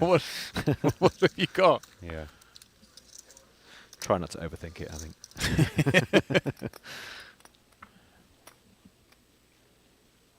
Okay. Comes a tanker, another gun on the Onyx. A table where the rules at least apply a little bit. Smoko working that short stack, 2 jacks. That's what you want to see when you're short. 79. You can't really do anything else than go all in. 10 big blinds, 11 big blinds, 12. You can just open, but he's too short for that, and he should get some action here from Chen. Yeah, king, queen on the button. Only 2 players to worry about behind. I think it's much better to go all in here than just call. Oh, he's just gonna let it folded. go. Okay, fair enough. I'm a little surprised as Yeah, well. I think I'm obviously very surprised, yeah. He almost jumped out of his seat when he saw it, so I thought he's in for this one. yeah, 2 players behind, but at the same time the king queen just fares so well against that GM, you'd imagine. Yeah. Taylor, 67k, king 10 suit. He's gonna let it go You too. were good at Islands. Pardon? Very disciplined. At Islands, you had lucky. Yeah. So yeah, I should call. You I should think for that price you But can not be too. you can be flicking in the king 10 suited there. You're up against enough ace highs, pairs, etc., etc. Never in too bad shape. But you are always behind, so one of those, isn't it? You can't really blame a man for folding. I've got up to 1.4 million. He's been crushing, hasn't he? He's just, Yeah. just like won every hand. Checking the option here. We saw last time these 2 played blind on blind. Yes, there's a bit of history. He executed the double pot turn bet. 3 bet 12. This is interesting. He's just One call. He's actually betting the queen high. Right, effectively the best no pair. Yeah. Oh wow. Yeah. I wonder if he was going to size up, just blast down the streets on this one as he did before against a man who's shown a propensity to fold. But now probably just go plan B and try and get the hand to showdown. Yeah, limp pot pre. It's very surprising about the queen high on the flop, but I guess he just thought it was the best hand. Thin value maybe. I don't know. One check. Three check. Showdown. Should just be check jack. Yeah. The man who can do no wrong wins another one.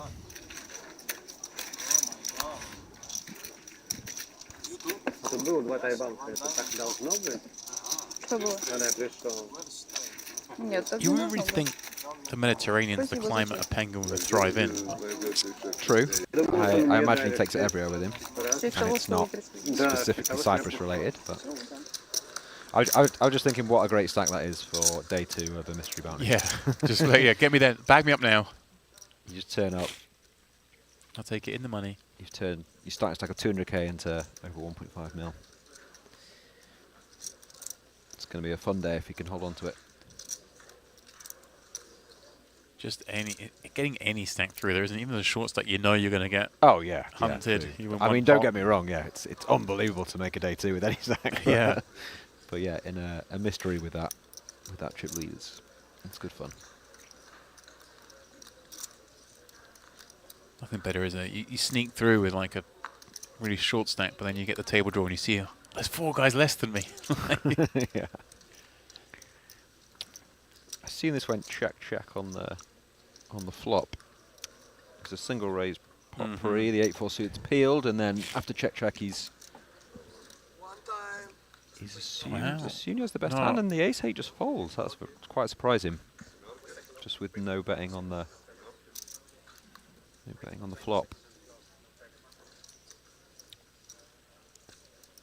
He probably just thinks that he'd check an 8 and I've gone to VAR.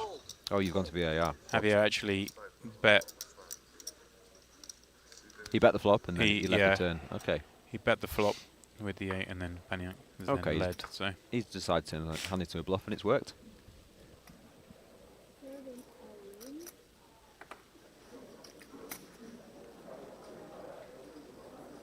Back to the short stacks, needing to make a move. Queen 10 suited, more than good enough under the gun. For less than 10 bigs. 9 big blinds. See if he gets looked up by anyone.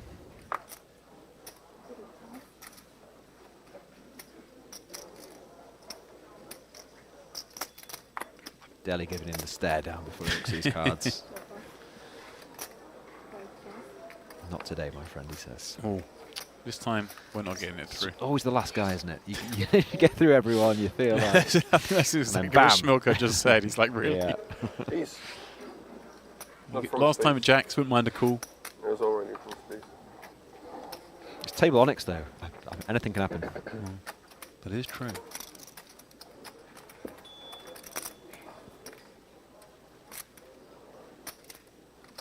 That's good. Ace. What's going to happen? It needs to happen over turn or river. Yeah, it's a grim flop. Okay. Not even a glimmer of a hope. Oh, stand up. Get an extra 3% equity.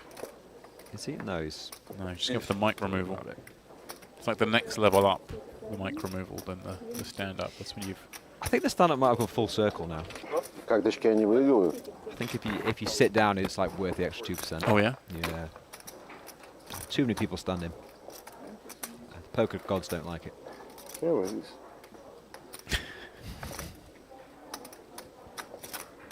There we go, again at this table. Kostanka barely leading, but really not that rich. Yeah, there's... I mean the Penguin nearly has more chips than this whole table.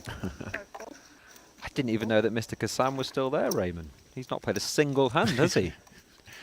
You doing for some advertising for him? Is that what's going on here? Yeah, it's a very boring day when you're playing no hands, but he's not really had anything to play for, has he? I don't fault people who wear Louis Vuitton hoodies, just as a general rule. Not in one case, anyway. It's a nice hoodie. One fold. Here he is again, Mr. Boskov. Wow. When things are going right, hey? Yeah. This is just getting silly now.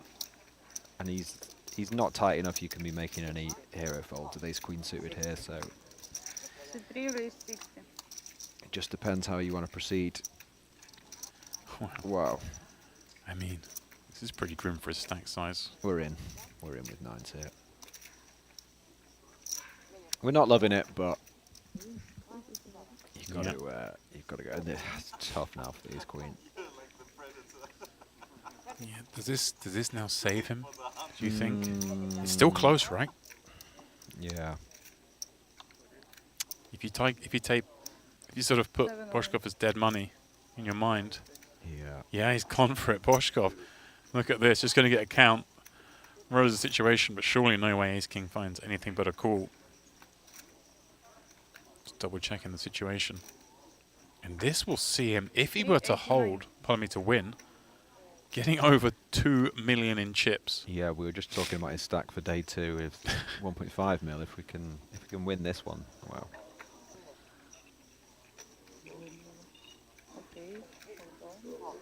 The nines will be very happy to see that they're in front after all this action.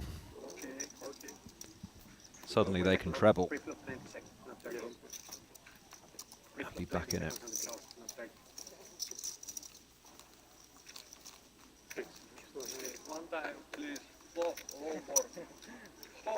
One time declared, James. Wow.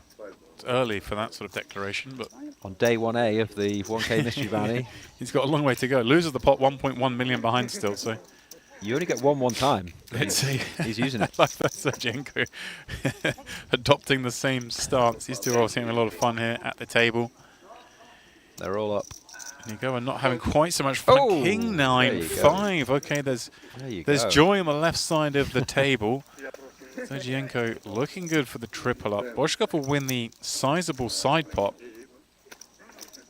It was the nines that said one time, right?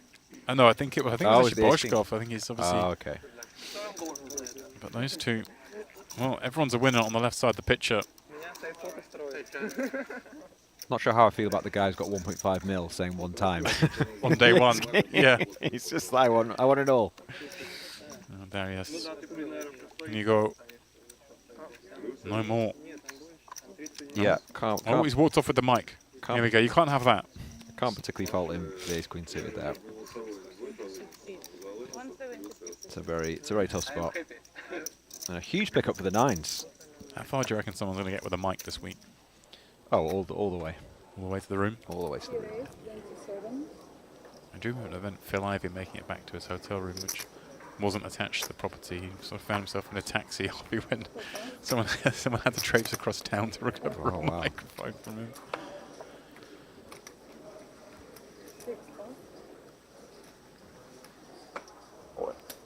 Very short here. Pavlov, he's got to run with this. That's a nice one to look at. Yeah. Cold. Yeah, so going call. Call. Yeah. We count. Bring the card. You want the cards? Okay, cool. There you go. Yeah. Slight discrepancy of he said all in or call, but the guns need to double up. 41. 41. 42. 42. 41. 42. I think it's 42. I'm thinking run the board and it won't matter. We'll figure it out at a later date. Right now, we don't need to know. Unless it comes a 9 or a 7. Or perhaps a 6 or a 10. Much more outs on the board. Another one. Yeah. Don't know. The ace high holds. You need like a ticket, right? Cool. They're dropping like flies, James, aren't they now? They are. And we're at Those blinds are that catching stage. up. Yeah. And that's Pavlov. Really not much could be done, obviously.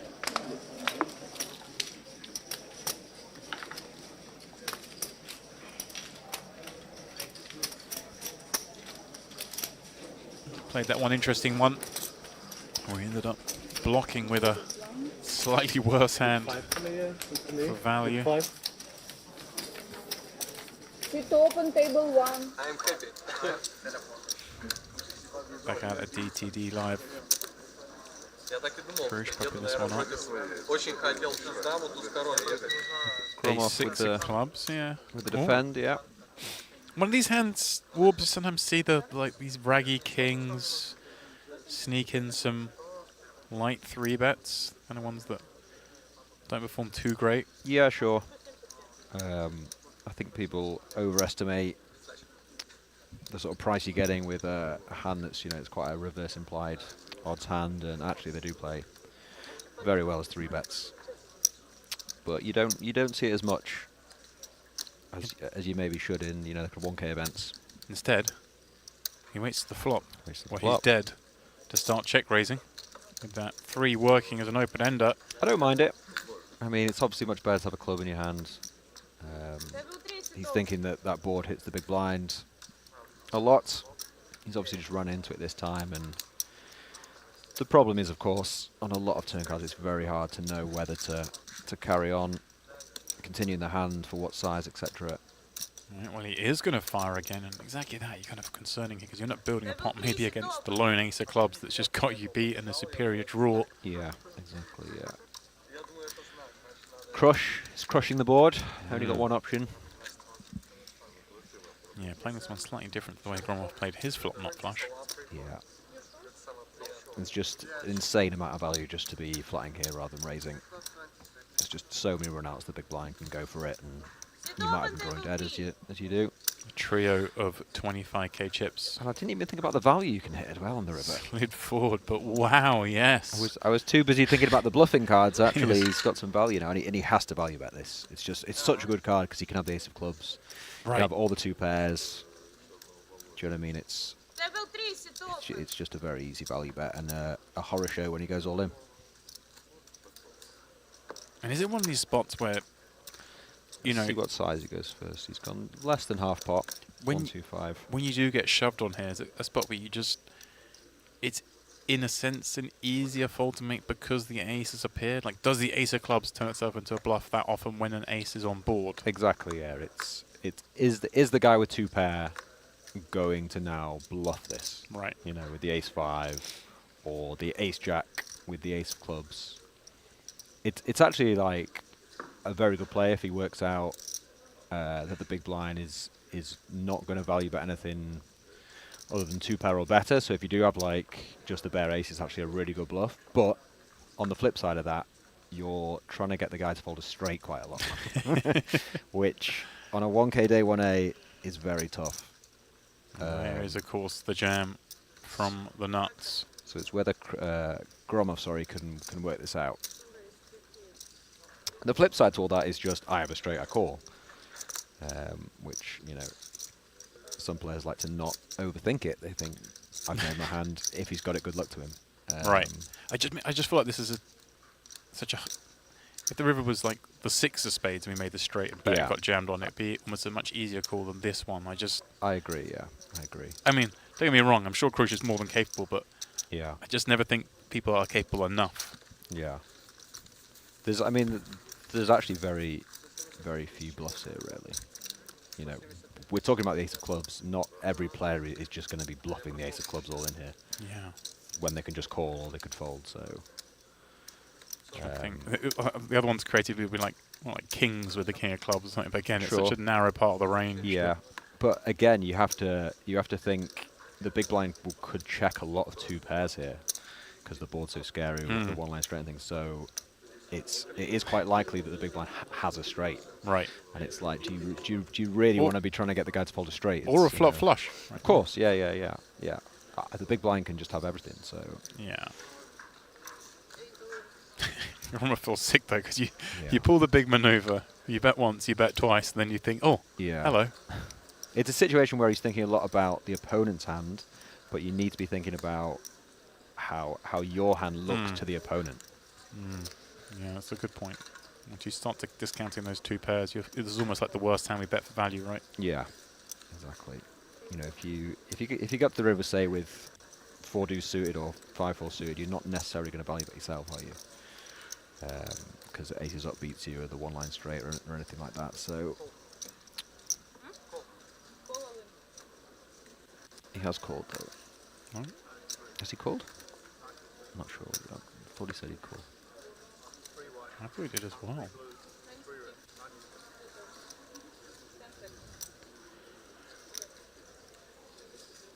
He's burning through the time banks. What's your read? We've seen it enough of him now. What's your read? I mean, He's going to call or not?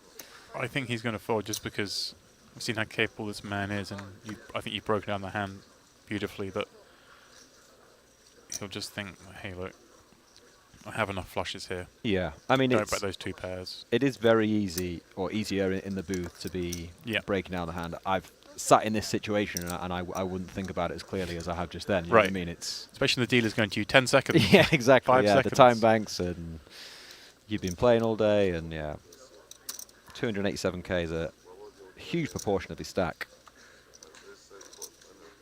He has called. Ah. Showing the bad news. Huge pickup for Krush. Very interesting hand, though. Very interesting hand. He ran out of time banks. That was his. He was on did his he? last. Yeah, he was in his last. Yeah. Saw the last one go in. So we've all been there. Yeah, maybe with a little bit more time, would have got away from it. Wow. I mean, a cruel run out nonetheless. For sure. Yeah. Yeah. He didn't make a mistake on the river to begin with. You know, that is a card he has to value bet. What a huge pot for this man.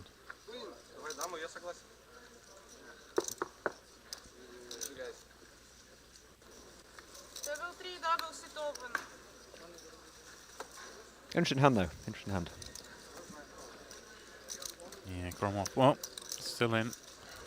More than a chip and a chair. Still plenty of chips. Get the spin up going. That's tournament poker, isn't it? It was all going so well for him, and just one hand. If you are just joining us, this is what you're in store for. Still hours and hours of play left to go in this, the PokerOK Mystery Bounty. It is, of course, day 1A. First of 4 flights in this 1K event, with play resuming on Monday. We will play down all the way from final 15% to our eventual champion. And of course, there'll be a whole bunch of envelopes open along the way. As a viewer, I think the more exciting part of the mystery bounties is watching people open those envelopes. Oh, definitely, yeah. Yeah. You definitely have to get the reactions of people, don't you? Although, in my opinion, you need more zeros in there. Yeah, you're just a horrible person. You just want to see more zeros. More zeros, and maybe keep a big bounty for the final table. That would be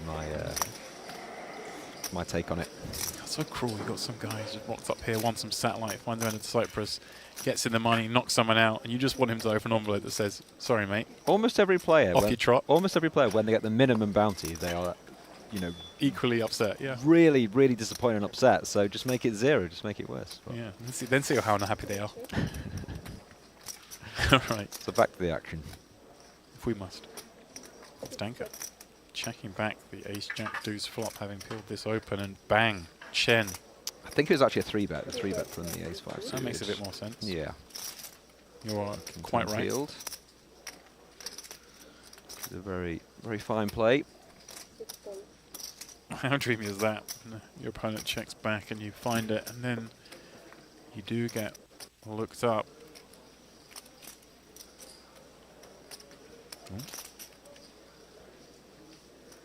Just gone slightly back. Back in time. Okay, I called it wrong. Fine. Yeah, I think the king 10's going to do well this hand. There is the 3-bet that I miscalled before. Yeah, they're showing you again. I make a mistake, that's it. We go back in time. Fair enough.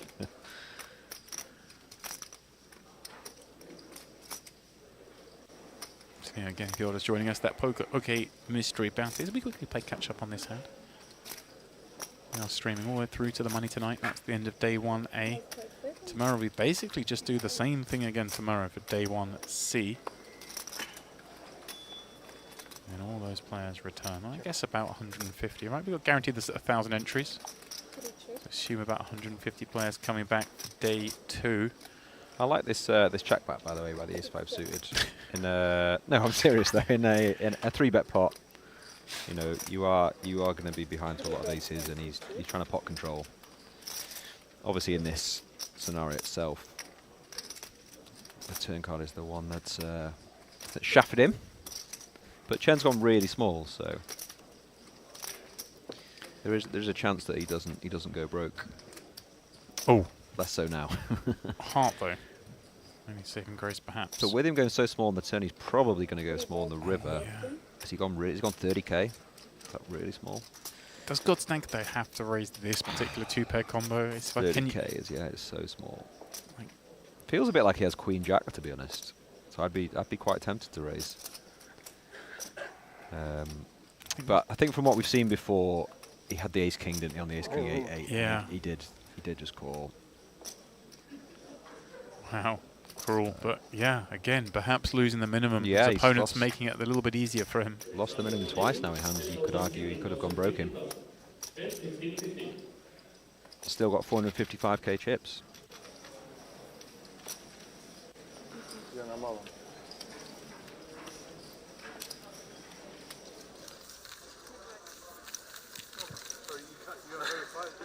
Sorry. Sorry, you can play with 5 people. Soon me as well. You wait or you going to play with 5? Oh, we play with 5 people. Yeah, Gromov ripping it in from the small blind. This is what it's come down to. Javier in the big, and a minute ago things were looking so great for him after he flopped that nut flush. Yeah, what can you do? You've got a king in the small blind, and the big blind's working up with an ace.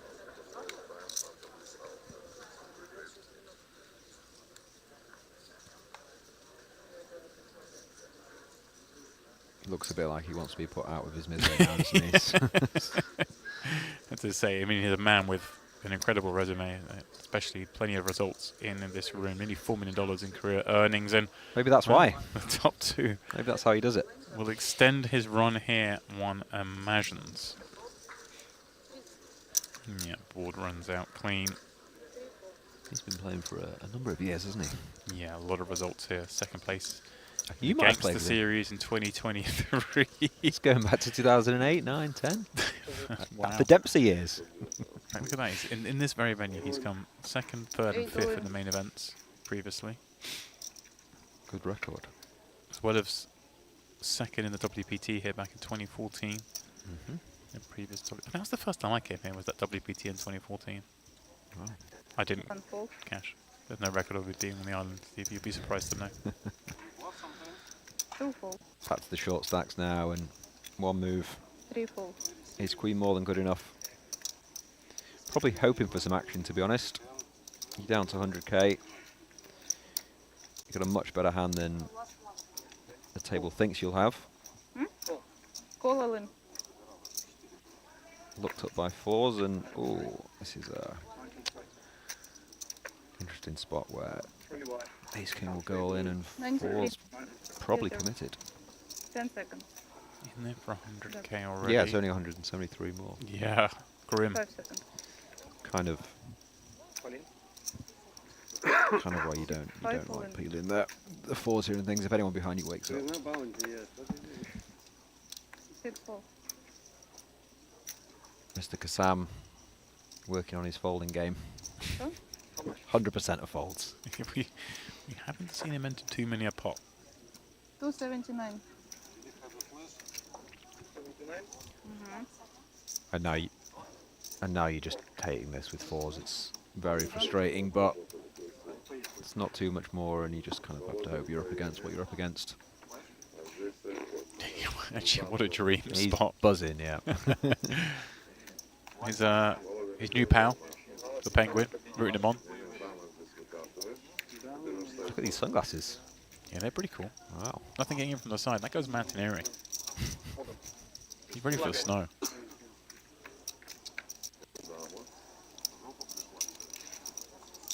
Jack, 2 straight 4s, looking good for a 675,000 chip pot. Surely not.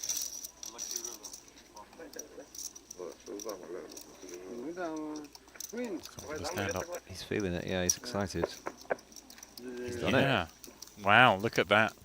He held with the nines. Double KO, yeah. Then he held with the fours. Trebled with the nines and... Yeah, look at this now, nearly $1 million in chips.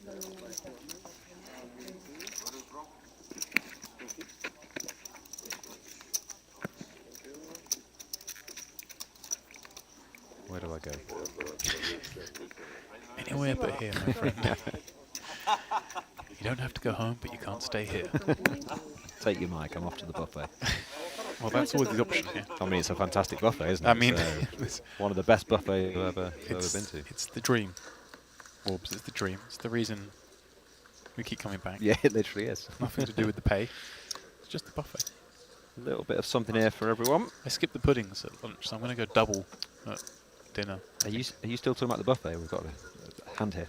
Yeah, but it's a straight draw. I'm not interested. There's food to discuss. Yeah. Plus, it's Saturday as well. They go extra meats on Saturday. Recommend the salmon for sure. Oh, that gravel axe I had this morning. At lunch. Crush bets and takes See, it on you the made turn. a fish mistake. I saw you. You went big breakfast and then you can only go light lunch, which is the wrong way to do it here, my friend. The buffet is so good. I always go up thinking I'll just have something small, and I just come back with a plate just full of things. And it's I make the same mistake every time, but I never learn. No, well, quite. Oh well. What am I going to have? Everything. It's nearly my food time. I can tell. 997. I'm sure I saw a 10-9 suited in there somewhere. There it is. Boshkov. Why not? The penguin. Yeah. Against the flush draw and against the 7. And it's gone check, check, check. And diamonds roll off. That probably saves the king 7 now. But yeah, I'm surprised no betting. No betting on the flop from the button. Big blind's now gonna take a stab at it, which you do with lots of different hands.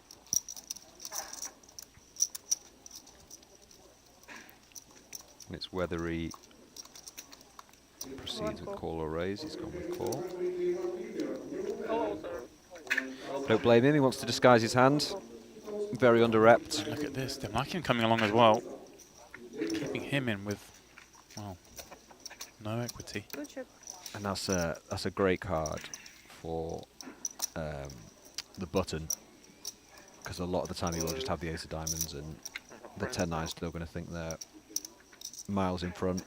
Look at Vekius with that flush. So if it was me, I'd be going very big here on the river. Just waiting and lurking. 125 the wager. Yeah, I was expecting pot, maybe even double pots. We've seen that from him before, but now, is there an argument here for sort of just call, keep the player in behind? Maybe he's already overcalled turn. Reasonable to presume they might call. You can do versus the value we don't get. Yeah, like I think a lot of people are too cautious in these spots, to be honest, and you definitely can just jam this for value. Right. But I don't blame anyone on a paired board. This is the big blind who can have literally anything. Right. And he might end up just folding this anyway, so... Yeah. But I think when you really think about it, if you jammed, you think a flush is going to fold from the big blind. I don't think so. But absolutely fine to just call. And also, like you say, you never know, the small blind might just have a 9 as well, and also call or a flush or whatever, so... A little bit different when it's three-way. Frisky. Gromov. Frisky from Gromov. What's going on? You just having none of it, though. Decides to call for the king-queen off. I like it. I like it. And this is kind of why you've got to pick your hands. You've got to pick your 3-betting hands and your 4-betting hands. I love it. I love it. It's very, very hard to do anything now. Gromov's just like, really? Yeah. Nice pickup for Yuda. Nice play. Yeah. Gromov's probably thinking, you start thinking negatively again, oh, that guy's just so lucky he picked up with a big hand. Not realizing that, no, Yuda made the adjustment. Pounced. Read the situation perfectly. Yeah. It's the first time we've seen it from him. It's, maybe playing a bit on his table image. It's a good hand to do it with. So yeah, very good poker.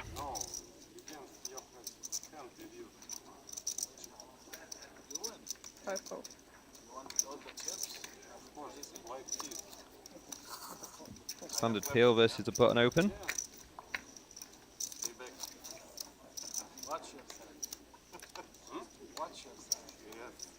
Bit of an interesting flop, little bit of a piece for the big blind. Don't expect him to be check folding. Yeah, I'm sure there were 85,000 chips in the middle. Question of Tim Larkin's bet size. Football. 20k, just on a quarter pot. He's going to get met. Yeah, a little bit too small for your range, but it's okay. Approach.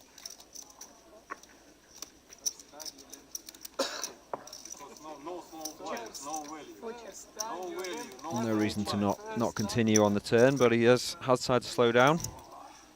Wants to pot control. No, this is a very annoying spot where you're left with jack high. You don't particularly want to bluff, but Yeah. kind of mandatory. Very hard to know what sort of size here. Watch it. No, he has just given up. Yeah, nice. Fair enough. He doesn't think he can get a queen, a king, or an ace to fold, so he decides just to let this one go. Yeah, very nice. It felt like he went for chips straight away because Yeah. that was the instinctive thing, and then quickly ran through it in his head and got to where you got to, which is exactly, yeah. Like this guy's just checked back a hand. He's Right. always calling. I've got it with jack high. I feel like forced to bluff, but also this guy's not folding a king, queen, or an ace, so it's Okay, Gromov in once again. This time with the goods. Javier, well, he's going to jam over the top because he's seen more than enough from Gromov. yeah, fair enough. Timing is off, unfortunately for him. Just a bit unlucky, yeah. Ooh, whoop. Whoa, he's No, okay, there we go. Blocking's thinking, and Yeah, I'm he's sure he's going in to go with it as well. So Gromov somehow got this situation developed against two players he covers as well. this is how you do it. You show You show first. Yeah. I feel like we've watched his mood sort of go up, down, up, Oh, down, and now he's back up He's again. great. I've done a lot of commentary on Gromov here. And Oh, he's, yeah? He's, Nice. always entertaining. Yeah. Yeah, he seems to take it pretty well Yeah. overall. He's great. You get this man deep in a tournament when you can really apply pressure. Oh, is he the man? He's the man, yeah. Really, the guy who 3-bets to 6-7 off is the is the man to do that. It shocks you, I know. Orbs, it shocks you. Man after my own heart. As if. You're a Jacks Plus man, come on. Am I? Okay. All right then, to the flop. Gromov, looking to hold. That's a good start. He's 6-7. Yeah. All but takes Javier out of this one. Just needs to fade the queen for now. Could be a double elimination. Here it is. Is that done? Yeah. Checkmark. Top two. No one can beat that. What's his flag? Gromov's flag. Well, that's the Thai flag. I guess. Yeah. I guess he's moved to Thailand. Would be my I thought it was assumption. Thailand. Yeah. 'Cause I didn't want to say Thailand just be horribly wrong, but yeah, I mean, he didn't used to man that flag. Let's put it that way. sure. But you do see some funny flags pop up sometimes. You see people, they register, and sometimes the casino systems is just based on an ID they register with. So I've seen it plenty of times before where you're like, Yeah. that guy's not from that country, but they've, maybe reside somewhere. Yeah. They could sometimes get it really wrong as well. But there are those accidents, yeah. It's quite funny when all the Scottish players get down as like England or Wales or whatever, and they're just absolutely fuming about it. My favourite is just when there's someone's typed it in manually and they've got the rundown list of the country and clicked one away. Aha, here's our man. He hasn't played a hand yet. I hate to interrupt you, James, but you're gonna have to Well, look this at is the screen. the problem with these three featured tables. We bounce around. I don't have enough time to Mr. talk absolute nonsense. Mr. Raymond Kasama is finally playing a hand. Wow. A good hand. And I can tell you, I'm in his mind now, he wants action.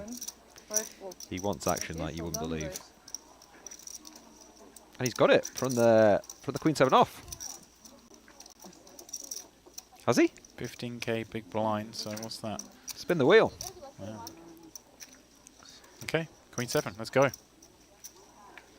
We'll be hearing about this one if it doesn't go well. Very established player, Raymond. Oh, Jack in the window was so good, but she was lurking behind. Emotionless to this coup. Needs help. You need to fast. Oh, you're an ace or jack. We'll keep him in the tournament for now. Can you give me your ticket, please? Alas. That's him done. Not to Cooler. so Showdown is like an absolute wrecking ball at the moment. Yeah. Got that triple up. Knocked out 3 players since. Would love to see his graph. It must just be through the roof. I'm sure Raymond will be rudging tomorrow. Have another go. You don't have tickets?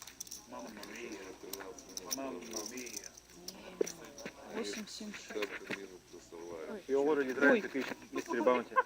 Yeah, Я забыла. training. But the bounty is not today. But he's training. Bounty, yes. Ну вот куда-то туда. Or after tomorrow. So this is your way of training? They're all thinking about tomorrow. I love that though. It's so true. That's exactly what we're going to see tomorrow. Queen servant straight. Yeah, Just exactly, yeah.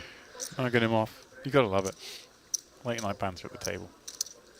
Gromov standing with this open ender on 9-6-6.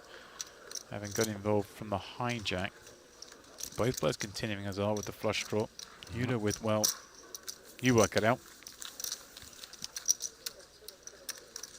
Wow. Yeah, a bit of an ambitious peel from Yuda, but Look at this, the Gromov just finds the second barrel. yeah, it's a good bet keeping the aggression, and hard to know what Azar's going to do here. He is out of position. Yeah, it feels grim, doesn't it? Just calling 75k Yeah. with king high. You're on a paired board. And you know this player, though. You know this player is capable of just being here with nothing. Wondered if he was just going to maybe make a move there. Hoping for a brick river. I mean, that's a much better card for Gromov than Azar, but Gromov knows he has to bet to win. He doesn't know that pretty much any bet will do it for him. Yeah, just with Gromov, you just feel like you're getting trapped, but he's going to go for it. Yeah, he's found it. Recognizing draws out there. That's so reassuring, isn't it? You go for the desperation. I hope he's got a draw bet. And is he going to show? I feel like he's going to show. No. Silently mucks. He's all business. really, what, that stack back up? I can't remember what he Incredible. peaked at. I think it wasn't far off this number, right? Incredible, yeah. He was down to 180 or something, and he's, yeah. I know. But I always feel like if you have sort of this 700k stack and then go back down to like 150 and get back to 700, you feel like you've got like 3 million, You've right? got like 1.5 million, yeah, definitely, yeah. You know, I promise I won't punt it off again. I promise. Yeah. And he's not really been patient. He's just basically got busy. He's just got busy to get the chips back. He looks like he's tilting at the table because he is. Let's go back. Yes, he's entering the fray here. 9-7 suited from +1. Just want that nice pot with the king 4 diamonds. Yeah. He made his flush, but unlikely to make one here on the 10-3 deuce, and he doesn't want to do so because Sergienko, the wrecking ball. Little bit of a loose open, but a very nice hand all the same. Adai, we saw him in frame 1 on the Onyx table. He's rejoined the action here, and he's got 1 million chips. This table is deep. Yeah, this looks quite fun for some big hands towards the end of the day.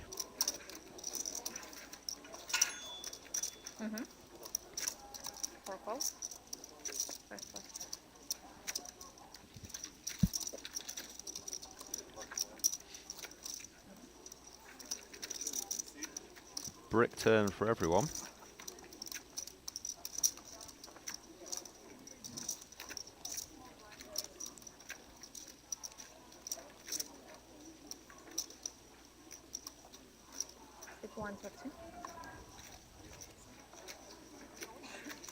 It's gone very small. It's gone 30k, but it's got the job done.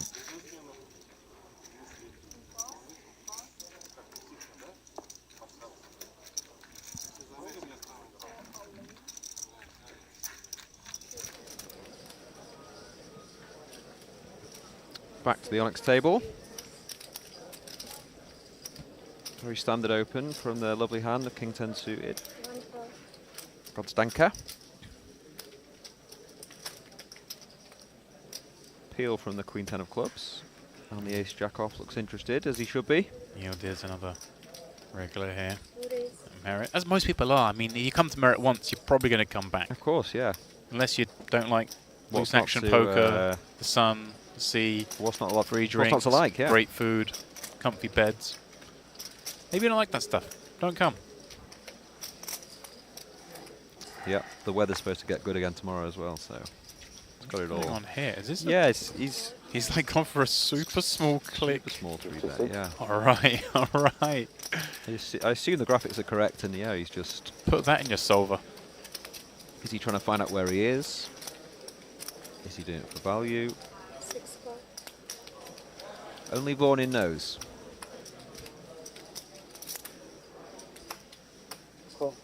But he has built a pot where he's got the best hand, and he's in position, so he's got position, it's all quite good so far. and he's got the sort of impetus. He's the one that has all the biggest hands. Those two definitely don't. It's good to have the impetus. Ooh. Oh my word! Yeah, good luck getting them to fold. Double Two gut overs and a shot. flush draw. Yeah, double gut shot, backdoor clubs. I mean, still has the best hand, if we're going Yeah. to be technical about these things. Be interesting to see how Ooh, he's going to is try ELD's leading? and take the lead away from him. He has a lot of chips, 1.75 million. Yeah. 1 bet, 125. This is actually kind of funky because he's, well, I assume he's going to get Vaughan in out, and then Godstanker's going to end up kind of getting it in with Yeah, he has like to the best hand, the best draw, everything. has to just jam, and he'll be ecstatic to see Yeah, what he's up it's against. the absolute best scenario he Yeah, up against the really ELDs. is. Really is. Only win with a jack and running clubs or a queen.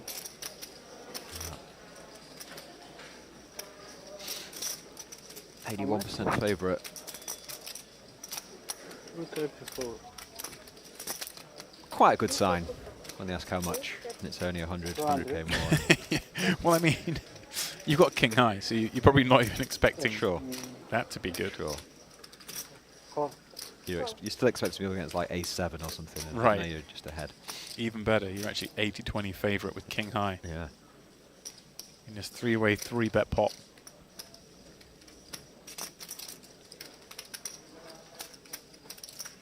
Eight outs on the board, two are folded. 7 Nice o'clocks. six. 7 You o'clocks, I win, think. yeah? Oh, You win. spooky. Spooky. Now you lose. Now you lose. Heading for the chop. Found the chop. Well, there's a lot of weird stuff in that hand to Yeah. end up with not really much won or lost. Yeah. So Vaughan in. Clicky, three-bet squeeze. Set us up nicely.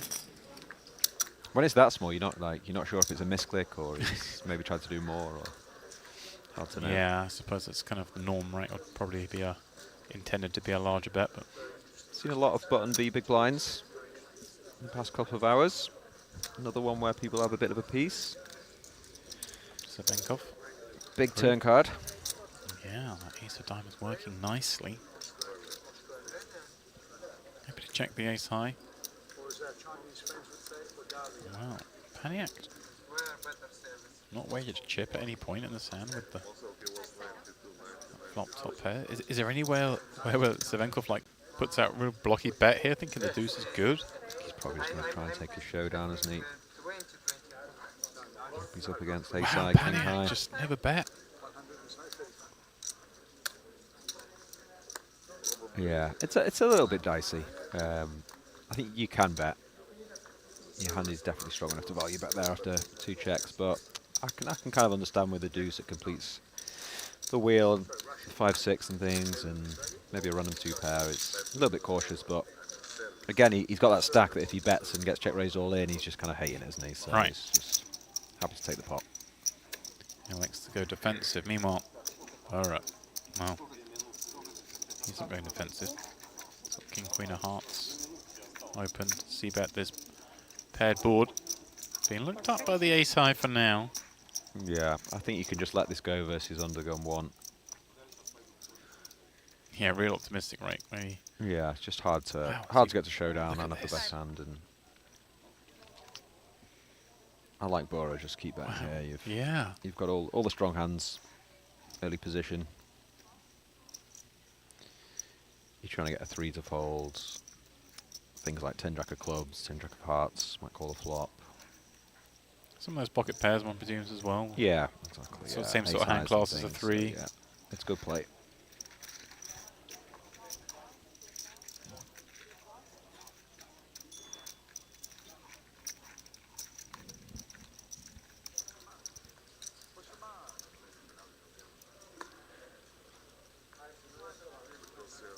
Cervenkov in the small. He looks down at ace king. How are they going to play this blind on blind encounter?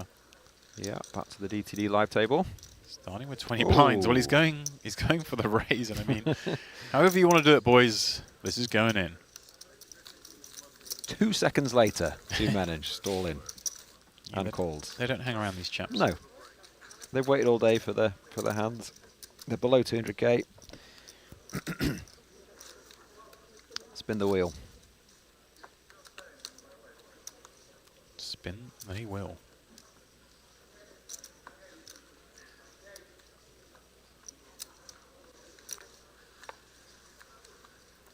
King 6-3. It's right there. The Archok's race looks to be run. Looks a bit like me, actually. Huh. Sure. Not now, but just when he was... What, when he was losing a pot? Me in 10 years. Is that what you saw the similarity? Just you've got queens against ace king, and it's always come king high. Is that what you're going for? No, I'm not saying that. The hair? Is that what you're going for? I'm not saying that. No. Please don't put words in my mouth, James. Poor Cervenkov. He's just been busted out and been told he looks like Wolves. Yeah, but by me, so it's fine. It's not like... Okay. Cervenkov giving himself a round of applause. Back over here at the Onyx. Yildiz with that big stack. Popping things up from +2. Vornin. He's going to flat jack 9. Oh, okay, we're getting fruity. Chen. Well, suited Broadway. Makes a bit of sense, but it's Taylor who's going to find the 2 jacks behind. And yeah, there's a lot of hands here. 22 blinds. What a spot to find the 2 jacks with that action in front of you. You're absolutely loving it, yeah. Looking like you're going to pick up, what, 8 blinds? Probably not getting any action, though. Unless Chen fancies a bit of a gamble. The Queen 10 suited. He's asking for a count. It's just a confirmation, just in case. And once he sees the number begins with a 3, I'm sure. Don't be so sure, James. Well, you're right. I shouldn't be so sure. I've been bitten 368 times in this place, and I'm still not shy.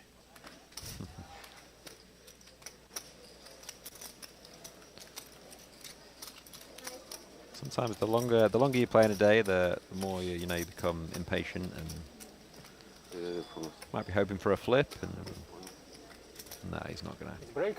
Not gonna do it. Oh, he's always waiting for the break. Maybe that was it. He didn't want to do another hand. There we go. Yeah, yeah. This makes a bit more That's what it sense. was, yeah.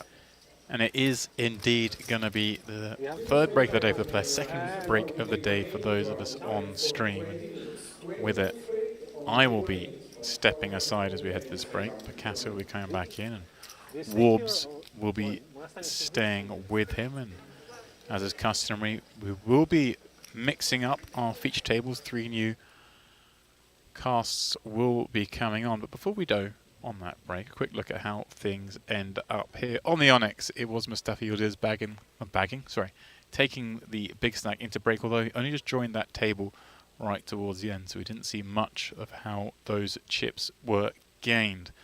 The rest, of course, we did see plenty of play, but ultimately a fairly short stacked table. Over on the DTD live table, Dennis Krush, of course, with a flopped flush, getting the absolute max from Dmitry Gromov, who, well, ran a big bluff, found value on the river, but he has since spun back up and now has over 800k himself, and that's a table that I would like to stay in. He's crushing it. He's absolutely crushing it. And then, of course, over on the Luxon table, it is the Penguin leading the way. Boshkov, he's having his fun. Sergienko has been on a lovely little spin as well. A triple up, and then a few more eliminations. So, guys, we'll be back after this break.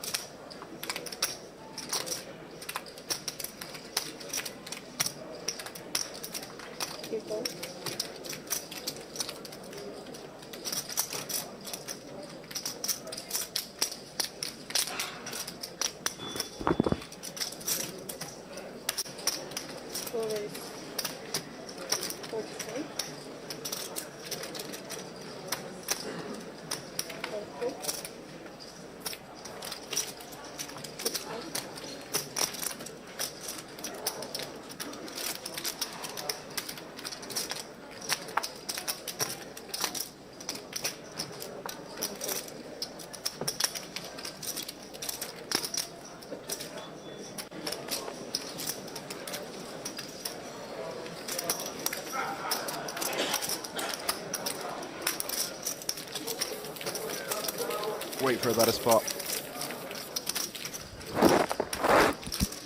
Yeah, a very unappetizing hand to find off the short stack. Out to the DT live table, three-way action here. Azar going to check on the 6-5-5 spade. Spade. Gromov following suit here as the pre-flop opener. Does it flop? King high flush draw and 2 overs. Action on Sukov now. Does look like he's going to stab Steve. 35k. Yeah, it's gone fairly small. Obviously, Gromov's going to continue. It's whether he proceeds by check raising or the check call. He's quite an aggressive player from what we've seen, so it wouldn't surprise me if he raises, and he has done quite quickly. He likes to play fast, this man. Already putting the pressure on the ace-10, but the ace-10 does have the ace of spades, so I don't expect him to be folding. Yeah, quite right. It is going to float. The SPR's now just 1, so a lot of interesting turns. Obviously a very good card for Gromov.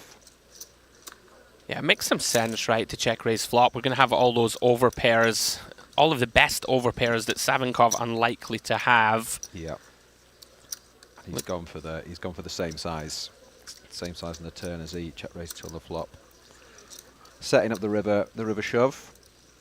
Yeah, it makes a lot of sense. I like this from Gromov. We can make this a 3-street hand, right? The king feels like we have the effective nuts. Yeah. I think a lot of the plays we'd seen before, people were just sort of jamming the turn all in, and it's a much better size to go for 3 streets there, because he doesn't want to lose action. He did in this case because the other man had the bottom of his range, really. Yeah. Not really much you could do with the ace-10 there. Yeah, absolutely. Gromov very experienced here. I've seen him many times over the years here at Merit. Back to the Onyx table we go. Round to Taylor in the hijack. Does decide to fold ace-9. Yeah, kind of a tight fold. Maybe he's got his eye on his bag and tag. Trying to make day 2. Sometimes depends on the lineup behind you, right? If you think there's people that are going to reshove very aggressively, you might cut out the sort of bottom range opens. Yeah, he's obviously been on the table for a long time now, so he knows the guys behind him, and maybe that played into his decision. Yeah, going to allow Timur Gazin to put it in here. Very strong hand off 6 big blinds from the button, that's for sure. Sends them in. He wants action, doesn't he? And he might get it for a man with 1.8 million chips. It's a big stack. Yeah, one of those spots, Steve, right? Kind of unappetizing to make this call, but we're doing pretty good. He wants pretty okay against the range. He wants his hand tomorrow. When there's some bounties to play for, he's like, tomorrow he's in there faster than you can say. Mystery bounty. But no, yeah, I take your point, definitely. Yeah, just decides to let that one go. 4 big blinds he's in there, isn't he? 6 yeah, it's one of those, right? It feels like right on the kind of line, very cuspy spot. Over to the Luxon table we go. Opened here from Boskov in the cutoff, defended by Bura. Through to the King 8-4 board. Looks like flop went check. Makes some sense. Bura now going to semi-bluff from the big with the Queen High flush draw. Interesting that Boskov now, Steve, raising in position with second pair. Very interesting, yeah. It's a pretty standard line from Bura to bet the turn, but yeah, I didn't see this raise coming. Yeah, I actually don't mind it. You know, there's going to be a bunch of sort of draws and some weaker pairs potentially, maybe a worse 8 sometimes that chooses this size, and we can just look to deny Yeah, he's trying to deny equity, as you say, and then just basically go check on a lot of rivers. I think that makes sense. River's the queen of clubs. Boskov here maybe thinks he's just too high up in his range to need to turn this one into a bluff. Does check back. Agree. Obviously, if he didn't have the 8 and just the ace of clubs, he's definitely going to be bluffing the river, but... Yeah. Pretty unfortunate for him here that Bura rivers the queen. Loses a small one. Don't mind that turn raise, actually. Although you do open yourself up, right, to potentially getting rebluffed if someone has like a high equity draw and they just go all in. You're kind of I think you've got struggling to find calls. You've got to pick your opponents, haven't you? You know, if you're doing that against one of the elites, you're probably going to get punished for it. Yeah. But I don't particularly mind it on a day one when you've been playing with these players all day and you've kind of got more of a feel for them. Sure. Back to the Onyx table we go. Action here. Yildiz opened from the small blind pre-flop. Vornin defending with 10 deuce of hearts, and look at this. C-bet from Yildiz. Vornin's going to float one. He's been quite frisky. Vornin. Frisky is right. 7 of spades, Badugi on the turn. No backdoor flush draws materializing. Pretty awkward spot, Steve, for Yildiz, right? It's a tough one to barrel. Yeah, it's very tough to bet that card, and obviously it's a must bet now from Vornin. He's got no showdown. He had plans for the hands. Yeah. He was hoping for a backdoor, you know, heart or something, but once checked, he just has to take a stab and try and make the old ace high, king high, 10 high even, folds. I mean, like, credit to him for finding this. I don't think many people find this flop float. Like, it's dangerous, right, business to go down this route, but if you time it right, as he's done, well done. He went quite small as well. It got the job done. He almost knew that maybe he couldn't get a pair to fold, so he's gone to size to try and get the slightly better hands to fold, which I like. Yeah, I'm with you.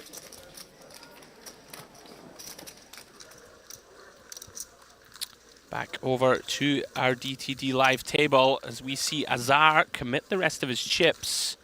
11 big blinds, pocket eights, more than enough kit to work with. Oh, Gromov lurking, has him pipped. These two have a lot of history, so it's going to be interesting to see their reactions when cards are on your backs. They've played 3 or 4 big pots. Is it like friendly history? Yeah, they've been friendly. They've been frisky, you know, it's not been sort of standard plays and things, but I think Gromov is about to get his man. Yeah, pretty unfortunate here for Azar. Premium holding based on his stack depth for sure. Yeah, nothing he could do there. I'm going to have to get there. Could have considered just opening rather than jamming off 11 bigs, but I'm not going to fault him. Yeah. Just ran into it. Seems like the type of hand class where just putting it in can never be bad. Yeah, I agree. Looking for one of 2 remaining snowmen or some kind of straight or flush. Oh, we will be losing him. The snowman. I actually love the nicknames for all the hands. What was Nines? Do you have a nickname, Nines? Oh, I don't know. I mean, we should know. We should. Been around long enough. Yeah. No help so far for Azar. Ace, Queen, 4, 7 on the turn, so 2 outs, 1 chance to find it. GG, sir. No good. 7 of spades completes the board. And Gromov has gone on some spin up. Wasn't he down to 70k? Yeah, slightly more, like 100 more? 150, something like that. But he had 800 and then 150. Yeah. And his mood has just sort of gone up and down, up and down. Sure so now he's back. I'm sure it has. But he has, I have to say, he has worked for the chips. Yeah. You know, he's not just been nut peddling. He really went for it when he was down to 180, 300, 400. Yeah, Gromov is really, really fun to watch. Yeah, covered he him, goes for it. Covered him many times here at Merit. He's a lot of fun. He's not going to be scared.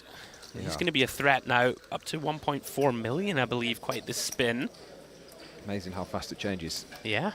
Speaking of fast changes, back we go again. Fast and furious action. Open from Delhi here. Pocket 5s from under the gun. I think he has to send this one. Yeah, these are the really awkward spots. You know, you still have a bunch of the table behind you. Yeah.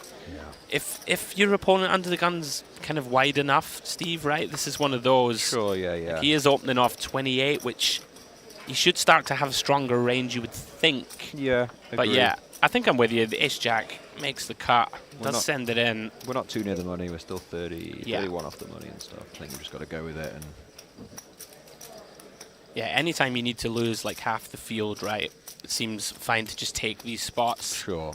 And I think from what we've seen, you can actually get called by worse by some people. So, do you know what I mean? It's not as sort of standard folder with ace-10 as maybe it might be on some tables. So, I don't mind it. This is pretty ugly though now, right? With a hand like fives, Yes. just hoping for a flip. One of the problems of opening this hand off our stack depth. Awkward one. Well done from Godsdanker. A little bit of breathing room for him. He's played well today, Mr. Godsdanker. He's been cooled twice when he should have gone broke, and somehow he found a way to lose the minimum. Nice. So, very impressive. Been very, very patient. And not always easy to do in a somewhat turbo-y structure. Exactly, yeah. Well, here we go. Kobzev's decided out on the DTD live table. Queen-Jack offsuit. He's decided to run it. Pretty wide jam from +1. Savinkov is deciding ace-10, good enough. So we're off to the races. It's interesting seeing the players that are a bit tighter because they're trying to make day 2, and the players that are probably thinking, let's reg tomorrow if we bust. Right. You know, it's like 2 different strategies, isn't it? I mean, if there's ever a tournament where you should take gamble spots, it's the mystery bounty, right? Where you 100%, need those chips. Yeah, exactly. Having that big stack for day 2 is huge. Yeah. So Kobzev looking to hunt down Savinkov's ace high. Well, Jack in the window vaults him into the lead. 84% of the time he will find that double up. 3 of clubs on the turn. Does open up wheel draws, but the 10 of diamonds, river, no good for Savinkov. He's going to be left on absolute fumes, 1 big blind behind. Kobzev finds the double. Fortune favours the brave. I think that is worth noting that if this is like a normal sort of vanilla tournament, you probably don't jam this hand, right, from +1. Agree, yeah. But in the mystery, where really is beneficial to have a stack to go after the bounties, half the prize pool, of course. Yeah, sure. I know lots of players that play 1A said they've got the chance to play 1B and 1C to have that chance to win. Oof, can be an expensive strategy, Mr. Certainly Warburton. can. It depends how lucky you are. It does, right? I'm like terrified I'm going to do 8 bullets, you know. I'm like, nah, let's play 1D. I've got some lucky friends there, so. Now then, back out on the Luxon table, Mr. Taravat from +1. Getting after it here with the King 6 of hearts. Which is your favourite table, would you say? Oh, right, I haven't had time. I feel like I've not even had time to gather my thoughts enough yet. Come back to me in 10 minutes, we'll decide. Mine's the Onyx for sure. Okay. Nice gold table, I like it. Oh, you meant the colours. I'm yeah. talking the lineup of players. Oh, the lineups. Ah. Okay. All right, okay, right. Yeah, that's tough actually. I don't know the favourite one yet. I know, I'm like, you're putting me on the spot, Steve. Sorry, mate. See Smushkovich laying down King Queen there. Pretty respectful fold. Yeah. You're not loving it against +1, whereas Demlakian with the button and the suited King Jack does make the call. Yeah, standard peel. Yeah. Same for the big blind. Yeah, you'd imagine Sergenko likely to complete and does. 3 ways then, 180k in the middle. Queen 8 on the flop. Sergenko takes the lead. Some back doors for the other 2. Quite like a stab here. Yeah. For Demlakian, but he's not going to take it this time. Hello. Interesting turn. Royal flush draw materializing for Demlakian. Always strange spots these, I find, like Taravat is kind of our card, so to speak, but it's pretty unappetizing, Steve, right, to start firing into 2 here. He's decided to go really small, which doesn't really achieve too much. Maybe he's trying to get the button to fold sort of 3s, 4s, 5s. Yes. But even for that size, it's, you know, it's tough. Has he gone for the raise? He has found a raise. Quite like it, quite like it. He's gone very small again, but this actually gets the best hand out, doesn't it? He's managed to get the 8 to fold. Yeah, Taravat has done a lot of these sort of kind of strange button clicky lines today. Yeah. Makes it work for himself more often than not. But yeah, I think I'm with you. I'm not a huge fan of tiny. I guess if you think that your opponents will overfold those pocket pairs, like you said. Yeah. Well done. Yeah, nice pickup.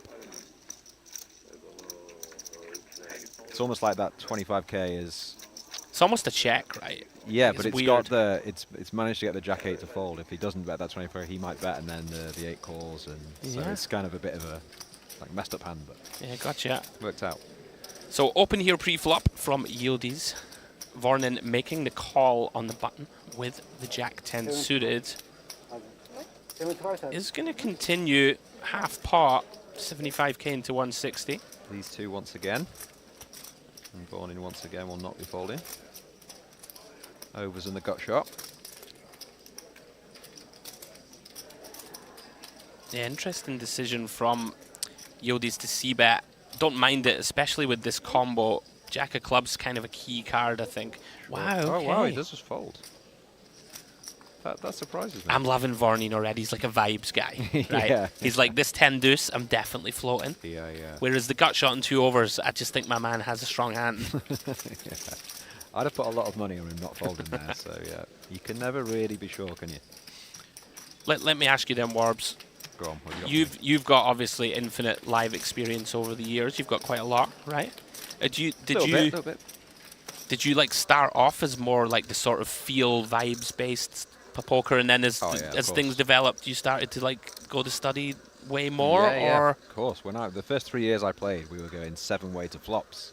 right? This is about 20 years ago, so it's like 1-2 cash live. So yeah, all my first few years experience was just 6-way, 4-way. You know what I mean? You should This is be it. playing. This is why You I'm should in. be- This is why I'm at Merit doing the comms. I'm like, I know these guys. Yeah. Yeah, I mean, it was a long time ago, but yeah. No, that was me. not that long ago. Right, Savinkov all in, one big blind, gets it in good. I'm much older than I look. He really is. Right, can Savinkov survive? So far, so good. Looking to fade queens and jacks. It's the immediate outs of Yuda. 4 of clubs, very clean. It's looking bleak. Yeah, finds the hold. For the old quintuple up. You never know, right? You can spin it fast, I think, in this kind of structure. Oh, for sure, yeah, especially yeah. people who are looking to accumulate Yeah. chips for day 2. Oh, he won the. Oh, he won last year. Oh, there we go. Right. He's going for back-to-back. Pedigree. I wonder if the 85k is including his bounties, or Right. is that just first? You must have commented on it. I know. I must have. But is it a whole year ago? I'm getting old too. Yeah. Don't remember. Right then, back to the Luxon table. Smuskevicius, 5-6 of clubs. Gonna come in for an open from hijack. Been raised 40,000. Sergenko declines the opportunity to get involved with Queen 10 off. Makes sense. Our man Idai never saw 2 cards he didn't like based on the play so far. Does defend with the King 6-0. Look at this. Pretty above average flop for 5-6 of clubs. Flops the flush, unfortunately for Smuskevicius. Idai with just King High Red. One bet, short. Sadly not going to get the action, but you've obviously got a bet. I bet your whole range there. Yeah, one of those. Next hand, please, dealer.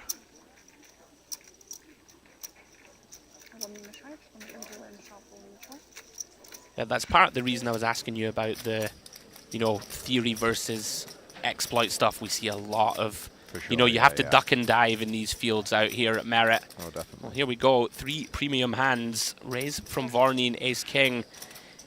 It's kind of surprised, Steve, that Chen just calls with jacks, like off 16. Off that stack size, yeah. You'd Wow, think, did Ace-Queen just fold? Did. Incredible.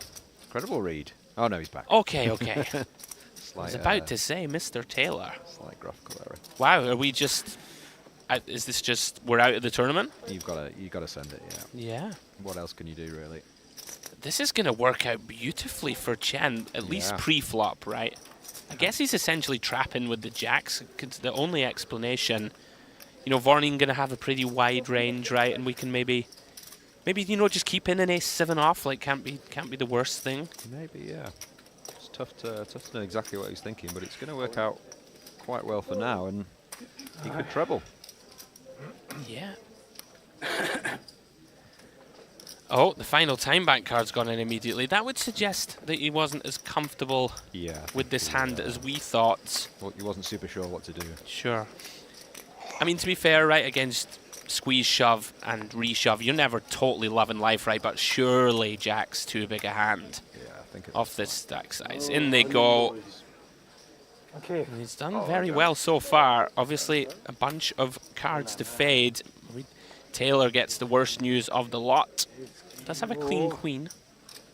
I fold 1 ace. You fold 1 ace. Yeah. But there is still queens. 1 ace declared folded.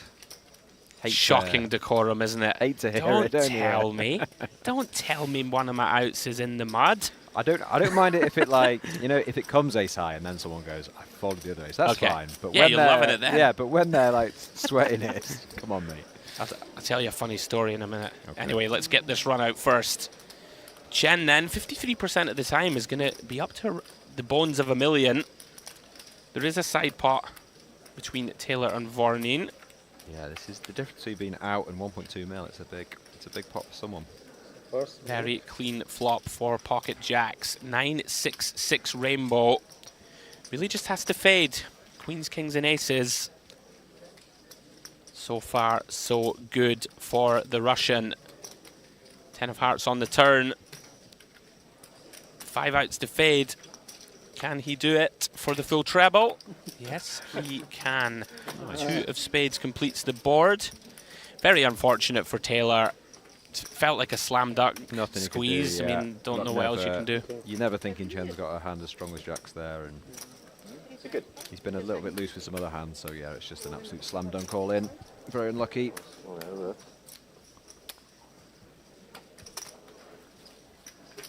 So this story then, you're going to tell me? Yeah, I'm gonna. So you know when people tell you, oh, I folded one of them or whatever.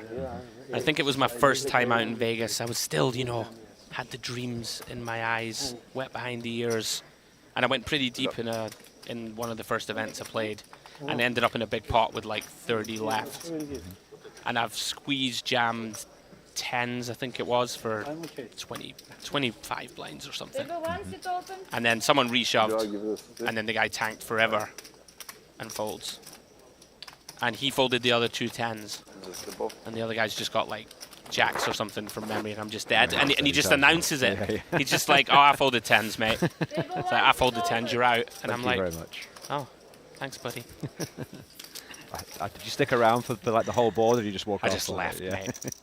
I just left. Straight off Feraldo style, just gone. Right then, back on the Luxon table, round to Bura. He's under the gun, makes it 40k to go. He's been fairly solid, Bura. Interesting spot here, whether to flat or 3-bet. Yeah, they can be really tricky, right? Like early versus early. Yeah, definitely. Full table behind. Do we just want to knock out a bunch of players behind with start the hand with a 3-bet? Yeah. Does mix and call. Especially these stack bets as well. He's got him more than covered. Yeah. Looks like it will go heads up.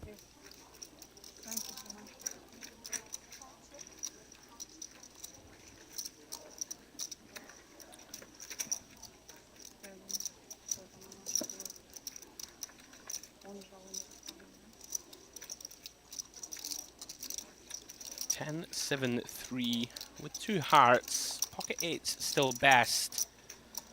Never too comfortable here, but it's going to come with C-bet, Steve. Looks like a 3rd pot.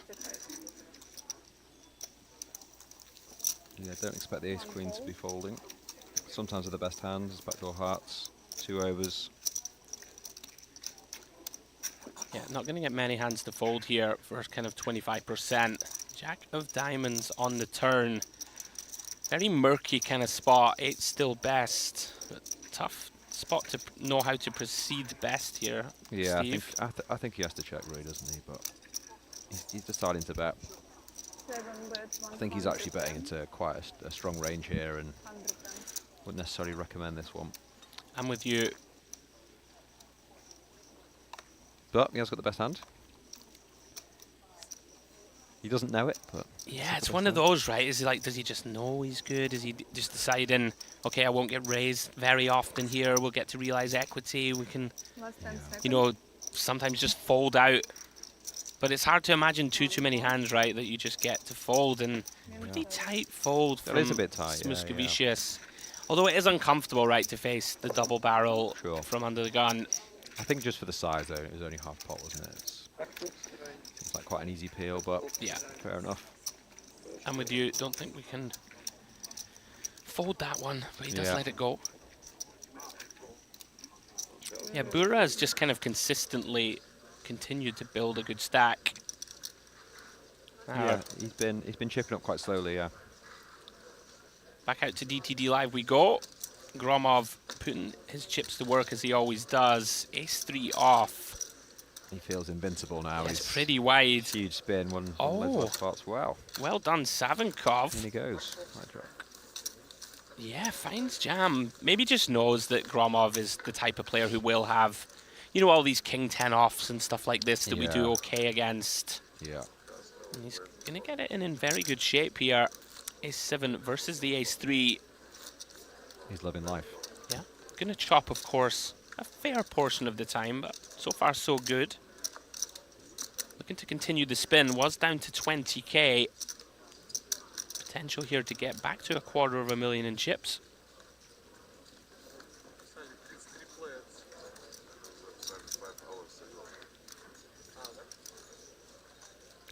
Nine, 6, 5, 2 hearts on the flop.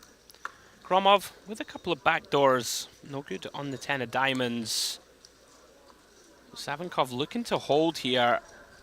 And he does. The 7's going to play. Great result for him. All of a sudden back from the dead.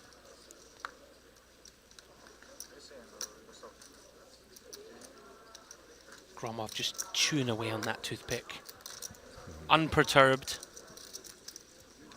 Can you look cool chewing a toothpick, Steve? Can I personally? Yeah. Can I personally? No, but most people can. Yeah, I feel like Do you you've got to think? be. I feel like you've got to be a certain age, certain swagger. You think most people can look cool chewing a toothpick? I think if you've got the age on the right side and you've got the swagger, then you've nailed it. But it is hard to have those two things.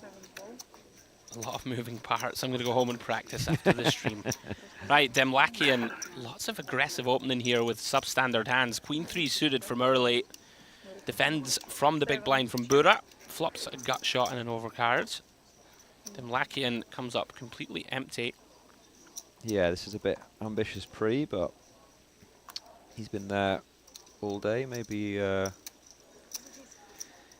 he fancies it now to be a bit looser. Towards the end of the day, people are tighter and things. Yeah, it is going to see bet 25k. Pretty small. Yeah, and Bura's just going to pounce on this immediately. Raise 100. 100. Quite like this. Oh, yeah. Just going to put the pressure immediately back on the man from New Zealand. Yeah, this is a really good play. Perhaps Steve just reading into the fact that shouldn't be too many tiny bets on a board like this, right? Exactly. Like fairly connected. Like there's a bunch of backdoors and flopped draws going on, and he's bet really small. Bura just pounces.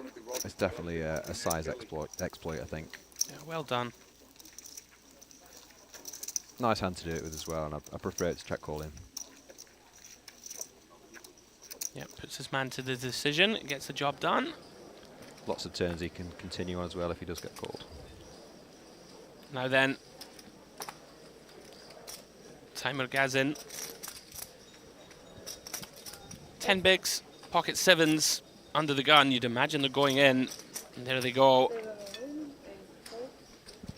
Not a bad hand to find when you're down to 10 bigs. Oh, close one, Steve. Vornin, ace-10-0.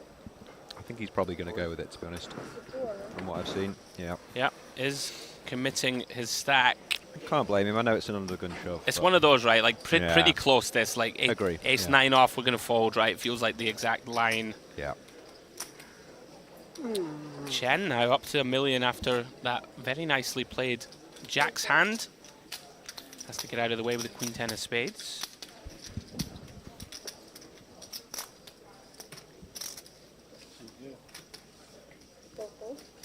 Round to the blinds. We both get out of the way. We are flipping. Team Mergazin looking to hold versus the 2 overs.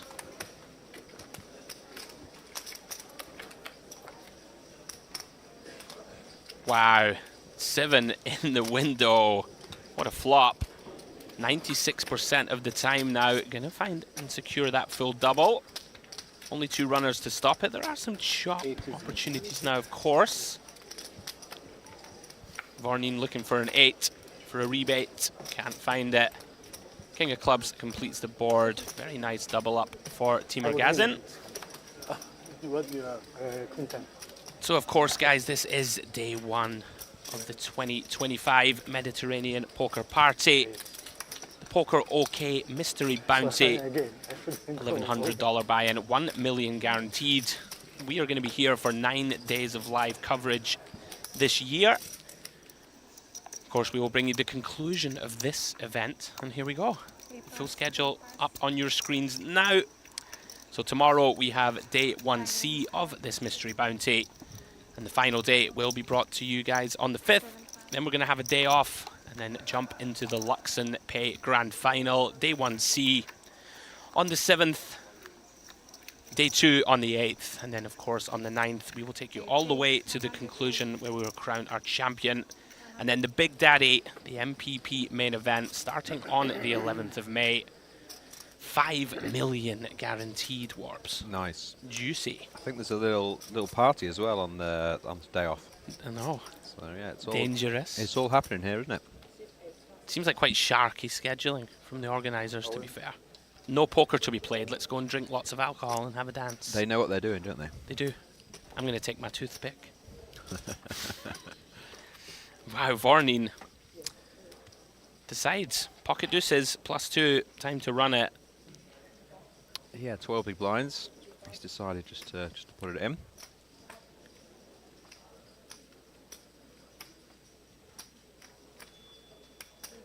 Obviously a hand he doesn't want any action with and just wants to take the blinds.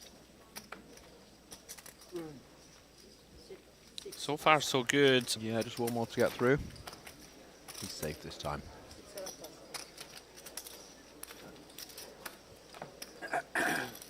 That's a great result for Vornin. And we're only 23 off the money now. Yeah, I mean, we really are flying through it. They really are, yeah. Are playing down to 33 players today, guys, Very fast pace. for the bag and tag. So the 10s has opened here and the Queen 8 has peeled from the big blind, very standard. 8 bet 45. Yeah, interesting decision point for Muscovicius. Warbs. 2 overcards, open-ended straight draw. Yeah, I think you still have to proceed with call though. You want to. You've got lots of different hands just to peel here. Excuse me.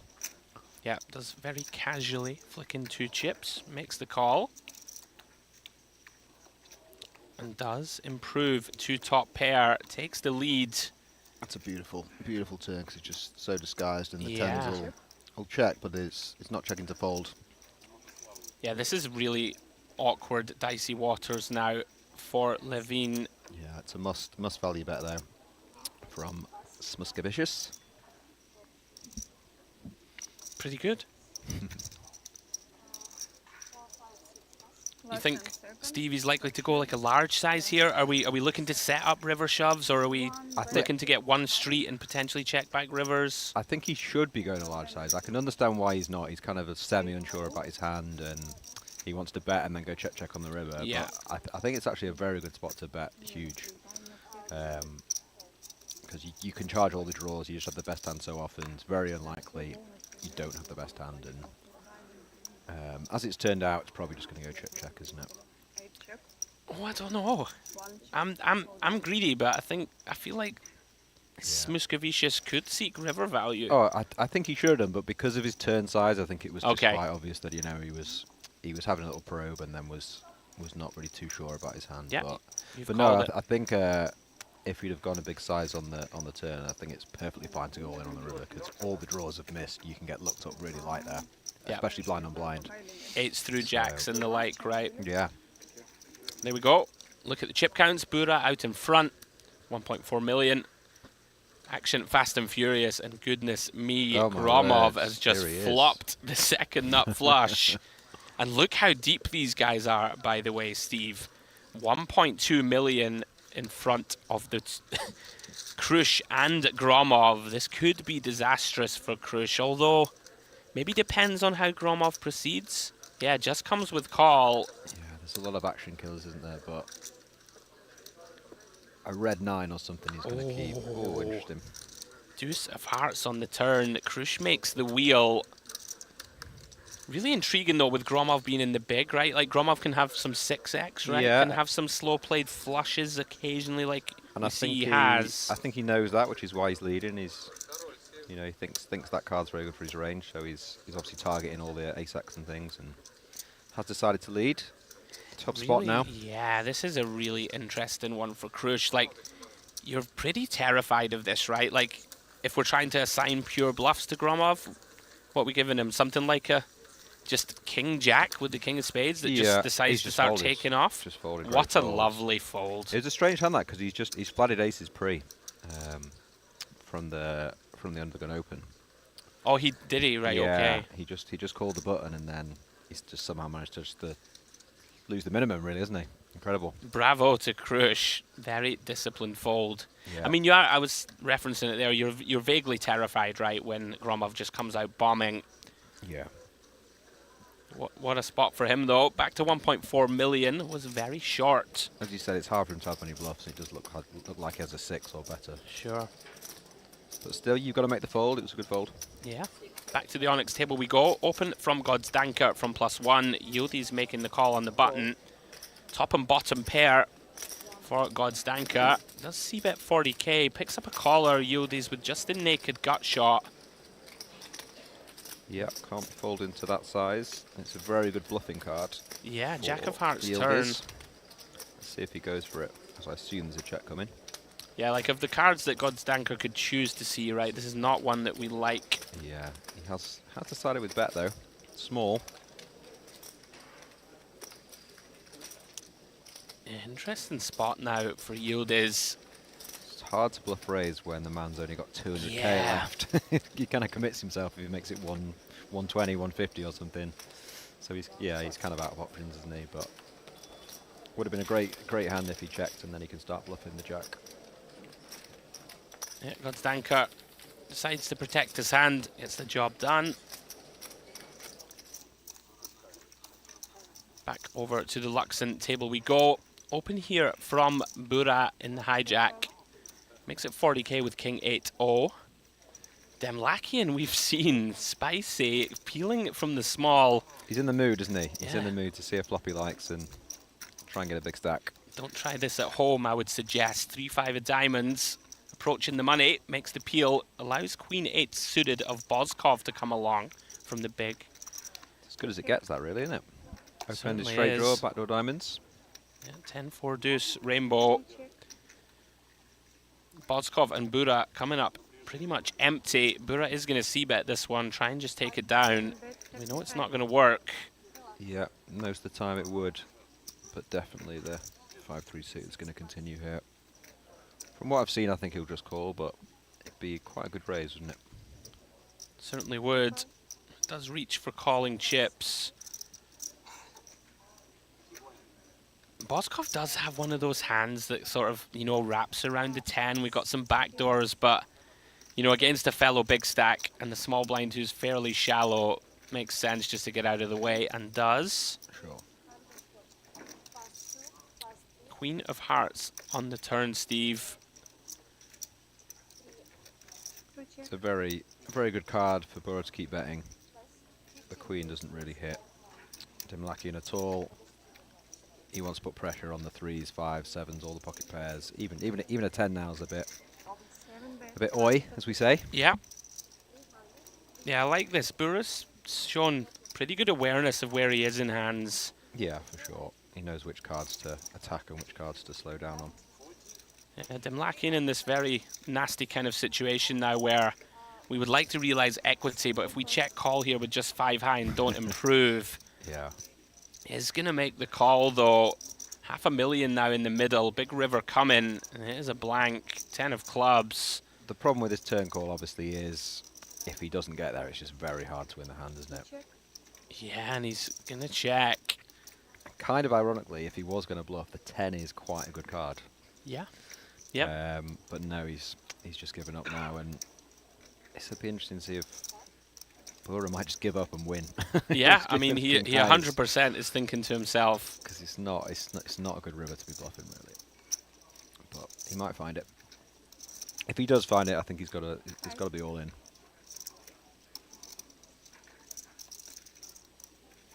Oh, he's reaching for small. This is really interesting.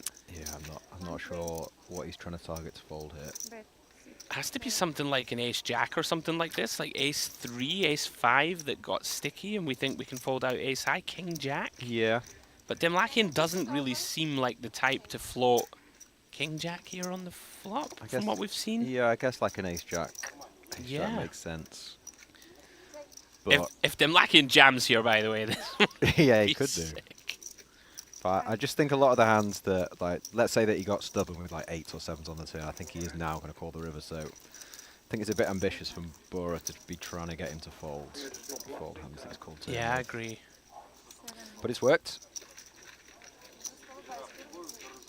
He had no idea he was up against the 5-3. He's probably thought he got him to fold like 6s or 7s or something. Absolutely. Bura getting the job done once more. Back over to the Onyx table. Yodi's opening here pre-flop with the 7s. And Varneen has decided to send it. 235k from the button. Speaking of the walking sticks. Yes. That's another one, isn't it? That is another one. Yeah, I've not heard that for years. I mean, you'd imagine off this stack size, we just have to call, right? And he Yeah, for sure. does make the call, okay. Cut off versus button. Yeah. Varneen gets the good news. Once called that he is flipping. Here we go then. 545,000 in the middle. Yodi's looking to cross the 2 million chip mark. Piles going into the bounty phase, potentially for him, but Varneen finds the ace of spades, takes the lead. Yodi's now drawing to 2 outs. Ace of diamonds on the turn, no change. Cappuccino. 2 7s one time, doesn't find it. Queen of diamonds river, Varneen finds the full double. We are flying through this field, Warbs. 53 players remain, so we are playing down to 33 players. Yep, nobody's hanging about. Yeah, relatively quick clock, 30 minutes. Back to the DTD live table. 2 real hands. Yeah, classic confrontation imminent. Ignatov here's gone for the non-all-in 4-bet. The potential, you know, oh, I've got a stronger hand than you think I do. They're getting it in though. Ace-King of Paniak versus the Pocket Jacks of Ignatov.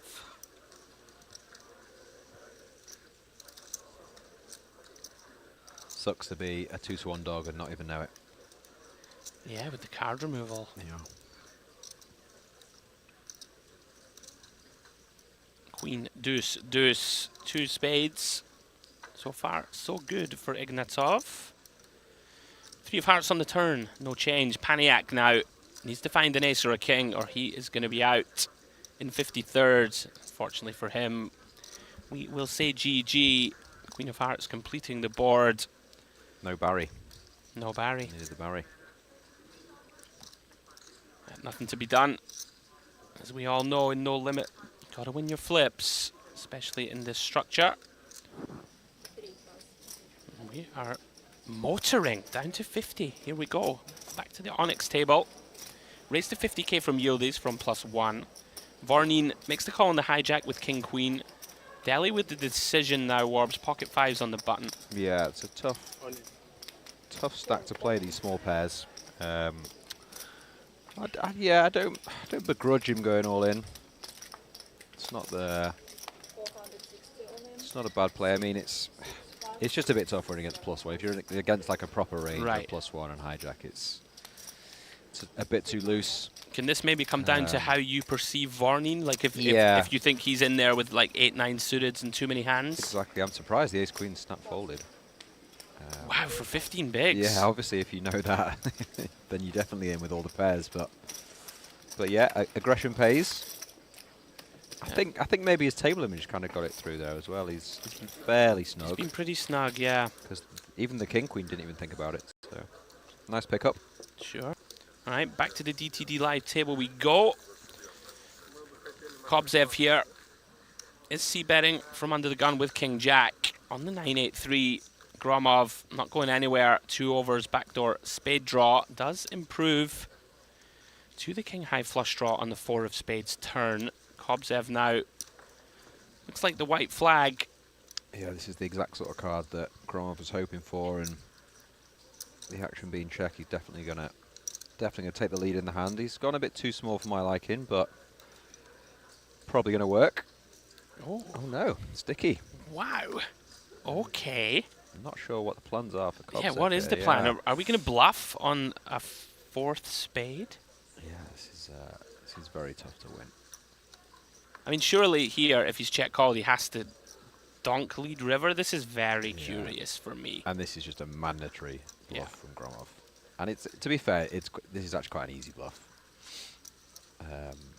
You also have the jack for like the gen jack as well as the spade blocker, and I prefer just going all in, but fair enough, he's bet 200 of 340. I think your size here should obviously just be all in and max pressure, and you're going to do that with all your strong hands as well, so makes the most sense. But yeah, what a curious turn check call. Oh, he's using a time bank for the king high for the king high hero. Or is he thinking about putting in the last 140? And if he check shoves here, might be the end of the broadcast. Might fall out of my chair. I think he's looking at hero calling. I mean, we beat 6-7 suited. That's about it, though. Yeah, it's never a good thing when you lose to some bluffs. I mean, it's really clutching, isn't it? 6-7 suited, 10-7 suited, red. Like, even if he just has like the ace-2 off with the ace of spades, he just dust. Wow, these guys got to have history. Yeah, for this to have even been a consideration. Yeah, I think in the last couple of hours, Groham's probably played not every hand, but you know, a lot of hands, and maybe that's playing with his mind. Yeah, does like to get in the mix. Does Gromov? This would be absurdity. I'm not a fan of using like burning through your time banks though, unless you really consider no, it. He's made the call. Brilliant hands. What is going on here? Gromov Brilliant cannot hands. believe it. Look at that. He's out of his seat for that one. Wow. Wow, yeah. I'm a little bit lost for words, and you know that doesn't happen to me very often. Yeah. I mean, by the way, though, what a feeling when you get called and you think that you've lost a pot and somehow you get half of it. You're like, right. Loving that.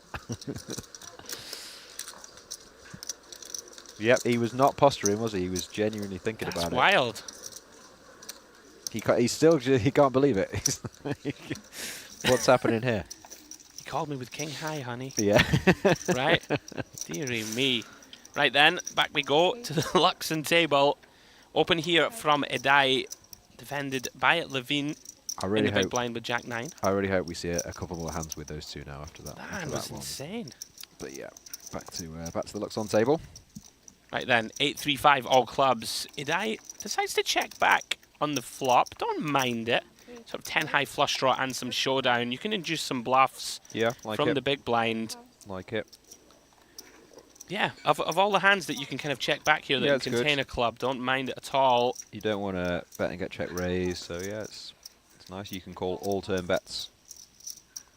Yeah, and he does induce a bluff from Levine. Ace check. It's a great river, obviously. But he just elects to check back, doesn't want to seek any value. A pretty shrewd give up, I think, from Levine. Opponent's going to have a lot of ace highs, right? That call turn and they're not folding river. Yeah. Pretty reasonable stuff. In your head, you're thinking of all like the sort of middle and low cards, and an ace comes, and you're just done, aren't you? Sure. Back we go to Onyx. Yildi's really getting after it here. Under the gun, queen 9 off. Like, these two have been going to war, right? Varney calling 1 seat over with just ace 6 suited. Yeah, they played a few. And Yildi's is set up turn jam here, Steve. Big c-bet, quickly called from Varney with just 1 pair. It's just so tough. Just so tough just to put this in. Yeah, he just he almost just gives up, doesn't he? He's like, yeah, it's done. Let's go check, and again, there's not really a river you can do much. Pretty hard to credibly rep strong hands now, right? When we bet big flop check turn when the SPR is just 66% left. Exactly. And now we're going to put it in. I'm not a fan of this because he's not even going all in. I'm not sure what this is trying to achieve. Maybe, I mean, trying to rep like an ace 9 suited that does this, right? Like king queen's not going to bet, surely. Trying to get hearts to fold or something. I don't know, but yeah. Varney's obviously not going anywhere. Yeah, some real spicy hands here. And out of nowhere, that's like a 725k pot. It's a big hand. Huge. Yeah, Varney very stubborn. Nice turn check. Did get the max. Decided that Yildiz had just given up and had a weak enough hand that we can sort of trap check turn, as it were. Yeah, I think a lot of you players hear me, there, like, you know, in just some bluff catch spots for a river. Lots of players there will just bet because they've been checked to and they've got top pair and things. But no, he's checked it back and he's managed to get the bluff out of him on the river. So well played. Yeah, earns another 125k. Back to Luxon table we go. Demlakian here, opening with King Jack. Bura calling on the button with the 8-9 of clubs. Allows Smuskavicius to complete with the ace-10-0. Yeah, versus under the gun. I feel like everyone's playing in flow and standard. Off to the ace-king 4 flop we go. Second pair for Demlakian. Smuskavicius with a very kind of disguised strong hand top pair here in the big. Checks over to Bura. Decides that this hand class doesn't make a great stab correctly. So, as we see Smuskavicius improve here, he's going to play this slow. Checks the turn. Yeah, I'd have liked to have seen a bet there from the big blind. You can get value from so many hands. Yeah, perhaps thinking to himself that in the long run, the big blind struggling here on all these kind of high cards. But I hear you. 55k from Demlakian. Smuskavicius now. Decision on him, Steve, whether to bump it up now or just play check call. Yeah, I think that's exactly what he's thinking about. Because the size is quite small, isn't it? 55 into effectively 200. Selling weakness quite well here. Yeah. That was a good bit of acting. I think you do have to raise there, just because so often it's just going to go check on the river now, isn't it? And you've just lost all your value. Yeah, I think you might be right. Yeah, you've called it. 8 of diamonds river. It's not ideal, is it? You feel like you've... Is that why you kind of prefer turn bet yourself? Because it's like easier to represent a bluff if you just lead at it than like if you check raise turn. I completely get what you're saying. It's not. It's not your board, is it? But I think versus 2 opponents where it's just so likely they have King X or like a worse Ace X, I think you can just go ahead and bet.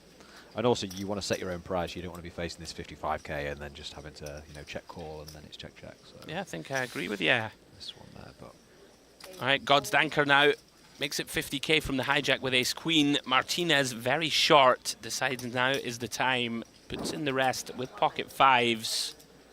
We are going to be off to the races here. Loving those glasses, by the way. He's got a hell of a look.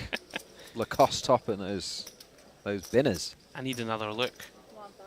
Binners? What's that? Bimmers, you know Bimmers? Bimmers? No, I'm not cool enough. Is this some is this some kind of a Cockney rhyming slang? Do I look like a Cockney? No, you don't. Yeah, no, it's not. It's not Cockney. Now They might be, 14. actually. Tell Ooh, you this something. is- This hand might not be done yet. Yeah, this is tough. Is he can't really fold, can he? Hijack open button, put an all in for. Just under 10. Oh, Yeah, in fact, it's only less. 6. Yeah, 6. Oh, and he finds a very disciplined laydown. It's an incredible fold, really. I'm not sure he should be. Maybe just thinks Worked God's out. Danker is opening off such a shallow stack. It's a little scary. Possibly, yeah. Yeah. There you go. The Binners. Yeah. Loving that. All right, here we go. Ace Queen versus 5s. Very retro Lacoste jacket as well, yeah. Loving that. Hope he Martinez wins. looking to hold with the baby pair. Hope he wins now just because of his fashion sense. There you go. Wow. Jack 5 deuce. Rainbow 98% As good as it gets. for the style icon. 7 of clubs turn. That'll do it. I'm not sure I'm qualified to talk about male fashion, Steve. I mean, I'm not sure you are, to be honest. I'm not. No but offense. Here we are. Inconsequential. Queen of Spades completes the board. My shirt's from Marks and Spencer, so yeah, I'm not. It's nice. Спас тебя, как бы ты коллегу. I trust my better half to dress me, you see. Same. Yeah. I learned that a long time ago. Check us out. Masculinity soaring out the booth. Right, look at the chip count. Yieldies 1.1 million.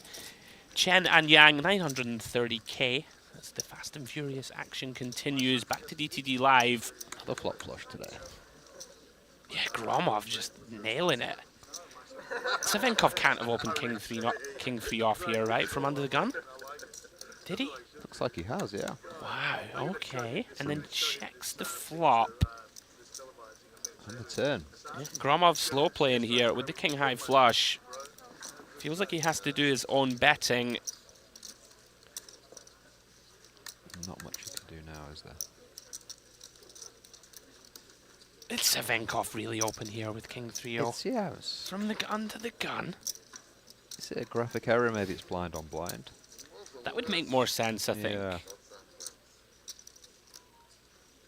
Oh. Reaching. Okay, just doing a little inventory. Has to be blind on blind, that one word. Savenkov's been pretty snug, like played solidly. I'd be shocked. Can't really see where the button is, but yeah, that Sure. would make a lot of sense because he's so short as well, isn't he? He's not going to be opening. No, maybe not. Oh no, maybe he did. What is going on? How's he shut down on Jack 5 deuce all clubs with king 3 with 3 of clubs? Maybe either misread his hand or did like a live straddle or something. It's the only explanation. Oh dear. Back to the Onyx we go. God's Danker about to get the bad news. Yang finds the butchers. He's just lost that previous race and now he's in even worse shape. Yep, 4-1 dog to survive here. 49 left as we approach the end of day 1A. Looking for a 7 here. We're going to be losing another. Here we go. Oh, it's in the window. 7 of clubs gets there. Goodness me. About to be up to 700k if he can fade one of the remaining kings. No emotion from Yang. Almost like he knew it was coming. He's been here before. Deuce of Spades turn, no help. That's a tough one for Yang. Would have been up to 1.3 million. Unfortunately for him, stack cut in half. Tough ones to lose, of course. Did your job, got it in great shape. Unfortunately, the poker gods didn't shine on him as Vadzim God's Danker finds a bit of breathing room. Back over to DTD Live. Raise here from Tunka. Beautiful looking ace queen of hearts on the button. 75k to go.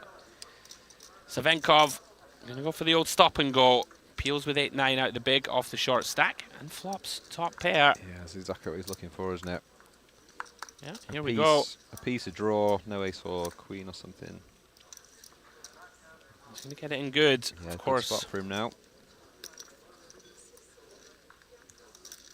Tunka still with 30% equity. 2 overcards, backdoor, straight and flush draws working. Savinkov looking to hold on. 5 of hearts. Oh. Warbs is calling it in. Let's try for maximum sweat. Well, how about the Queen of Diamonds? Tunka vaults into the lead, and just like that, Savinkov is out of here. GG, sir. Eliminated in 48th place. As Tunka pads his stack. Up over 1.1 million.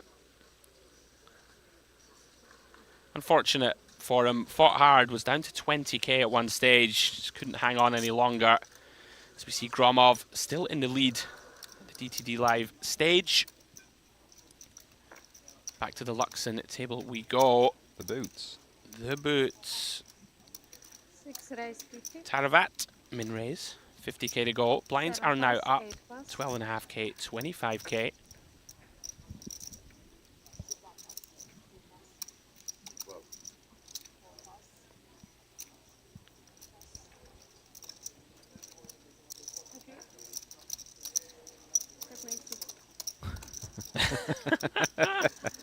He's a character, Yeah, Muscovicius. definitely. 2 pass, 3 pass.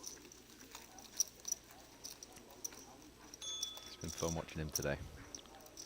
Now then, Sergenko is going to get out of line here, Warbs. It's just a call. Yeah, a this little is pretty wide. It's a bit loose fist under the gun, isn't it? But maybe he's played with him all day and he feels like he can outmaneuver him post-flop, let's say. Yeah, would make sense. Not a bad flop to continue, do some in. Oh, Taravat gonna give his man a little bit of rope. Don't mind it. Yeah. 4 check. King of Spades turn does 6.25. bring the presence of a double gut shot. Could have bet something now, but he's gone way too small. Don't mind check call, don't mind check raise there. 4 10 of clubs on the river. And I'd like to see a value bet for sure. Yeah, I think we have to, especially when we choose this really small turn size. Yeah, definitely. You can go, I mean, you can go full pot really, but he's gone 45 and I think you'd have to pay it off. It's just a very weird hand, isn't it? But, okay. Does get away. Fold. I don't think I'd be folding for that size. Quarter pot. I was on the about to river. suggest, have we got any just river never know. check raises in mind? Yeah, maybe. But I mean, the pocket hand's, tens and straights. but the hand's so confusing what he has. I mean, he might just have quad nines the way it's just like snap He check might. and that. So. He absolutely might. So yeah. But yeah, I can understand your logic. I'm always just looking to find a way to punt it off, you see. yeah. Right then, three-way coup here, developing. Gromov, telling you, this man is dangerous. Flops top and bottom here from the cutoff against both blinds, and this is real danger now for Yuda. Yeah. Less than 30 bigs behind, facing an aggressive opponent in late position. Yeah. You wouldn't fault him to bump this up, Warbs, and he is. Go on with it. Kobzev's not happy. He was planning to at least call. Yeah. Look of resignation as the cards hit the mark. Gromov, loving life at the moment at least, with top and bottom.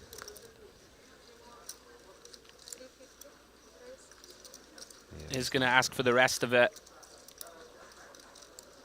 No slow play, just in it goes. Yeah, Yuda, one of those spots. You're not thrilled when your man puts it in. He's going to need to get there. Does have a bunch of backdoors working for him. Immediate outs of a 10 or a 9. Huge pot. 1.5 million in the middle. Yeah, again, just out of nowhere, really. It's wham bam, thank you, ma'am. Absolutely. Gromov going to be up to 2.4 if he can hold, but the 9 of clubs immediately pings the turn. Oh, hang on. Are we chopping? It's chopping now, yeah. We are chopping. How's Gromov chopped this one? Gromov's graph for his mood, honestly. It's just like up, down, up, down, up, down, chop. We saw Gromov chop that absurd spot, King Jack versus King Jack. It's hard to decide who's more tilted here. I feel like you're just trying to work out if he wins or it's a chop or not. He's looking at it like, have I won, have I lost? What's happening? Deary me. Roller coaster. Telling you, Gromov, hard man to get rid of. Yeah. That was a big pot. 1.5 mil, 25k big blind. Mystery bounties in play tomorrow. Not tomorrow, the next day, I should say. Yep, start of day 2. That's when it gets fun. Have you ever pulled a big bounty, Andrew? I have. I think, yeah. Was it Las Vegas, if I remember that correctly? Vegas, a few small ones, but I Okay, had yeah. one at the Irish Open a few years ago, where your good friend, Mr. Alex Goulder, pulled the big one. What was the big one? It wasn't that big. It was like a smallish. Right, you know what? We'll come back to my story in a second Okay, because yeah. there's a massive Oh, wow. cooler developing here 3 big ones, on yeah. the DTD live table. I mean, this could get nasty, right? We're just Look at this, though, right? Yeah. Gromov with the just call, Steve. Kobzev gets to send it. Yeah. And now Tunka can't fold, right, with jacks, and Gromov's got queens behind. Tunka's in here, definitely. Tunka's in here. And there's no way Gromov's folding. So, yeah, it's a huge pot. 2.5 mil are we going to have here? Tunka is about to run into it. Yeah. I mean, even if Tunka flats, then Gromov's going to shove and... I mean, he can't fold, can he? He did! He found the fold! What? When he sees Gromov with queens, he's going to feel like the smartest man in the room. Wait, what? I can't believe he got away from this hand. I mean, maybe he just knows that Kobzev is super tight, right? And has... I don't know. That's pretty crazy. That's wild. That's really wild. Yeah, Gromov was set there to potentially have over 100 bigs. Anyway, as it stands, 1 million in the middle. Wow. Kobzev versus Gromov. He didn't even look surprised when I he saw can't believe queens it. behind him. It's almost like maybe that he knew he flatted so big. But there's the punishment. Goodness me. Max Payne. King, Jack, 4, 2 hearts. Max Payne. That is Max Payne. Somehow we've avoided a 2.5 million pot where Gromov would have been outdrawn and just been like absolutely distraught. Oh, ace on the turn now, opening up. Extra outs for Gromov. Queen or a 10 for the sickness. Oh my goodness me. 10 of clubs completes the board.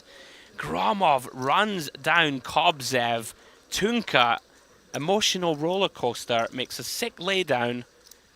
Would have 2-outed Gromov and been in position to be around 3 mil. Oh, I need a minute. I can't. Yeah, that's it. I'm not really sure what I've just seen there. It's like it was a setup hand. That was incredible. So somehow he's still got the 2 million. He was supposed to have the 2.5 million pot, but wow. We need a heart rate monitor for Gromov, or a morale meter. That's a mad fold, isn't it? That is a mad fold for 18 than, blinds. yeah, it was exactly 18, wasn't it? Yeah. Anyway, on we go. Back to Luxon. 7 chip. Sergenko opening with Queen Jack. Bura here defending Jack 9. Both players flopping straight draws. Bura with the better one. Open ender with backdoor flush capabilities. Yep. 7 call. Sergenko again with this kind of really small c-bet size. Not sure I'm a big fan. Does just allow the big blind to continue very wide. Does make the call. 4 of spades turn. Yeah, you can obviously check the raise there with the Jack 9, but I think having the Jack of clubs, it's a perfectly fine check call as well. Yeah, he's going to come with lead here. Okay, interesting. It's the old classic, isn't it? I have more 6-7 than you do. Yeah. In theory, you know, I might have the offsuits and the suiteds, whereas you won't. Yeah. We have a few more 2 pairs, right, than the cutoff does. Of course, yeah. 8-4, 5-4, Yeah. 10-4 suited, yeah. Sergenko can't go anywhere just yet. 2 overs and a gut shot to the nuts of his own. Now then, Bura. These are my favourite hands. You know, Yeah. when you get to the river, you've both got nothing. He's forced to bluff. Really intriguing. We've seen him go for these kind of small-sized river bluffs a Yeah. fair bit, right? And like, I was just about to say that. He didn't... 240. like for the hands we're repping on the turn, which are kind of Exactly, 2 yeah. pair plus. Right? Okay, he's gone bigger than we thought, so this makes a bit more sense. But yeah, there's been a couple of hands before he's gone really small with his bluffs. This one he's gone 2/3 pot, hasn't he? 4 plus. But I mean, he's... Right, what's he actually repping here? It's kind of 2 pair, 6-7, right? Yeah. Gets the job done. credit to Bura. We've seen him win pot after pot after pot in this last sort of hour of coverage. Yep, chipping up nicely. Yeah, up to 1.8 million or so. Back to the DTD live table as we continue to tick our way towards the bubble. It is approaching. We're around about 12 away. We've got an all-in here from Krush, taking on Zakarulas. I'm going to get the bad news, Steve. Yeah, the mandatory all in there. See if he can get lucky. Yeah, can't fault him. Can't fault either. 900k in the middle. He was crushing it earlier, but he might be short after this. Very nice. You might have a job for life after that one. Here we go. Did see Krush make that lovely fold earlier with pocket aces versus Gromov. He's going to have to get lucky here against the man from Greece.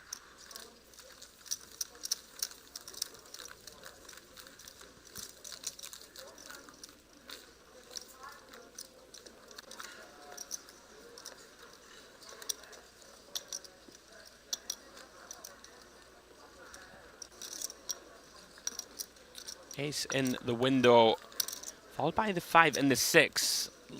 Little bit of hope for Krush with that backdoor flush draw. As it stands though, needs to find a queen. Very blank 4 of hearts on the turn. Deep breath from Zakarulas. 3 outs to fade. Does so with ease. Ace of spades on the river. Finds the full double up and sits back down. Well done, sir. Up to 900k. Yeah, you're absolutely loving that at this stage. 900k, a decent stack. You're not too far off the money and bagging up.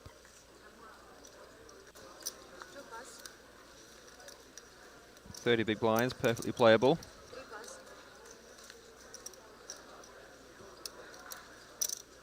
Yeah, plenty to work with. There's a lot of value, Warbs, right, in just finding a bag, like, for the day 2. And, sure, you know, you can just be in there. People are going to hunt you wide, even if you're short. Yeah. Potential to spin it up. Yeah, definitely. Well then, Godstanker raising from the cutoff with King-Queen. Yildiz defending. It's very low morale to play a mystery bounty and not have a chance to get a bounty. Right. Yeah. And we've seen a bunch of spice from Yildiz. Oh, wow, okay, yeah. He's going to float this one with check call rather than check raise, and turns. Yeah, it's obviously got the pretty jack good. of spade working for him. It does seem a bit loose though, doesn't it? Yeah, I think if we're going to continue, I much prefer raise. Like, just one of these where even if your opponent is just sort of mindlessly barreling into us here with ace 4 of diamonds, for example, like, what are we going to do against it? Exactly. You're sort of solely relying on check on the turn, which isn't going to happen very often, especially on a king-high board. Well, does Yildiz have a more refined plan? Very tough to do anything though. Yeah, and it's a big size up from Godstanker. It's gone for the old half pot to leave around about 2/3 pot river. Yeah, part of the problem, Steve, you called it. When you do check call, you need your man to shut down. Godstanker did find that 2-outer versus Yang not long ago, and is right back in the hunt here. Back to 800k.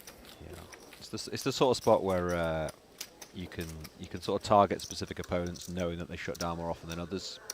But again, against sort of good players, it's just so hard to assume that they're just going to go check on the turn a lot and float a hand like that. Yeah, makes sense. Back into the action we go. Ignatov opening here with pocket 4s. Gromov just in there, 6-7-0. Yeah, feels like with 2.2 million, it's time to party. Exactly. He's got the huge stack now. He's feeling confident. Yeah, this is really tough with 4s. Part of the problem, of course, opening it full ring from the 1 seat. It's going to continue. Of course, problematic here. You don't get too many hands to fold, I don't think, for quarter pot. Exactly, yeah. I mean, anything remotely floatable, he's in there. Honestly, Gromov is, I'd mentioned it earlier, so aggressive and just pounces here. It's a good play, that as well. It's a good play. Yeah, I really like it. I like his size there. There's been a few times I haven't really loved his size, but I think that's a very good size. You're not trying to get any great hands to fold, are you? You just sort of take control of the pot, trying to get some ace highs to fold. One of those boards that people oversee bet, and you just think, right, let's go after him. Yeah, you're risking 125. It's like, yeah, he's got an out to the nuts and stuff. Yeah, makes sense. It's fair. Now then, Godstanker opening here with Queen 10 of clubs. Yildiz, who really has been splashing around recently, calling with ace 5-0. Not advisable, but he is in the mix. Vorning decides to squeeze. This is a strange hand, Wars. Makes it a tiny size in pre, 4.5 bigs. Yeah, they both call. He did this before, didn't he, with his ace jack off he had, and he min 3-bet. Feels like the type of hand that you just want to jam, right? Yeah. For 25, right? I mean, it's a very nice flop for him. It'll be interesting to see what size he goes for. Expect the other two to get out of the way. Yeah, this is as dreamy as it gets for pocket eights. It's going to feel like the nuts, right? Like it's pretty hard to imagine Yildiz can ever have us beat, and you'd expect Godstanker to fast play sort of nines through queens. Sure. We basically have, in our eyes, the effective nuts. What is Yildiz thinking about here? He has gone kind of small, so he's thinking of something. Wow. It's a devilish kind of flop, isn't it? So very nice. He might feel one hoping for the other 6. Well, those chips are going straight to hell unless something changes. Jack of clubs on the turn. Very good. I mean, these guys have been going to war all night long. Yeah. Is he going to put it in? I think he's just sending it. Wow. Or no, it's not all in. Excuse me. It looked like he just picked up one stack and said, I'm all in. Is he a bit like half a stack? Yeah. I mean, he's gone all in without going all in. He's committed himself. You never want to be too hypercritical. Just Yildiz kind of maybe a bit of tiredness creeping in warps, a couple of slack hands in a row. Yeah. You know, it's very easy to just bleed off chips. I think he's getting a little bit impatient, yeah, because he wasn't playing like this at the start. Yeah.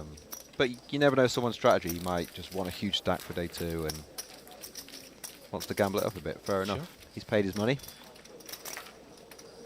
Oh, absolutely. Back we go then to DTD Live. Gromov, of course, in the mix. Yeah, getting after it. Does find calls from Yuda and Ignatov in the blinds.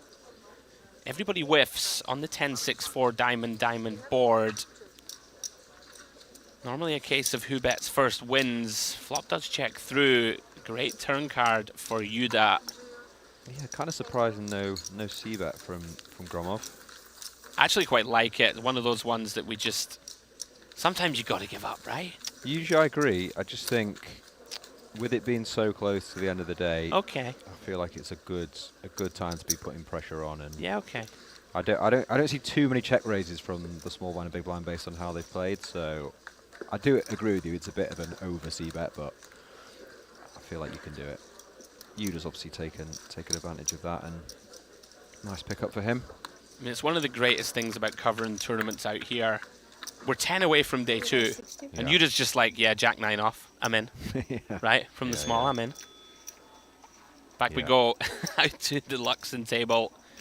Raise here from Boskov on the button. It's a vaguely terrifying looking individual. Makes it 60k. He's had a relatively easy day, Boskov. He's just chipped up nicely. Look at this from Sergenko now, just in there. 8-5 suited from the small. Yeah, he's decided not to take the 3-bet route and swap the world. And look at this, by the way. Idai, the action went so quickly, we could barely cover it. Declined the opportunity to jam pre-Steve with pocket 9s and flops middle set. I think obviously versus button and small blind, he's kind of got to get that in, but yeah, just feels like a fist pump shove pre, but it's going to work out beautifully. It really is. And there's lots of runouts where Boskov is the bigger stack. May try and bully him around. Oh, he's min-clicked. I think he should have just check called that one, but he's obviously worried a bit about the flush draw, isn't he? But he should be thinking about the total range that the button range of Boskov. He can have so many different hands, and he's kind of showing his hand too early here, isn't he, really? Had to check raise early. Yeah. All the bluffs just fold, and it's a bit of a waste of a very, very strong hand. Yeah, I think I'm with you. Yeah. just so often you've got the guy drawing dead, and you just kind of want to let him do his thing, don't you? Yeah, inclined to agree. That being said, shame, because I was kind of looking forward to seeing him go for it then, like a king turn or whatever, queen turn. oh, brutal development here for Zakarulis. Takes the light 3-bet all-in spot. Oh, excuse me. Yuda has yet to act, but does take the spot with ace-jack. Hard to imagine Yuda will ever fold this one, Steve. No, he's in there. It's going to be a huge hand, 1.6 mil. A little bit more. Approaching the bubble as well, so this is a really key hand for both. Yeah, a case of just bad timing here from Zakarulis. Pretty reasonable to 3-bet jam here for what, 26 bigs? It feels kind of like a lot. I might 3-bet fold this one or flat. I'm with you. Yeah, I think. But like pretty unlucky to run into the big hand behind, agree. Of course. Yeah, I agree, definitely. But yeah, I'm with you. I think you can 3-bet fold this. But sure, he's jammed and he's just been unlucky to run into it behind. Yeah, it gets the bad news. You can see here, 70-30 dog. Not out of it yet. 1.8 million in the middle. Looking for a jack. And these are obviously just so big. It's, you know, it's 1.8 million or dust. 0 or 1.8, it's just a huge. Yeah, 60 bigs in the middle. Can Zakarulis find lightning in the jar? Off to the flop we go. Queen, 9, rainbow. Are some backdoor straight draws and potential chops now. Chopportunities. Chopportunities. Looking for a jack or a 9. 9 or a 6 for the chop. Jack for the win, or we are gone. Nope. Unfortunate for Zakarulis. 7 of hearts completes the board. GG, sir. We wish him well for the rest of the week's festivities. We're just going to count this one down as we tick ever closer to that bubble. Our guys are going to play down to 33 players this evening. Myself, Andrew Headley, and Steve Warburton calling the action. Down to that magic number of 33 remaining. Some big stacks now on this table. There We've is. got three guys with basically 2 million. 1.8, 2.1, 2.3. Yuda, Laba, and Gromov all above that 1.8 million mark. Makes it tough for the shorties as well, and like the middle stacks when you've got 3 big stacks. Yeah. Right next to you. As Demlakian sends the remainder of his chips into the middle. Makes sense. Suited ace, 12 blinds and a bit. Decides just to run it. Yeah, near the bubble as well. You just want to be wow, jamming. this is he's got surprising. Sergenko calling off with 3s. Okay. This is a bit too loose as we're about to hit the money. Maybe a function, Steve, that he wants to cover people, right? Yeah, possibly. It has to be. Yeah. Yeah, he doesn't want to make day 2 with the short stack. Yeah, we've been talking about this all night. If there's ever a tournament to gamble it up, it's this one. Yeah, I agree. I still think the 3s is obviously a bit too loose here, but yeah, I'm inclined to agree. Fair enough. So off we go again. Sergenko looking to hold. We're going to be down to fumes. Demlakian looking to win the fake flip. Once we get called, of course, pretty thrilled to see the crabs. There's another nickname for you. And even more thrilled to see the ace of diamonds, followed by a 10 and a 4. Sergenko now drawing to a 3. There's the crab. There it is. As Demlakian, aghast, throws his hands up to the heavens. GG, sir. Sergenko now up to 1 million chips.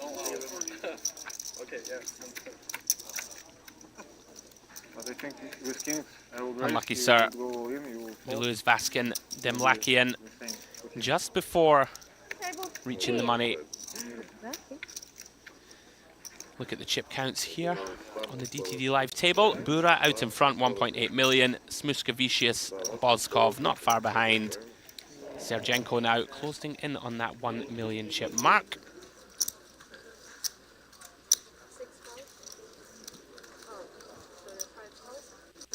Heads up here. Ranjadel versus Gromov.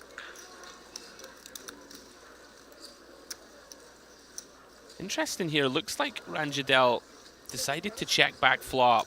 Yeah, he's open pre and He's gone for the delay. I don't hate it on a board like this. You know, we're going to want to have some sort of delayed c-bets where we think our opponent may check to us on the turn. And is this a raise in position? It is. Very interesting. Gromov's gone for value with his jack on the turn.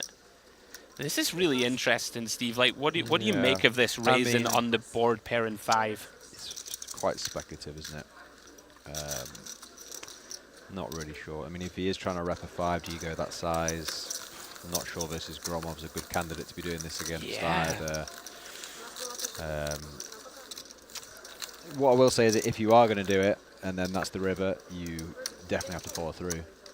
So I wouldn't mind it so much if he now, you know, sort of pots the river and tries to rep a very strong hand. But I mean, it's just so tough with 4 higher. It's a very strange kind of Yeah. card to decide to bluff. Like, obviously the 5x is going to favor Gromov in general. Yeah, he can but just have he's all the reaching. fives. He's got to go big though. He's going small. This is a very strange hand. I'm not sure what he's trying to target to fold now, really. Basically, exactly a jack, right? We're trying to show like a thin value bet, but like, what hands do we have that want to do this for thin value? Like, we're not going to do this with ace jack, right? For example, a queen, we've probably bet the flop mostly. It's also it's quite rare that a jack would lead turn, so he's trying to get a jack to fold, but I'm not sure how often he has a jack. He obviously does have a jack. Sure. You know what I mean, so it just seems very ambitious, very ambitious. I think the interesting thing here is that it's such a weird line that Gromov may just think it's value, right? You know, it's one of those very strange hands where you're like, well what's he bluffing me with in this line? Yeah. Ranjadel. I thought for sure it was too small, but he's made it work. Made us look foolish. Gromov will be very surprised to see his hand after. That's a very confusing hand to be involved in.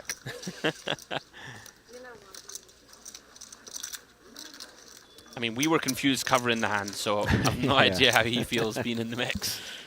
Yeah.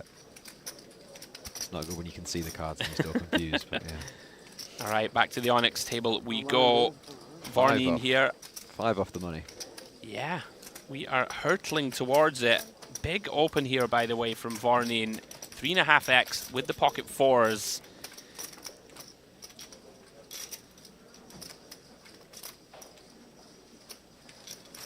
Okay, we had, excuse me, Yodi's limped under the gun. That makes a little more sense. Vorneen decided to ISO 4s, picks up 2 calls. Sure, and both peeled. Bottom set for Yodi's. Having limped in.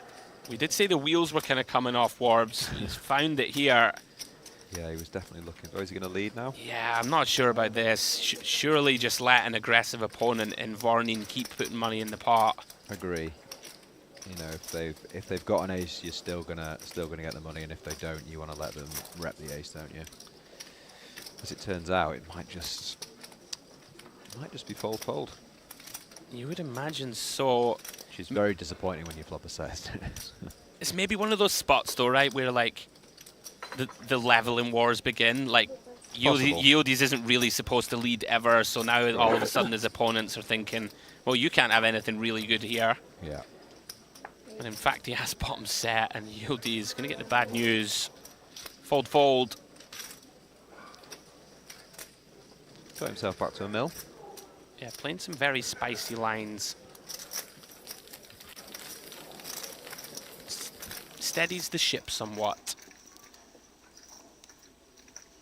Back to the Luxon table. Raise from Sergenko here. King, Queen, O from under the gun. Call from Taravat in the hijack with King Jack. Boskov here. He's not squeezing this, is he? Right. Late in the day. This is spiced. It's kind of like what I was saying a few minutes ago, just about, you know, it's near the bubble.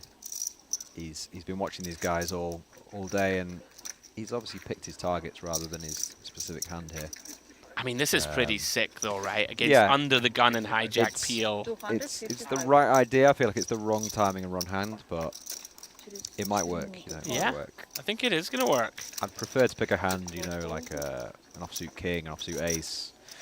Probably not against under the gun, but yeah, it's kind of nice and it's going to work, I think. So yeah, fair enough. I'm all for takes balls as well. Like I'm all for some sick kind of live read timing spot of, you know what, I don't care what my hand is. Yeah.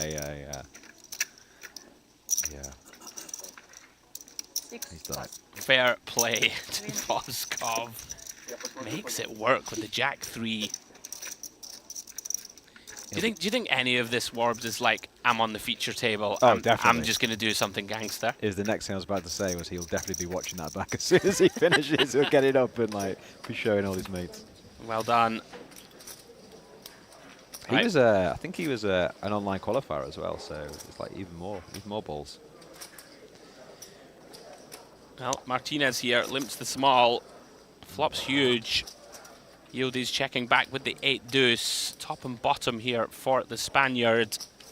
See if he decides to slow play this one. Looks like he is. I'm a big fan of it.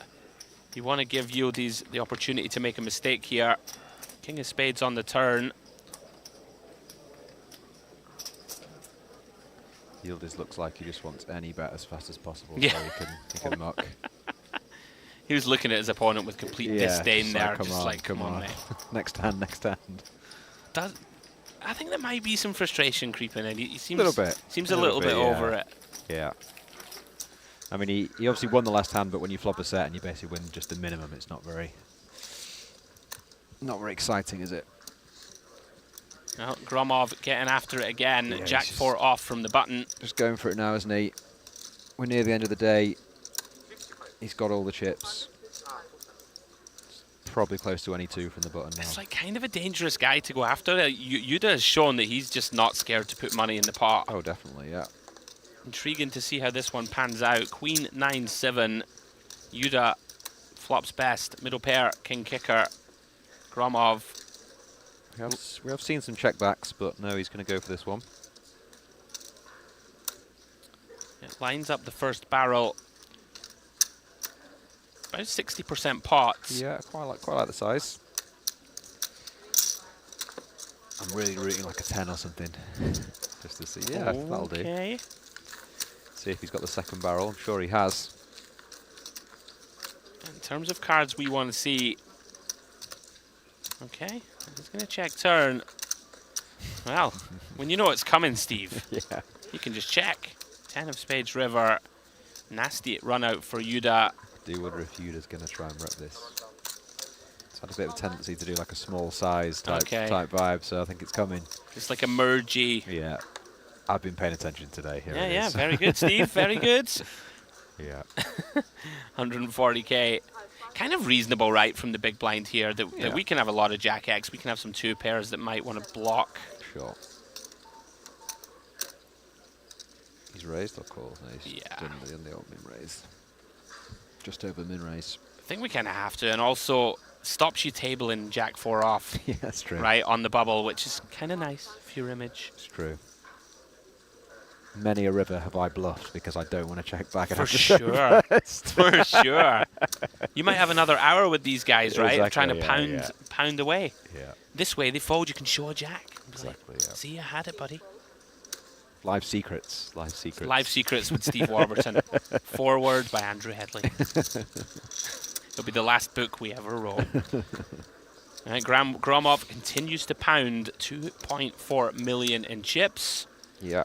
He's just going to keep going now, I think. When it's folded to him, he'll be considering all the opens. Sure. So it gives us an opportunity to tell you what's coming up this week. 9 days of coverage, guys. This is, of course, 1A of the PokerOK Mystery Bounty. Day 1C tomorrow. Then, of course, on Monday, the final day of the Mystery Bounty, where we get to open the envelopes and do all that fun stuff. Then we have a day off through to next week on the 7th. We've got day 1C of the Luxon Pay Grand Final. Day 2 of that the following day. And then the final day on the 9th. One more day off, and then we're into the big one. MPP main event starts on the 11th of May. 3 days of coverage. all the way through to crowning a champion of that one. And that is a $5 million guarantee. I never get tired of it, I gotta say. Like, covering the big events. It's exciting. Everyone's arriving into town. Yeah, yeah. It's gonna be a big week. It's all happening. So, 38 remaining. We are now 5 away from that magic number. 33 players will bag up and return on Monday. Kind of a tight fold there from Gutanka. 10-8 suited. Yeah, I think maybe recognizing that he's got, like, Yildiz and Vornin seem to be in every pot behind. Yeah. Would make a bit of sense. Yeah, he's got quite an awkward stack, I guess. Jack, deuce, 5. Both players with... We've seen Yildiz really struggle out of position to Vornin. Lost a bunch of pots to him. Yeah. Has been kind of c-betting almost range, right, in some of these spots. Yeah, a lot of history between these two, and it wouldn't surprise me to here see he comes him, again. See him peel. Yeah, Vornin just really a thorn in his side. Or has he gone for the raise? He has. Yeah, I mean, I like it. Yeah, don't mind it. Don't mind it at all. 3 to a straight, 3 to a flush. It's 2025. Put it on your man. See if Yildiz has had enough of him. It's just even if you're, you know, suspecting that you're being bluffed, it's just so hard to continue with the red. He's not, is he? Red King 7. But again, they've had a lot of history today. This is brilliant stuff. I'd absolutely love to see it because the stacks are just like so perfect just to make it, you know, like 300k or something. Because then Vornin has to decide whether to go all in or just, you know what I mean? It's so much of his stack. So. No, I don't have. Nice. Oh, it's just so hard to do slow rolled us. So hard to do it. Really difficult with this combo, right? Good play from Vornin, maybe recognising that Yildiz has been c-betting a lot, as you were saying, Andy. Yeah. Nice pickup. Yeah, Vornin tough, man. Not folding much. He's going to make you put him to the test. Yeah. Never a lot of fun to have someone like that on your direct left.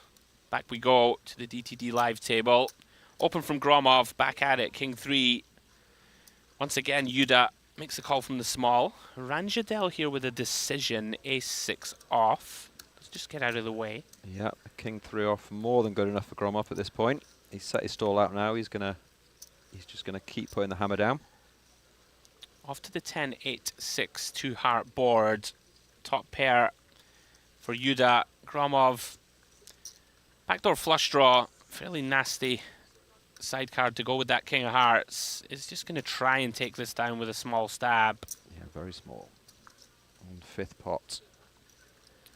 Yeah, Yuda going nowhere, of course. Very easy call. Now then, 7 of Hearts on the turn.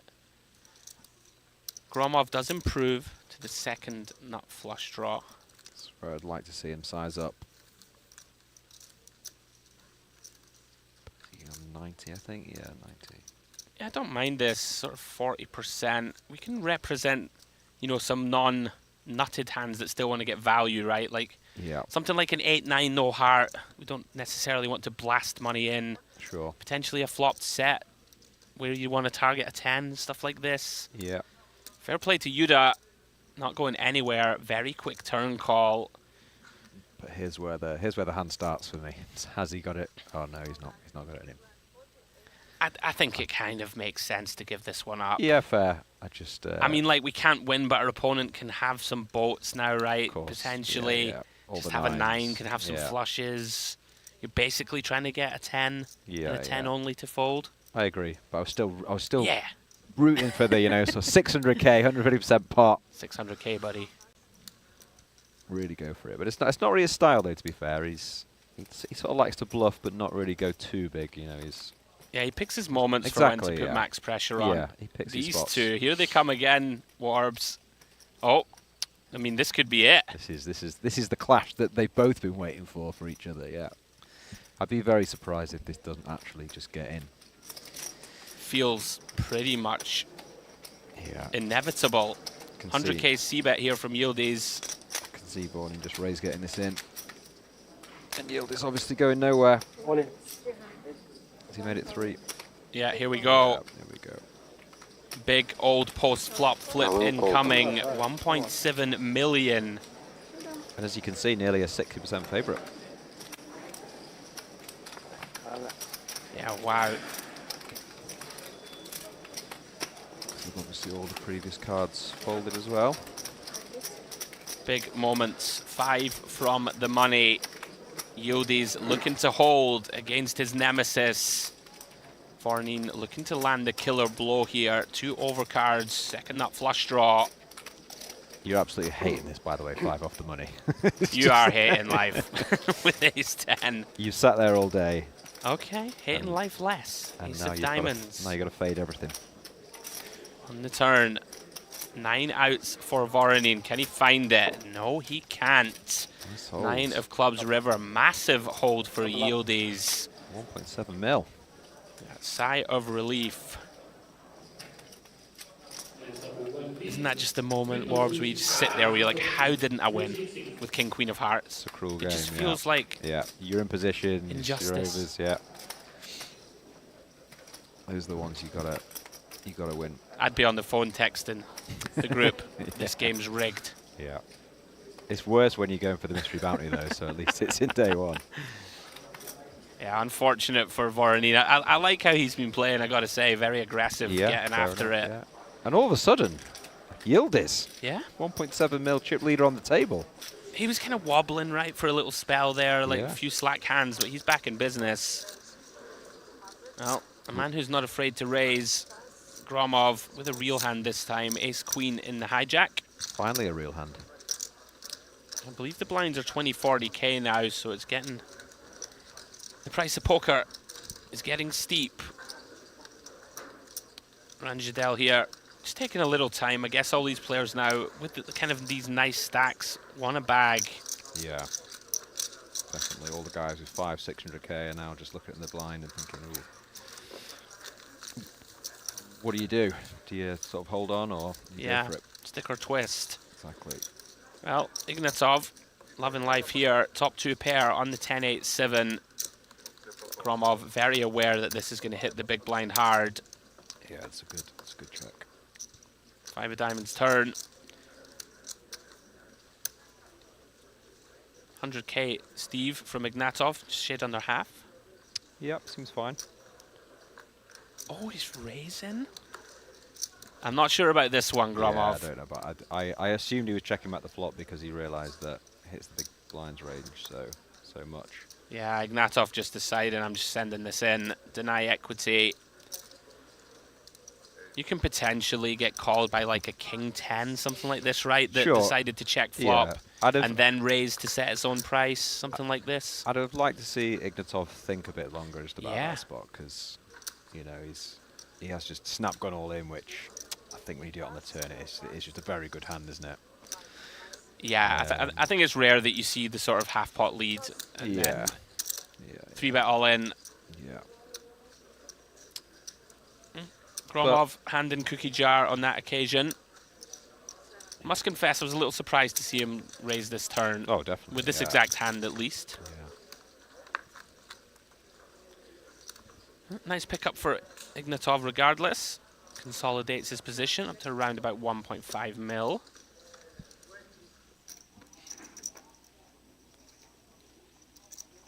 Back to the Luxon table we go. Smuskovicius +1. Ace-4 off. Okay, 80K to go.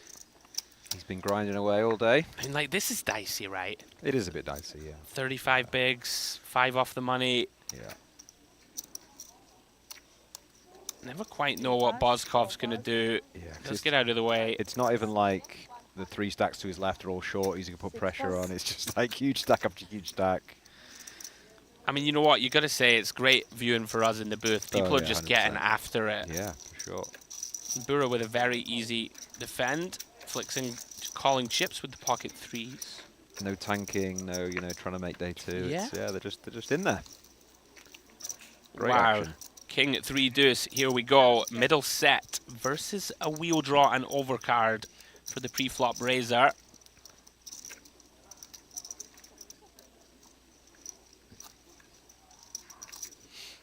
It's like a mandatory see that with his hand. Yeah.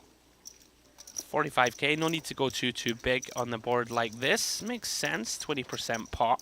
Yeah, that's where the blower decides to go for the check raise now, or just the check call like he would do with 7 raise. a deuce or 140. 3x. Yeah, it does land on raise. Looks like 140. Yeah, I quite like this. It's probably not going to work out against this specific hand, but I think with 2 big stacks, it's quite nice to check raise. I mean, I don't think Smusk can fold for 1 here. Sure. You know, we are drawing to the essential nuts, right? If we do find that 5. Agree, yeah. And our opponent can have some kind of 4-5 of their own, right? 5-6, some heart draws that give up. Really interesting Queen of Hearts turn warbs. What to do now for Bura? Yeah, neither player particularly likes it, but I think with a set here, you've got to keep betting. You can get so much value from all the King X and stuff. Yeah, it can be tricky to decide on sizing. Seems to be what he's considering. I mean, on balance, we should have more flushes, of course, from the big blind. It's run pretty, looks like about 300k. 275. Yeah. Just about half pot. And again, it's just a spot. It's very hard to do anything other than fold, really. Yeah, maybe if we have the Ace of Hearts warbs, we can get spicy here. Yeah, but you could just be dead, couldn't you? So it's tough. Hasn't folded yet.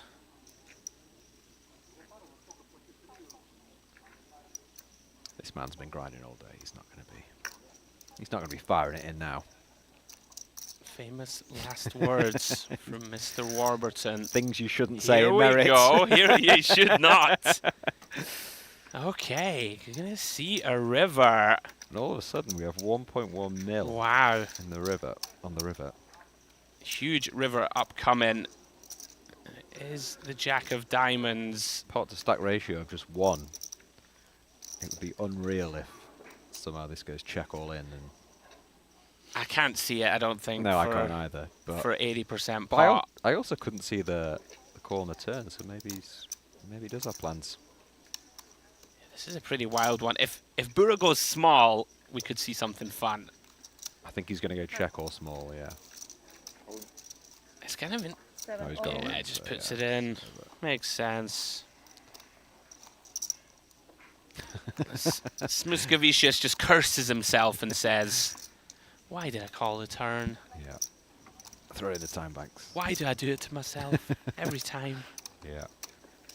It's annoying when you sort of try really hard to bluff someone and they don't give the opportunity. They're just don't going all let in. you do it. It's like every year you sort of go to Vegas, they just never let you bluff because they're just all in on the turn or whatever. It's like, all right, you win. Yeah, this is an incredibly tilting spot. As Smuskavicius maybe just thought his opponent would check river enough of the time to allow us to put the money in. Yeah. I mean, he could hero call, but having that 4 in hand can't be good. Blocking some of those 4-5, 4-6 type hands that could be the ones that check raise flop, send it in by the river as a bluff. I'm very surprised to see this length of tank. I'm not really sure what it's achieving unless we're going for the ultimate hero call. I think he's just trying to run down the day, really. He's just over it now. He's like, let's just use all the time banks and that's it. I mean, that makes sense. He's not calling this one, surely. I mean, yeah, it's Surely not. nigh on impossible, isn't it? We would be starting the week with a bang. Just put him on like the 4-5 off when you have a 4. Yeah, Bura now, of course, praying for a call. Knows he's got his man. Doesn't know his man has just ace high.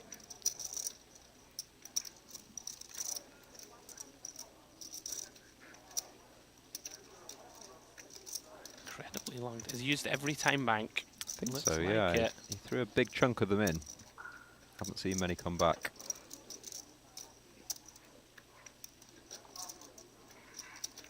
One pass. They're in the muck. Does eventually relinquish.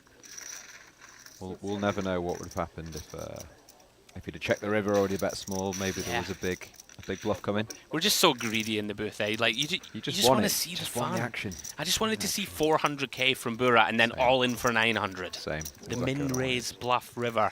I'm with you, Andrew. I'm with you. Yeah, very impressive display from Bura, to be fair, today. He's won almost every pot I've seen him play, up to 2.3 mil. Pretty solid day, yeah. Very strong. Off we go to the DTD live table. Ranjadel with the open here with King Jack. Called by Krush on the button and Gromov in the big. Huge flop for the German. Some potential here to just run it. Interesting to see how Krush proceeds. Personally, I like call myself. That's what he's done. Yeah, you kind of don't mind, right? Just like allowing Gromov to stay in the pot here, maybe do something bluffy. Exactly, you know, we're basically never going to fold our hand anyway. Yeah. Look at that for a turn. King of Hearts. Top 2 for Ranjadel. Second nut flush for Krush. And at times, obviously, when Ranjadel has nothing, you just want him to keep betting, and there's no turn card you're folding. I mean, this just feels very much like a stone cooler at this point, Warbs. For sure. Pot back. Sure, what can you do? Maybe a heart saves him, but we'll see. Yeah, you'd imagine Krush always plays call, Steve? I think you have to, don't you? You've got to balance the times, you know, you've got the ace jack or the jack 10 or the 10 of hearts or whatever, and you can't really just be raising anything. Sure. Does make the call, and here we go. The river is the 10 of hearts. Very, very bad card for Krush. Interestingly here, Ranjadel cursing his luck here, thinking that this is a dreadful card, but it's actually going to save him 440k. Probably. Probably. Probably. I can definitely see a world where he goes all in and he does hero it, but yeah, I'm already in my head trying to come up with hands that are going to turn themselves into a bluff. Ace-Jack comes to mind. Probably the only one, isn't it? Ace-Jack of spades, something like this. Yeah. Queen-10 of clubs or something, right? That did something real, like floated flop and felt it had to call turn. Possibly, yeah. The size was quite small on the turn, but yeah, I know what you're saying. Yeah, 300k from Krush. Has gone for the non-all-in. Trying to rep the old I'm bluffing and leaving myself 3 big blinds to spin. Yeah. It's just hard in the kind of real world to give people enough bluffs, right? Yeah, definitely. He's had to have made some super loose call on the turn to do it. And also, I just feel like in these spots, if you are bluffing, he's probably more likely to go all in, isn't he? So he's not very balanced probably in this spot. Seems fair. In go the time banks. But maybe he knows his man and he thinks 300. You know, 300.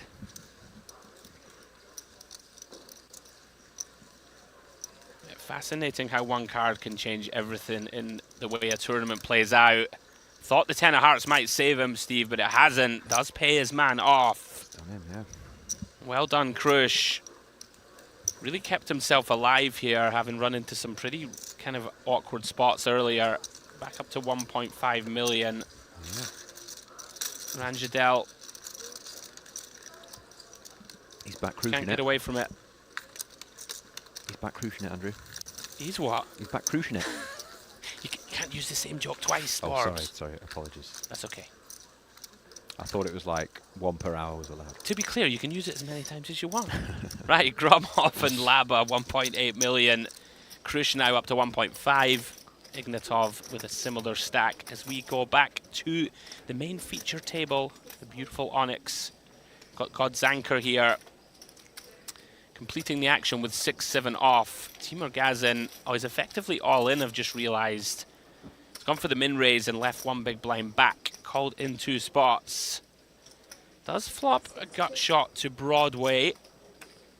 Godzanker with bottom pair. Yield is with just a pair of 5s. Timur Gazin actually has a lot of equity here to get there. Queens, jacks and 10s would do the job. 2 of hearts turn.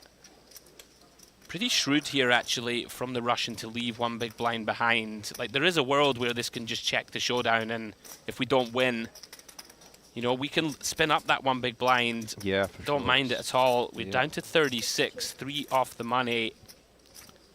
It's definitely quite a new thing in tournament poker, isn't it? But this is the exact sort of situation that it makes sense to. How much you got? 55.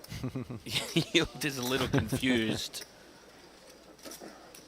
I mean, can we bluff pocket fives here? Is he doing it? Yeah, he is. He is doing it. 80,000. He sniffed it out.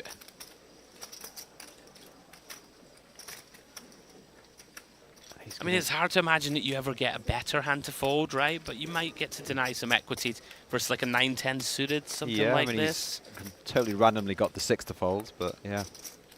Yeah, he Yes, like it's just worked out perfectly. I mean, I don't think we can fold warbs, right? Of course Getting not. No, 10 no to way. 1. No way. He's just gonna use his time banks. Hope they lose 3 more players, and that's his plan. He's going to get the news that he's a lot more live than he thinks. Yeah, you think you're Drawing to a 10, most likely. yeah, 10 only. But got the queen and the jack as well. Here we go. Reluctantly commits his final 35k. Yildiz has got the best hand out. In shape to scoop 370k here. Can't believe it. It's like, how did I have the winner here? Can he find it? Queens, jacks, and 10s only. Or we lose Timur Gazin in 36th.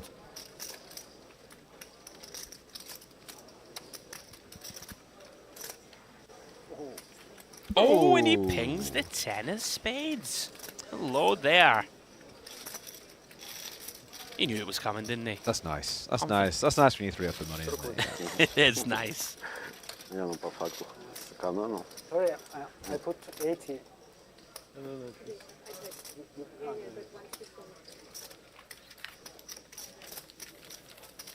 Magnet. You go all in on the flop, you made them fall. You get maximum.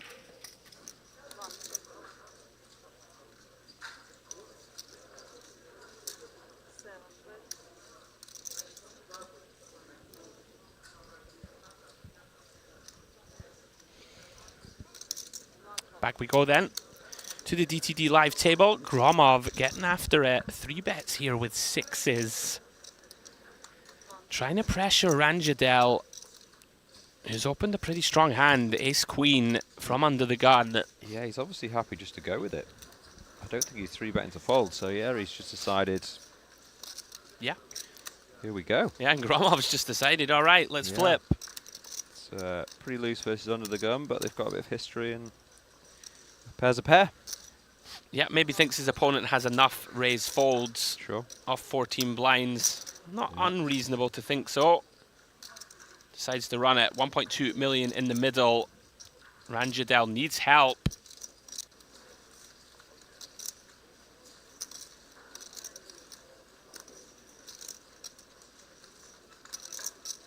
None so far. 10, 5, 4. Safe. 2 spades. Very safe so far, but the queen on the turn just drills in for Ranjadel.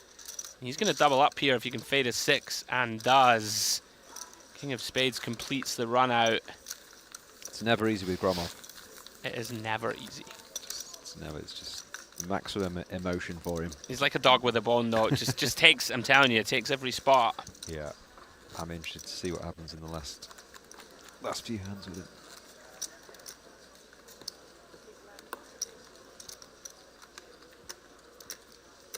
Big flip to win. 3 from the money.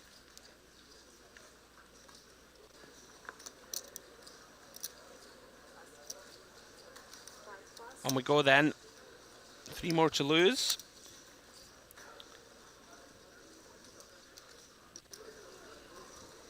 As the dealer sorts the stacks.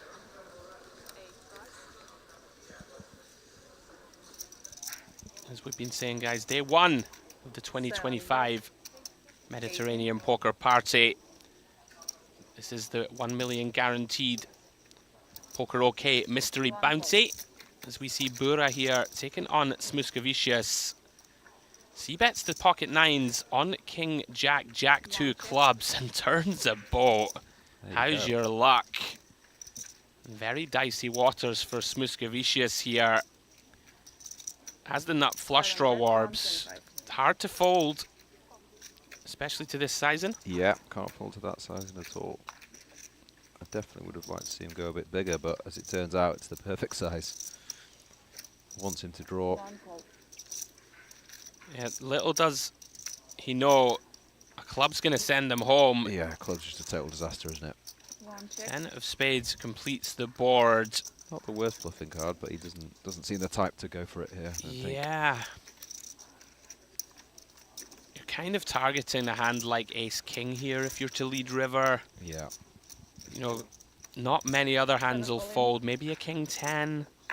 Yeah. Yeah, Bura seeking max value. Smuskovicius manages to wriggle free of the noose. Still has 550k. Frustrating couple of hands for him, you can see it. See it on his face.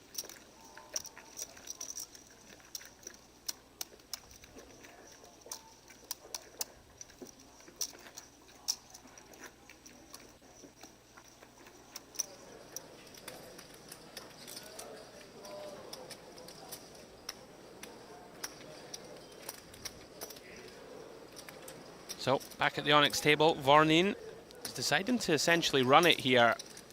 Yeah, he's... I'm not sure about this one, right? 9.5 blinds on the bubble. He's just decided I'm going with it. Yeah, I mean, he's made it 100 with 285 back. Well, Martinez defends the nut. Defends ace-5 of clubs, flops the nut flush draw. Yeah, well, we're in now, aren't we? We are in. We were kind of semi-in before, but this is definitely action. Would expect a check raise from Martinez, the fashion icon. Yes. You called him earlier. I believe that was you, Steve. Could have been. it's been a long shift. In they go. Vornin not going to like it particularly, but we're going to run it. Yeah, he's in there, isn't he? He's thinking, what the hell's going on this hand? I'm not sure why I'm in it, but I'll take it now. Well, he is a very slight favourite. It's the hold. 830k in the middle. Pretty big spot this for Martinez. He's on fumes if he doesn't get there. Looking for an ace or a club. Vornin deciding, I don't want a min cash. Let's go for a stack. Fair play to him. He's played with full commitment throughout. We've seen him getting after it. Can he hold off the Spaniard? You can see the top of your screen. Some of the outs for Martinez are dead. He's drawn to 9 cards. Misses the first opportunity. 6 of hearts on the turn. Vornin holding. 1 to come. And does find it. 10 of spades on the river. No dice. 3 or 4 times in quick succession, players have been at risk and managed to escape. Little look at the chip counts now. Vornin up into 2nd place on the table. Yieldies 1.5 million. With the current table chip lead, you can see getting pretty shallow though. Lots of short to medium stacks. It's very interesting how one table is, as you say, short to medium, and the other table is a load of big stacks. It's made for interesting action. Totally different ends of the spectrum. Yeah, back to the Luxon table we go. Bura getting after it. 7-5 of hearts, raising +1. Sergenko, who we've seen play a lot of spicy kind of hands. Like, I don't like this at all. Ace-9 off as appeal, so close to the money. I agree, Andrew, yeah. There's a whole host of trouble it can get you into, and Bura should be putting him under lots of pressure on loads of runouts. This is going to be interesting, actually, because he's definitely check calling 1. 7-bet. Yeah, Bura does start with c-bet. Quarter pot. We have seen a lot of these small bets on these dynamic 10 highs that I don't expect to see too often, but Sergenko Price is, of course, right. Not folding this one to a quarter pot. 8 of spades on the turn, Warbs.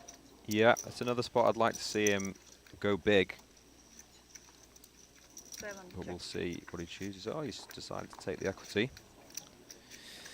I think at this stage versus small blind range, I think he probably should just bet big on the turn there, but fair enough, he's decided the small blind can have queen jack and things, so. Yeah, it's one of those, isn't it, where it's a bit of a disaster to bet and get shoved on. True, and yeah, like 'cause some, it'll be stacked, but yeah. I'm with you also that you can still put, you know, a hand even as strong as like a king 10 off. You can put in like a pretty grim spot by the river. And he's gone so small on the flop that he's going to call, you know, all the small pairs and things like that as well. So now he's in just a horrible spot, isn't he? Yeah, I mean, like Sergenko deciding to bluff, which is a little intriguing. Yeah. This is the thing, we say this every time that we come to Merit. You see a lot of kind of spicy hands around the bubble that you don't expect to see. Yeah. And it can be tough to dissect, you know. I wouldn't expect to see ace-9 call in pre here. Of course, yeah. And maybe wouldn't expect it to bluff river, but Sergenko gets the job done. Like, is he trying to get a 10 to fold? Potentially. Anyway, Gromov back at it again. Pocket deuces. Ignatov finds the bullets. Makes it 300k to go. Gromov's not peeling this, is he? Hesitation. Without even a moment's thought, he's in there. We are in the streets. Well, if he does manage to hit the little ducky, he'll be goodness me. He'll be doubling up. But the price didn't feel too right, did it? It did not. No ducks to be found. King Jack 7, 2 spades. 660k in the middle. Gromov about 130% pop back. Yeah, this is why the peel pre it's just so hard and so many balls that don't contain a 2. I must admit, I'm quite surprised to see that one from Gromov. You know, he's in there betting and bluffing away, but doesn't normally bleed off chips. You know. Yeah, agree. With weak holdings, I'm a bit surprised to see it on the stone bubble. Yeah, I think maybe a bit of frustration with some previous hands there. Yeah, that would make sense. A long day for him. He's been in a lot of hands. He could do with just finding the bag now, I think. Yeah, Ignatov, very solid performance from him. We've seen him play a very solid, tight, aggressive style. It's working out for him thus far. On to 11. Finds ace-king. 11 big blinds from +1. 8 plays. 80. He's gone with open over jam. A little surprised at that. Yeah. I think at this stage, personally, I'm just sending this in. Exactly, yeah. But every credit to him, he's given them a chance to make a mistake maybe and jam a worse hand. Yeah. But yeah, I'm totally with you. We're so close to the money now on day 2. I guess again in this mystery bounty format where accumulating chips is so important. Yeah, you know, maybe just going chip EV and just wants to. Yeah, like a small min cash, right? Like let's just try and get someone in there with a wide hand. Yeah, sure. Whereas you know, if this is a 2.5x min cash, you might just jam this hand, right? Yeah. Would make some sense. The problem is, it's obviously this is quite a peely table, isn't it? You're not really getting like your 3 and your 4 bets. Right. So it's you're more likely to go 3-way to a flop, aren't you? But yeah, like do you want Idai and Tavarat to peel 7-8 suited? I'm not sure you do. He's got his action anyway. Here we go. I'm sure he'll be more than happy with this. Just to run it. No, I'm absolutely raging when I see 17. Oh yeah. I'm like, there's no chance I can win this hand. How's he not got ace jack or ace nine or something? All right, good luck indeed. Levin versus Taravat for the bones of 1,000,000 chips. Another flip situation.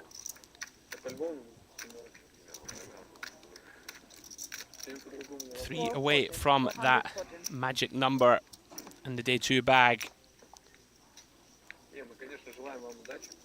English, please.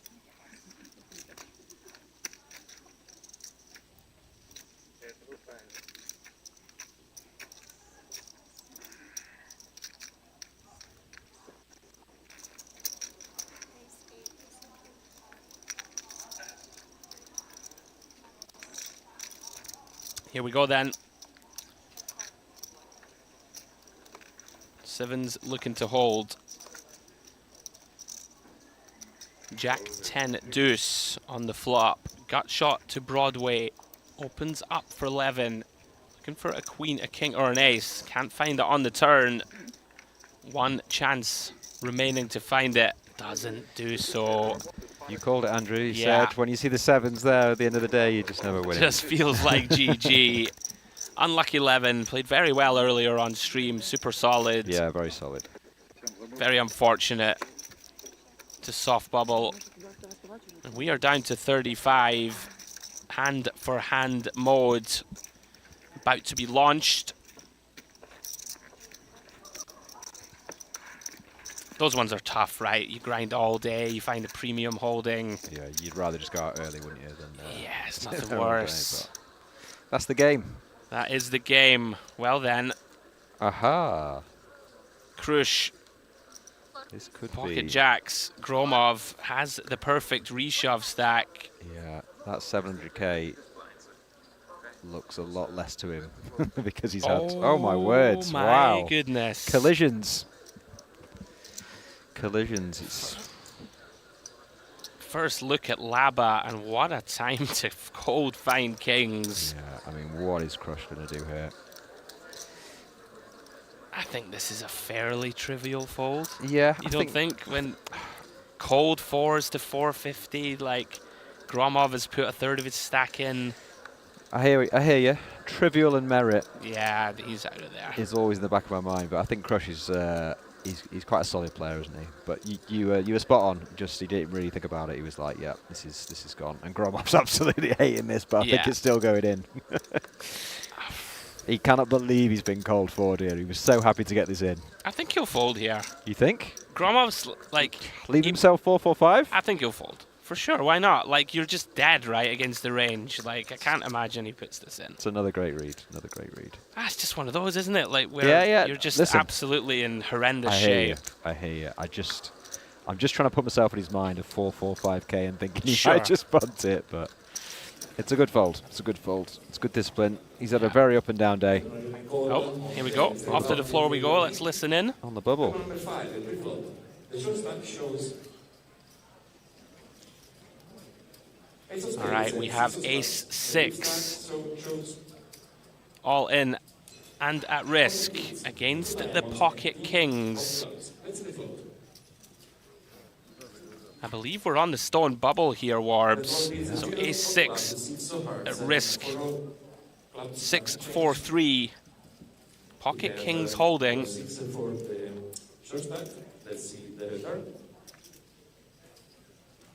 And there it is, king of spades on the turn. Ace 6 is drawing dead. Seals it.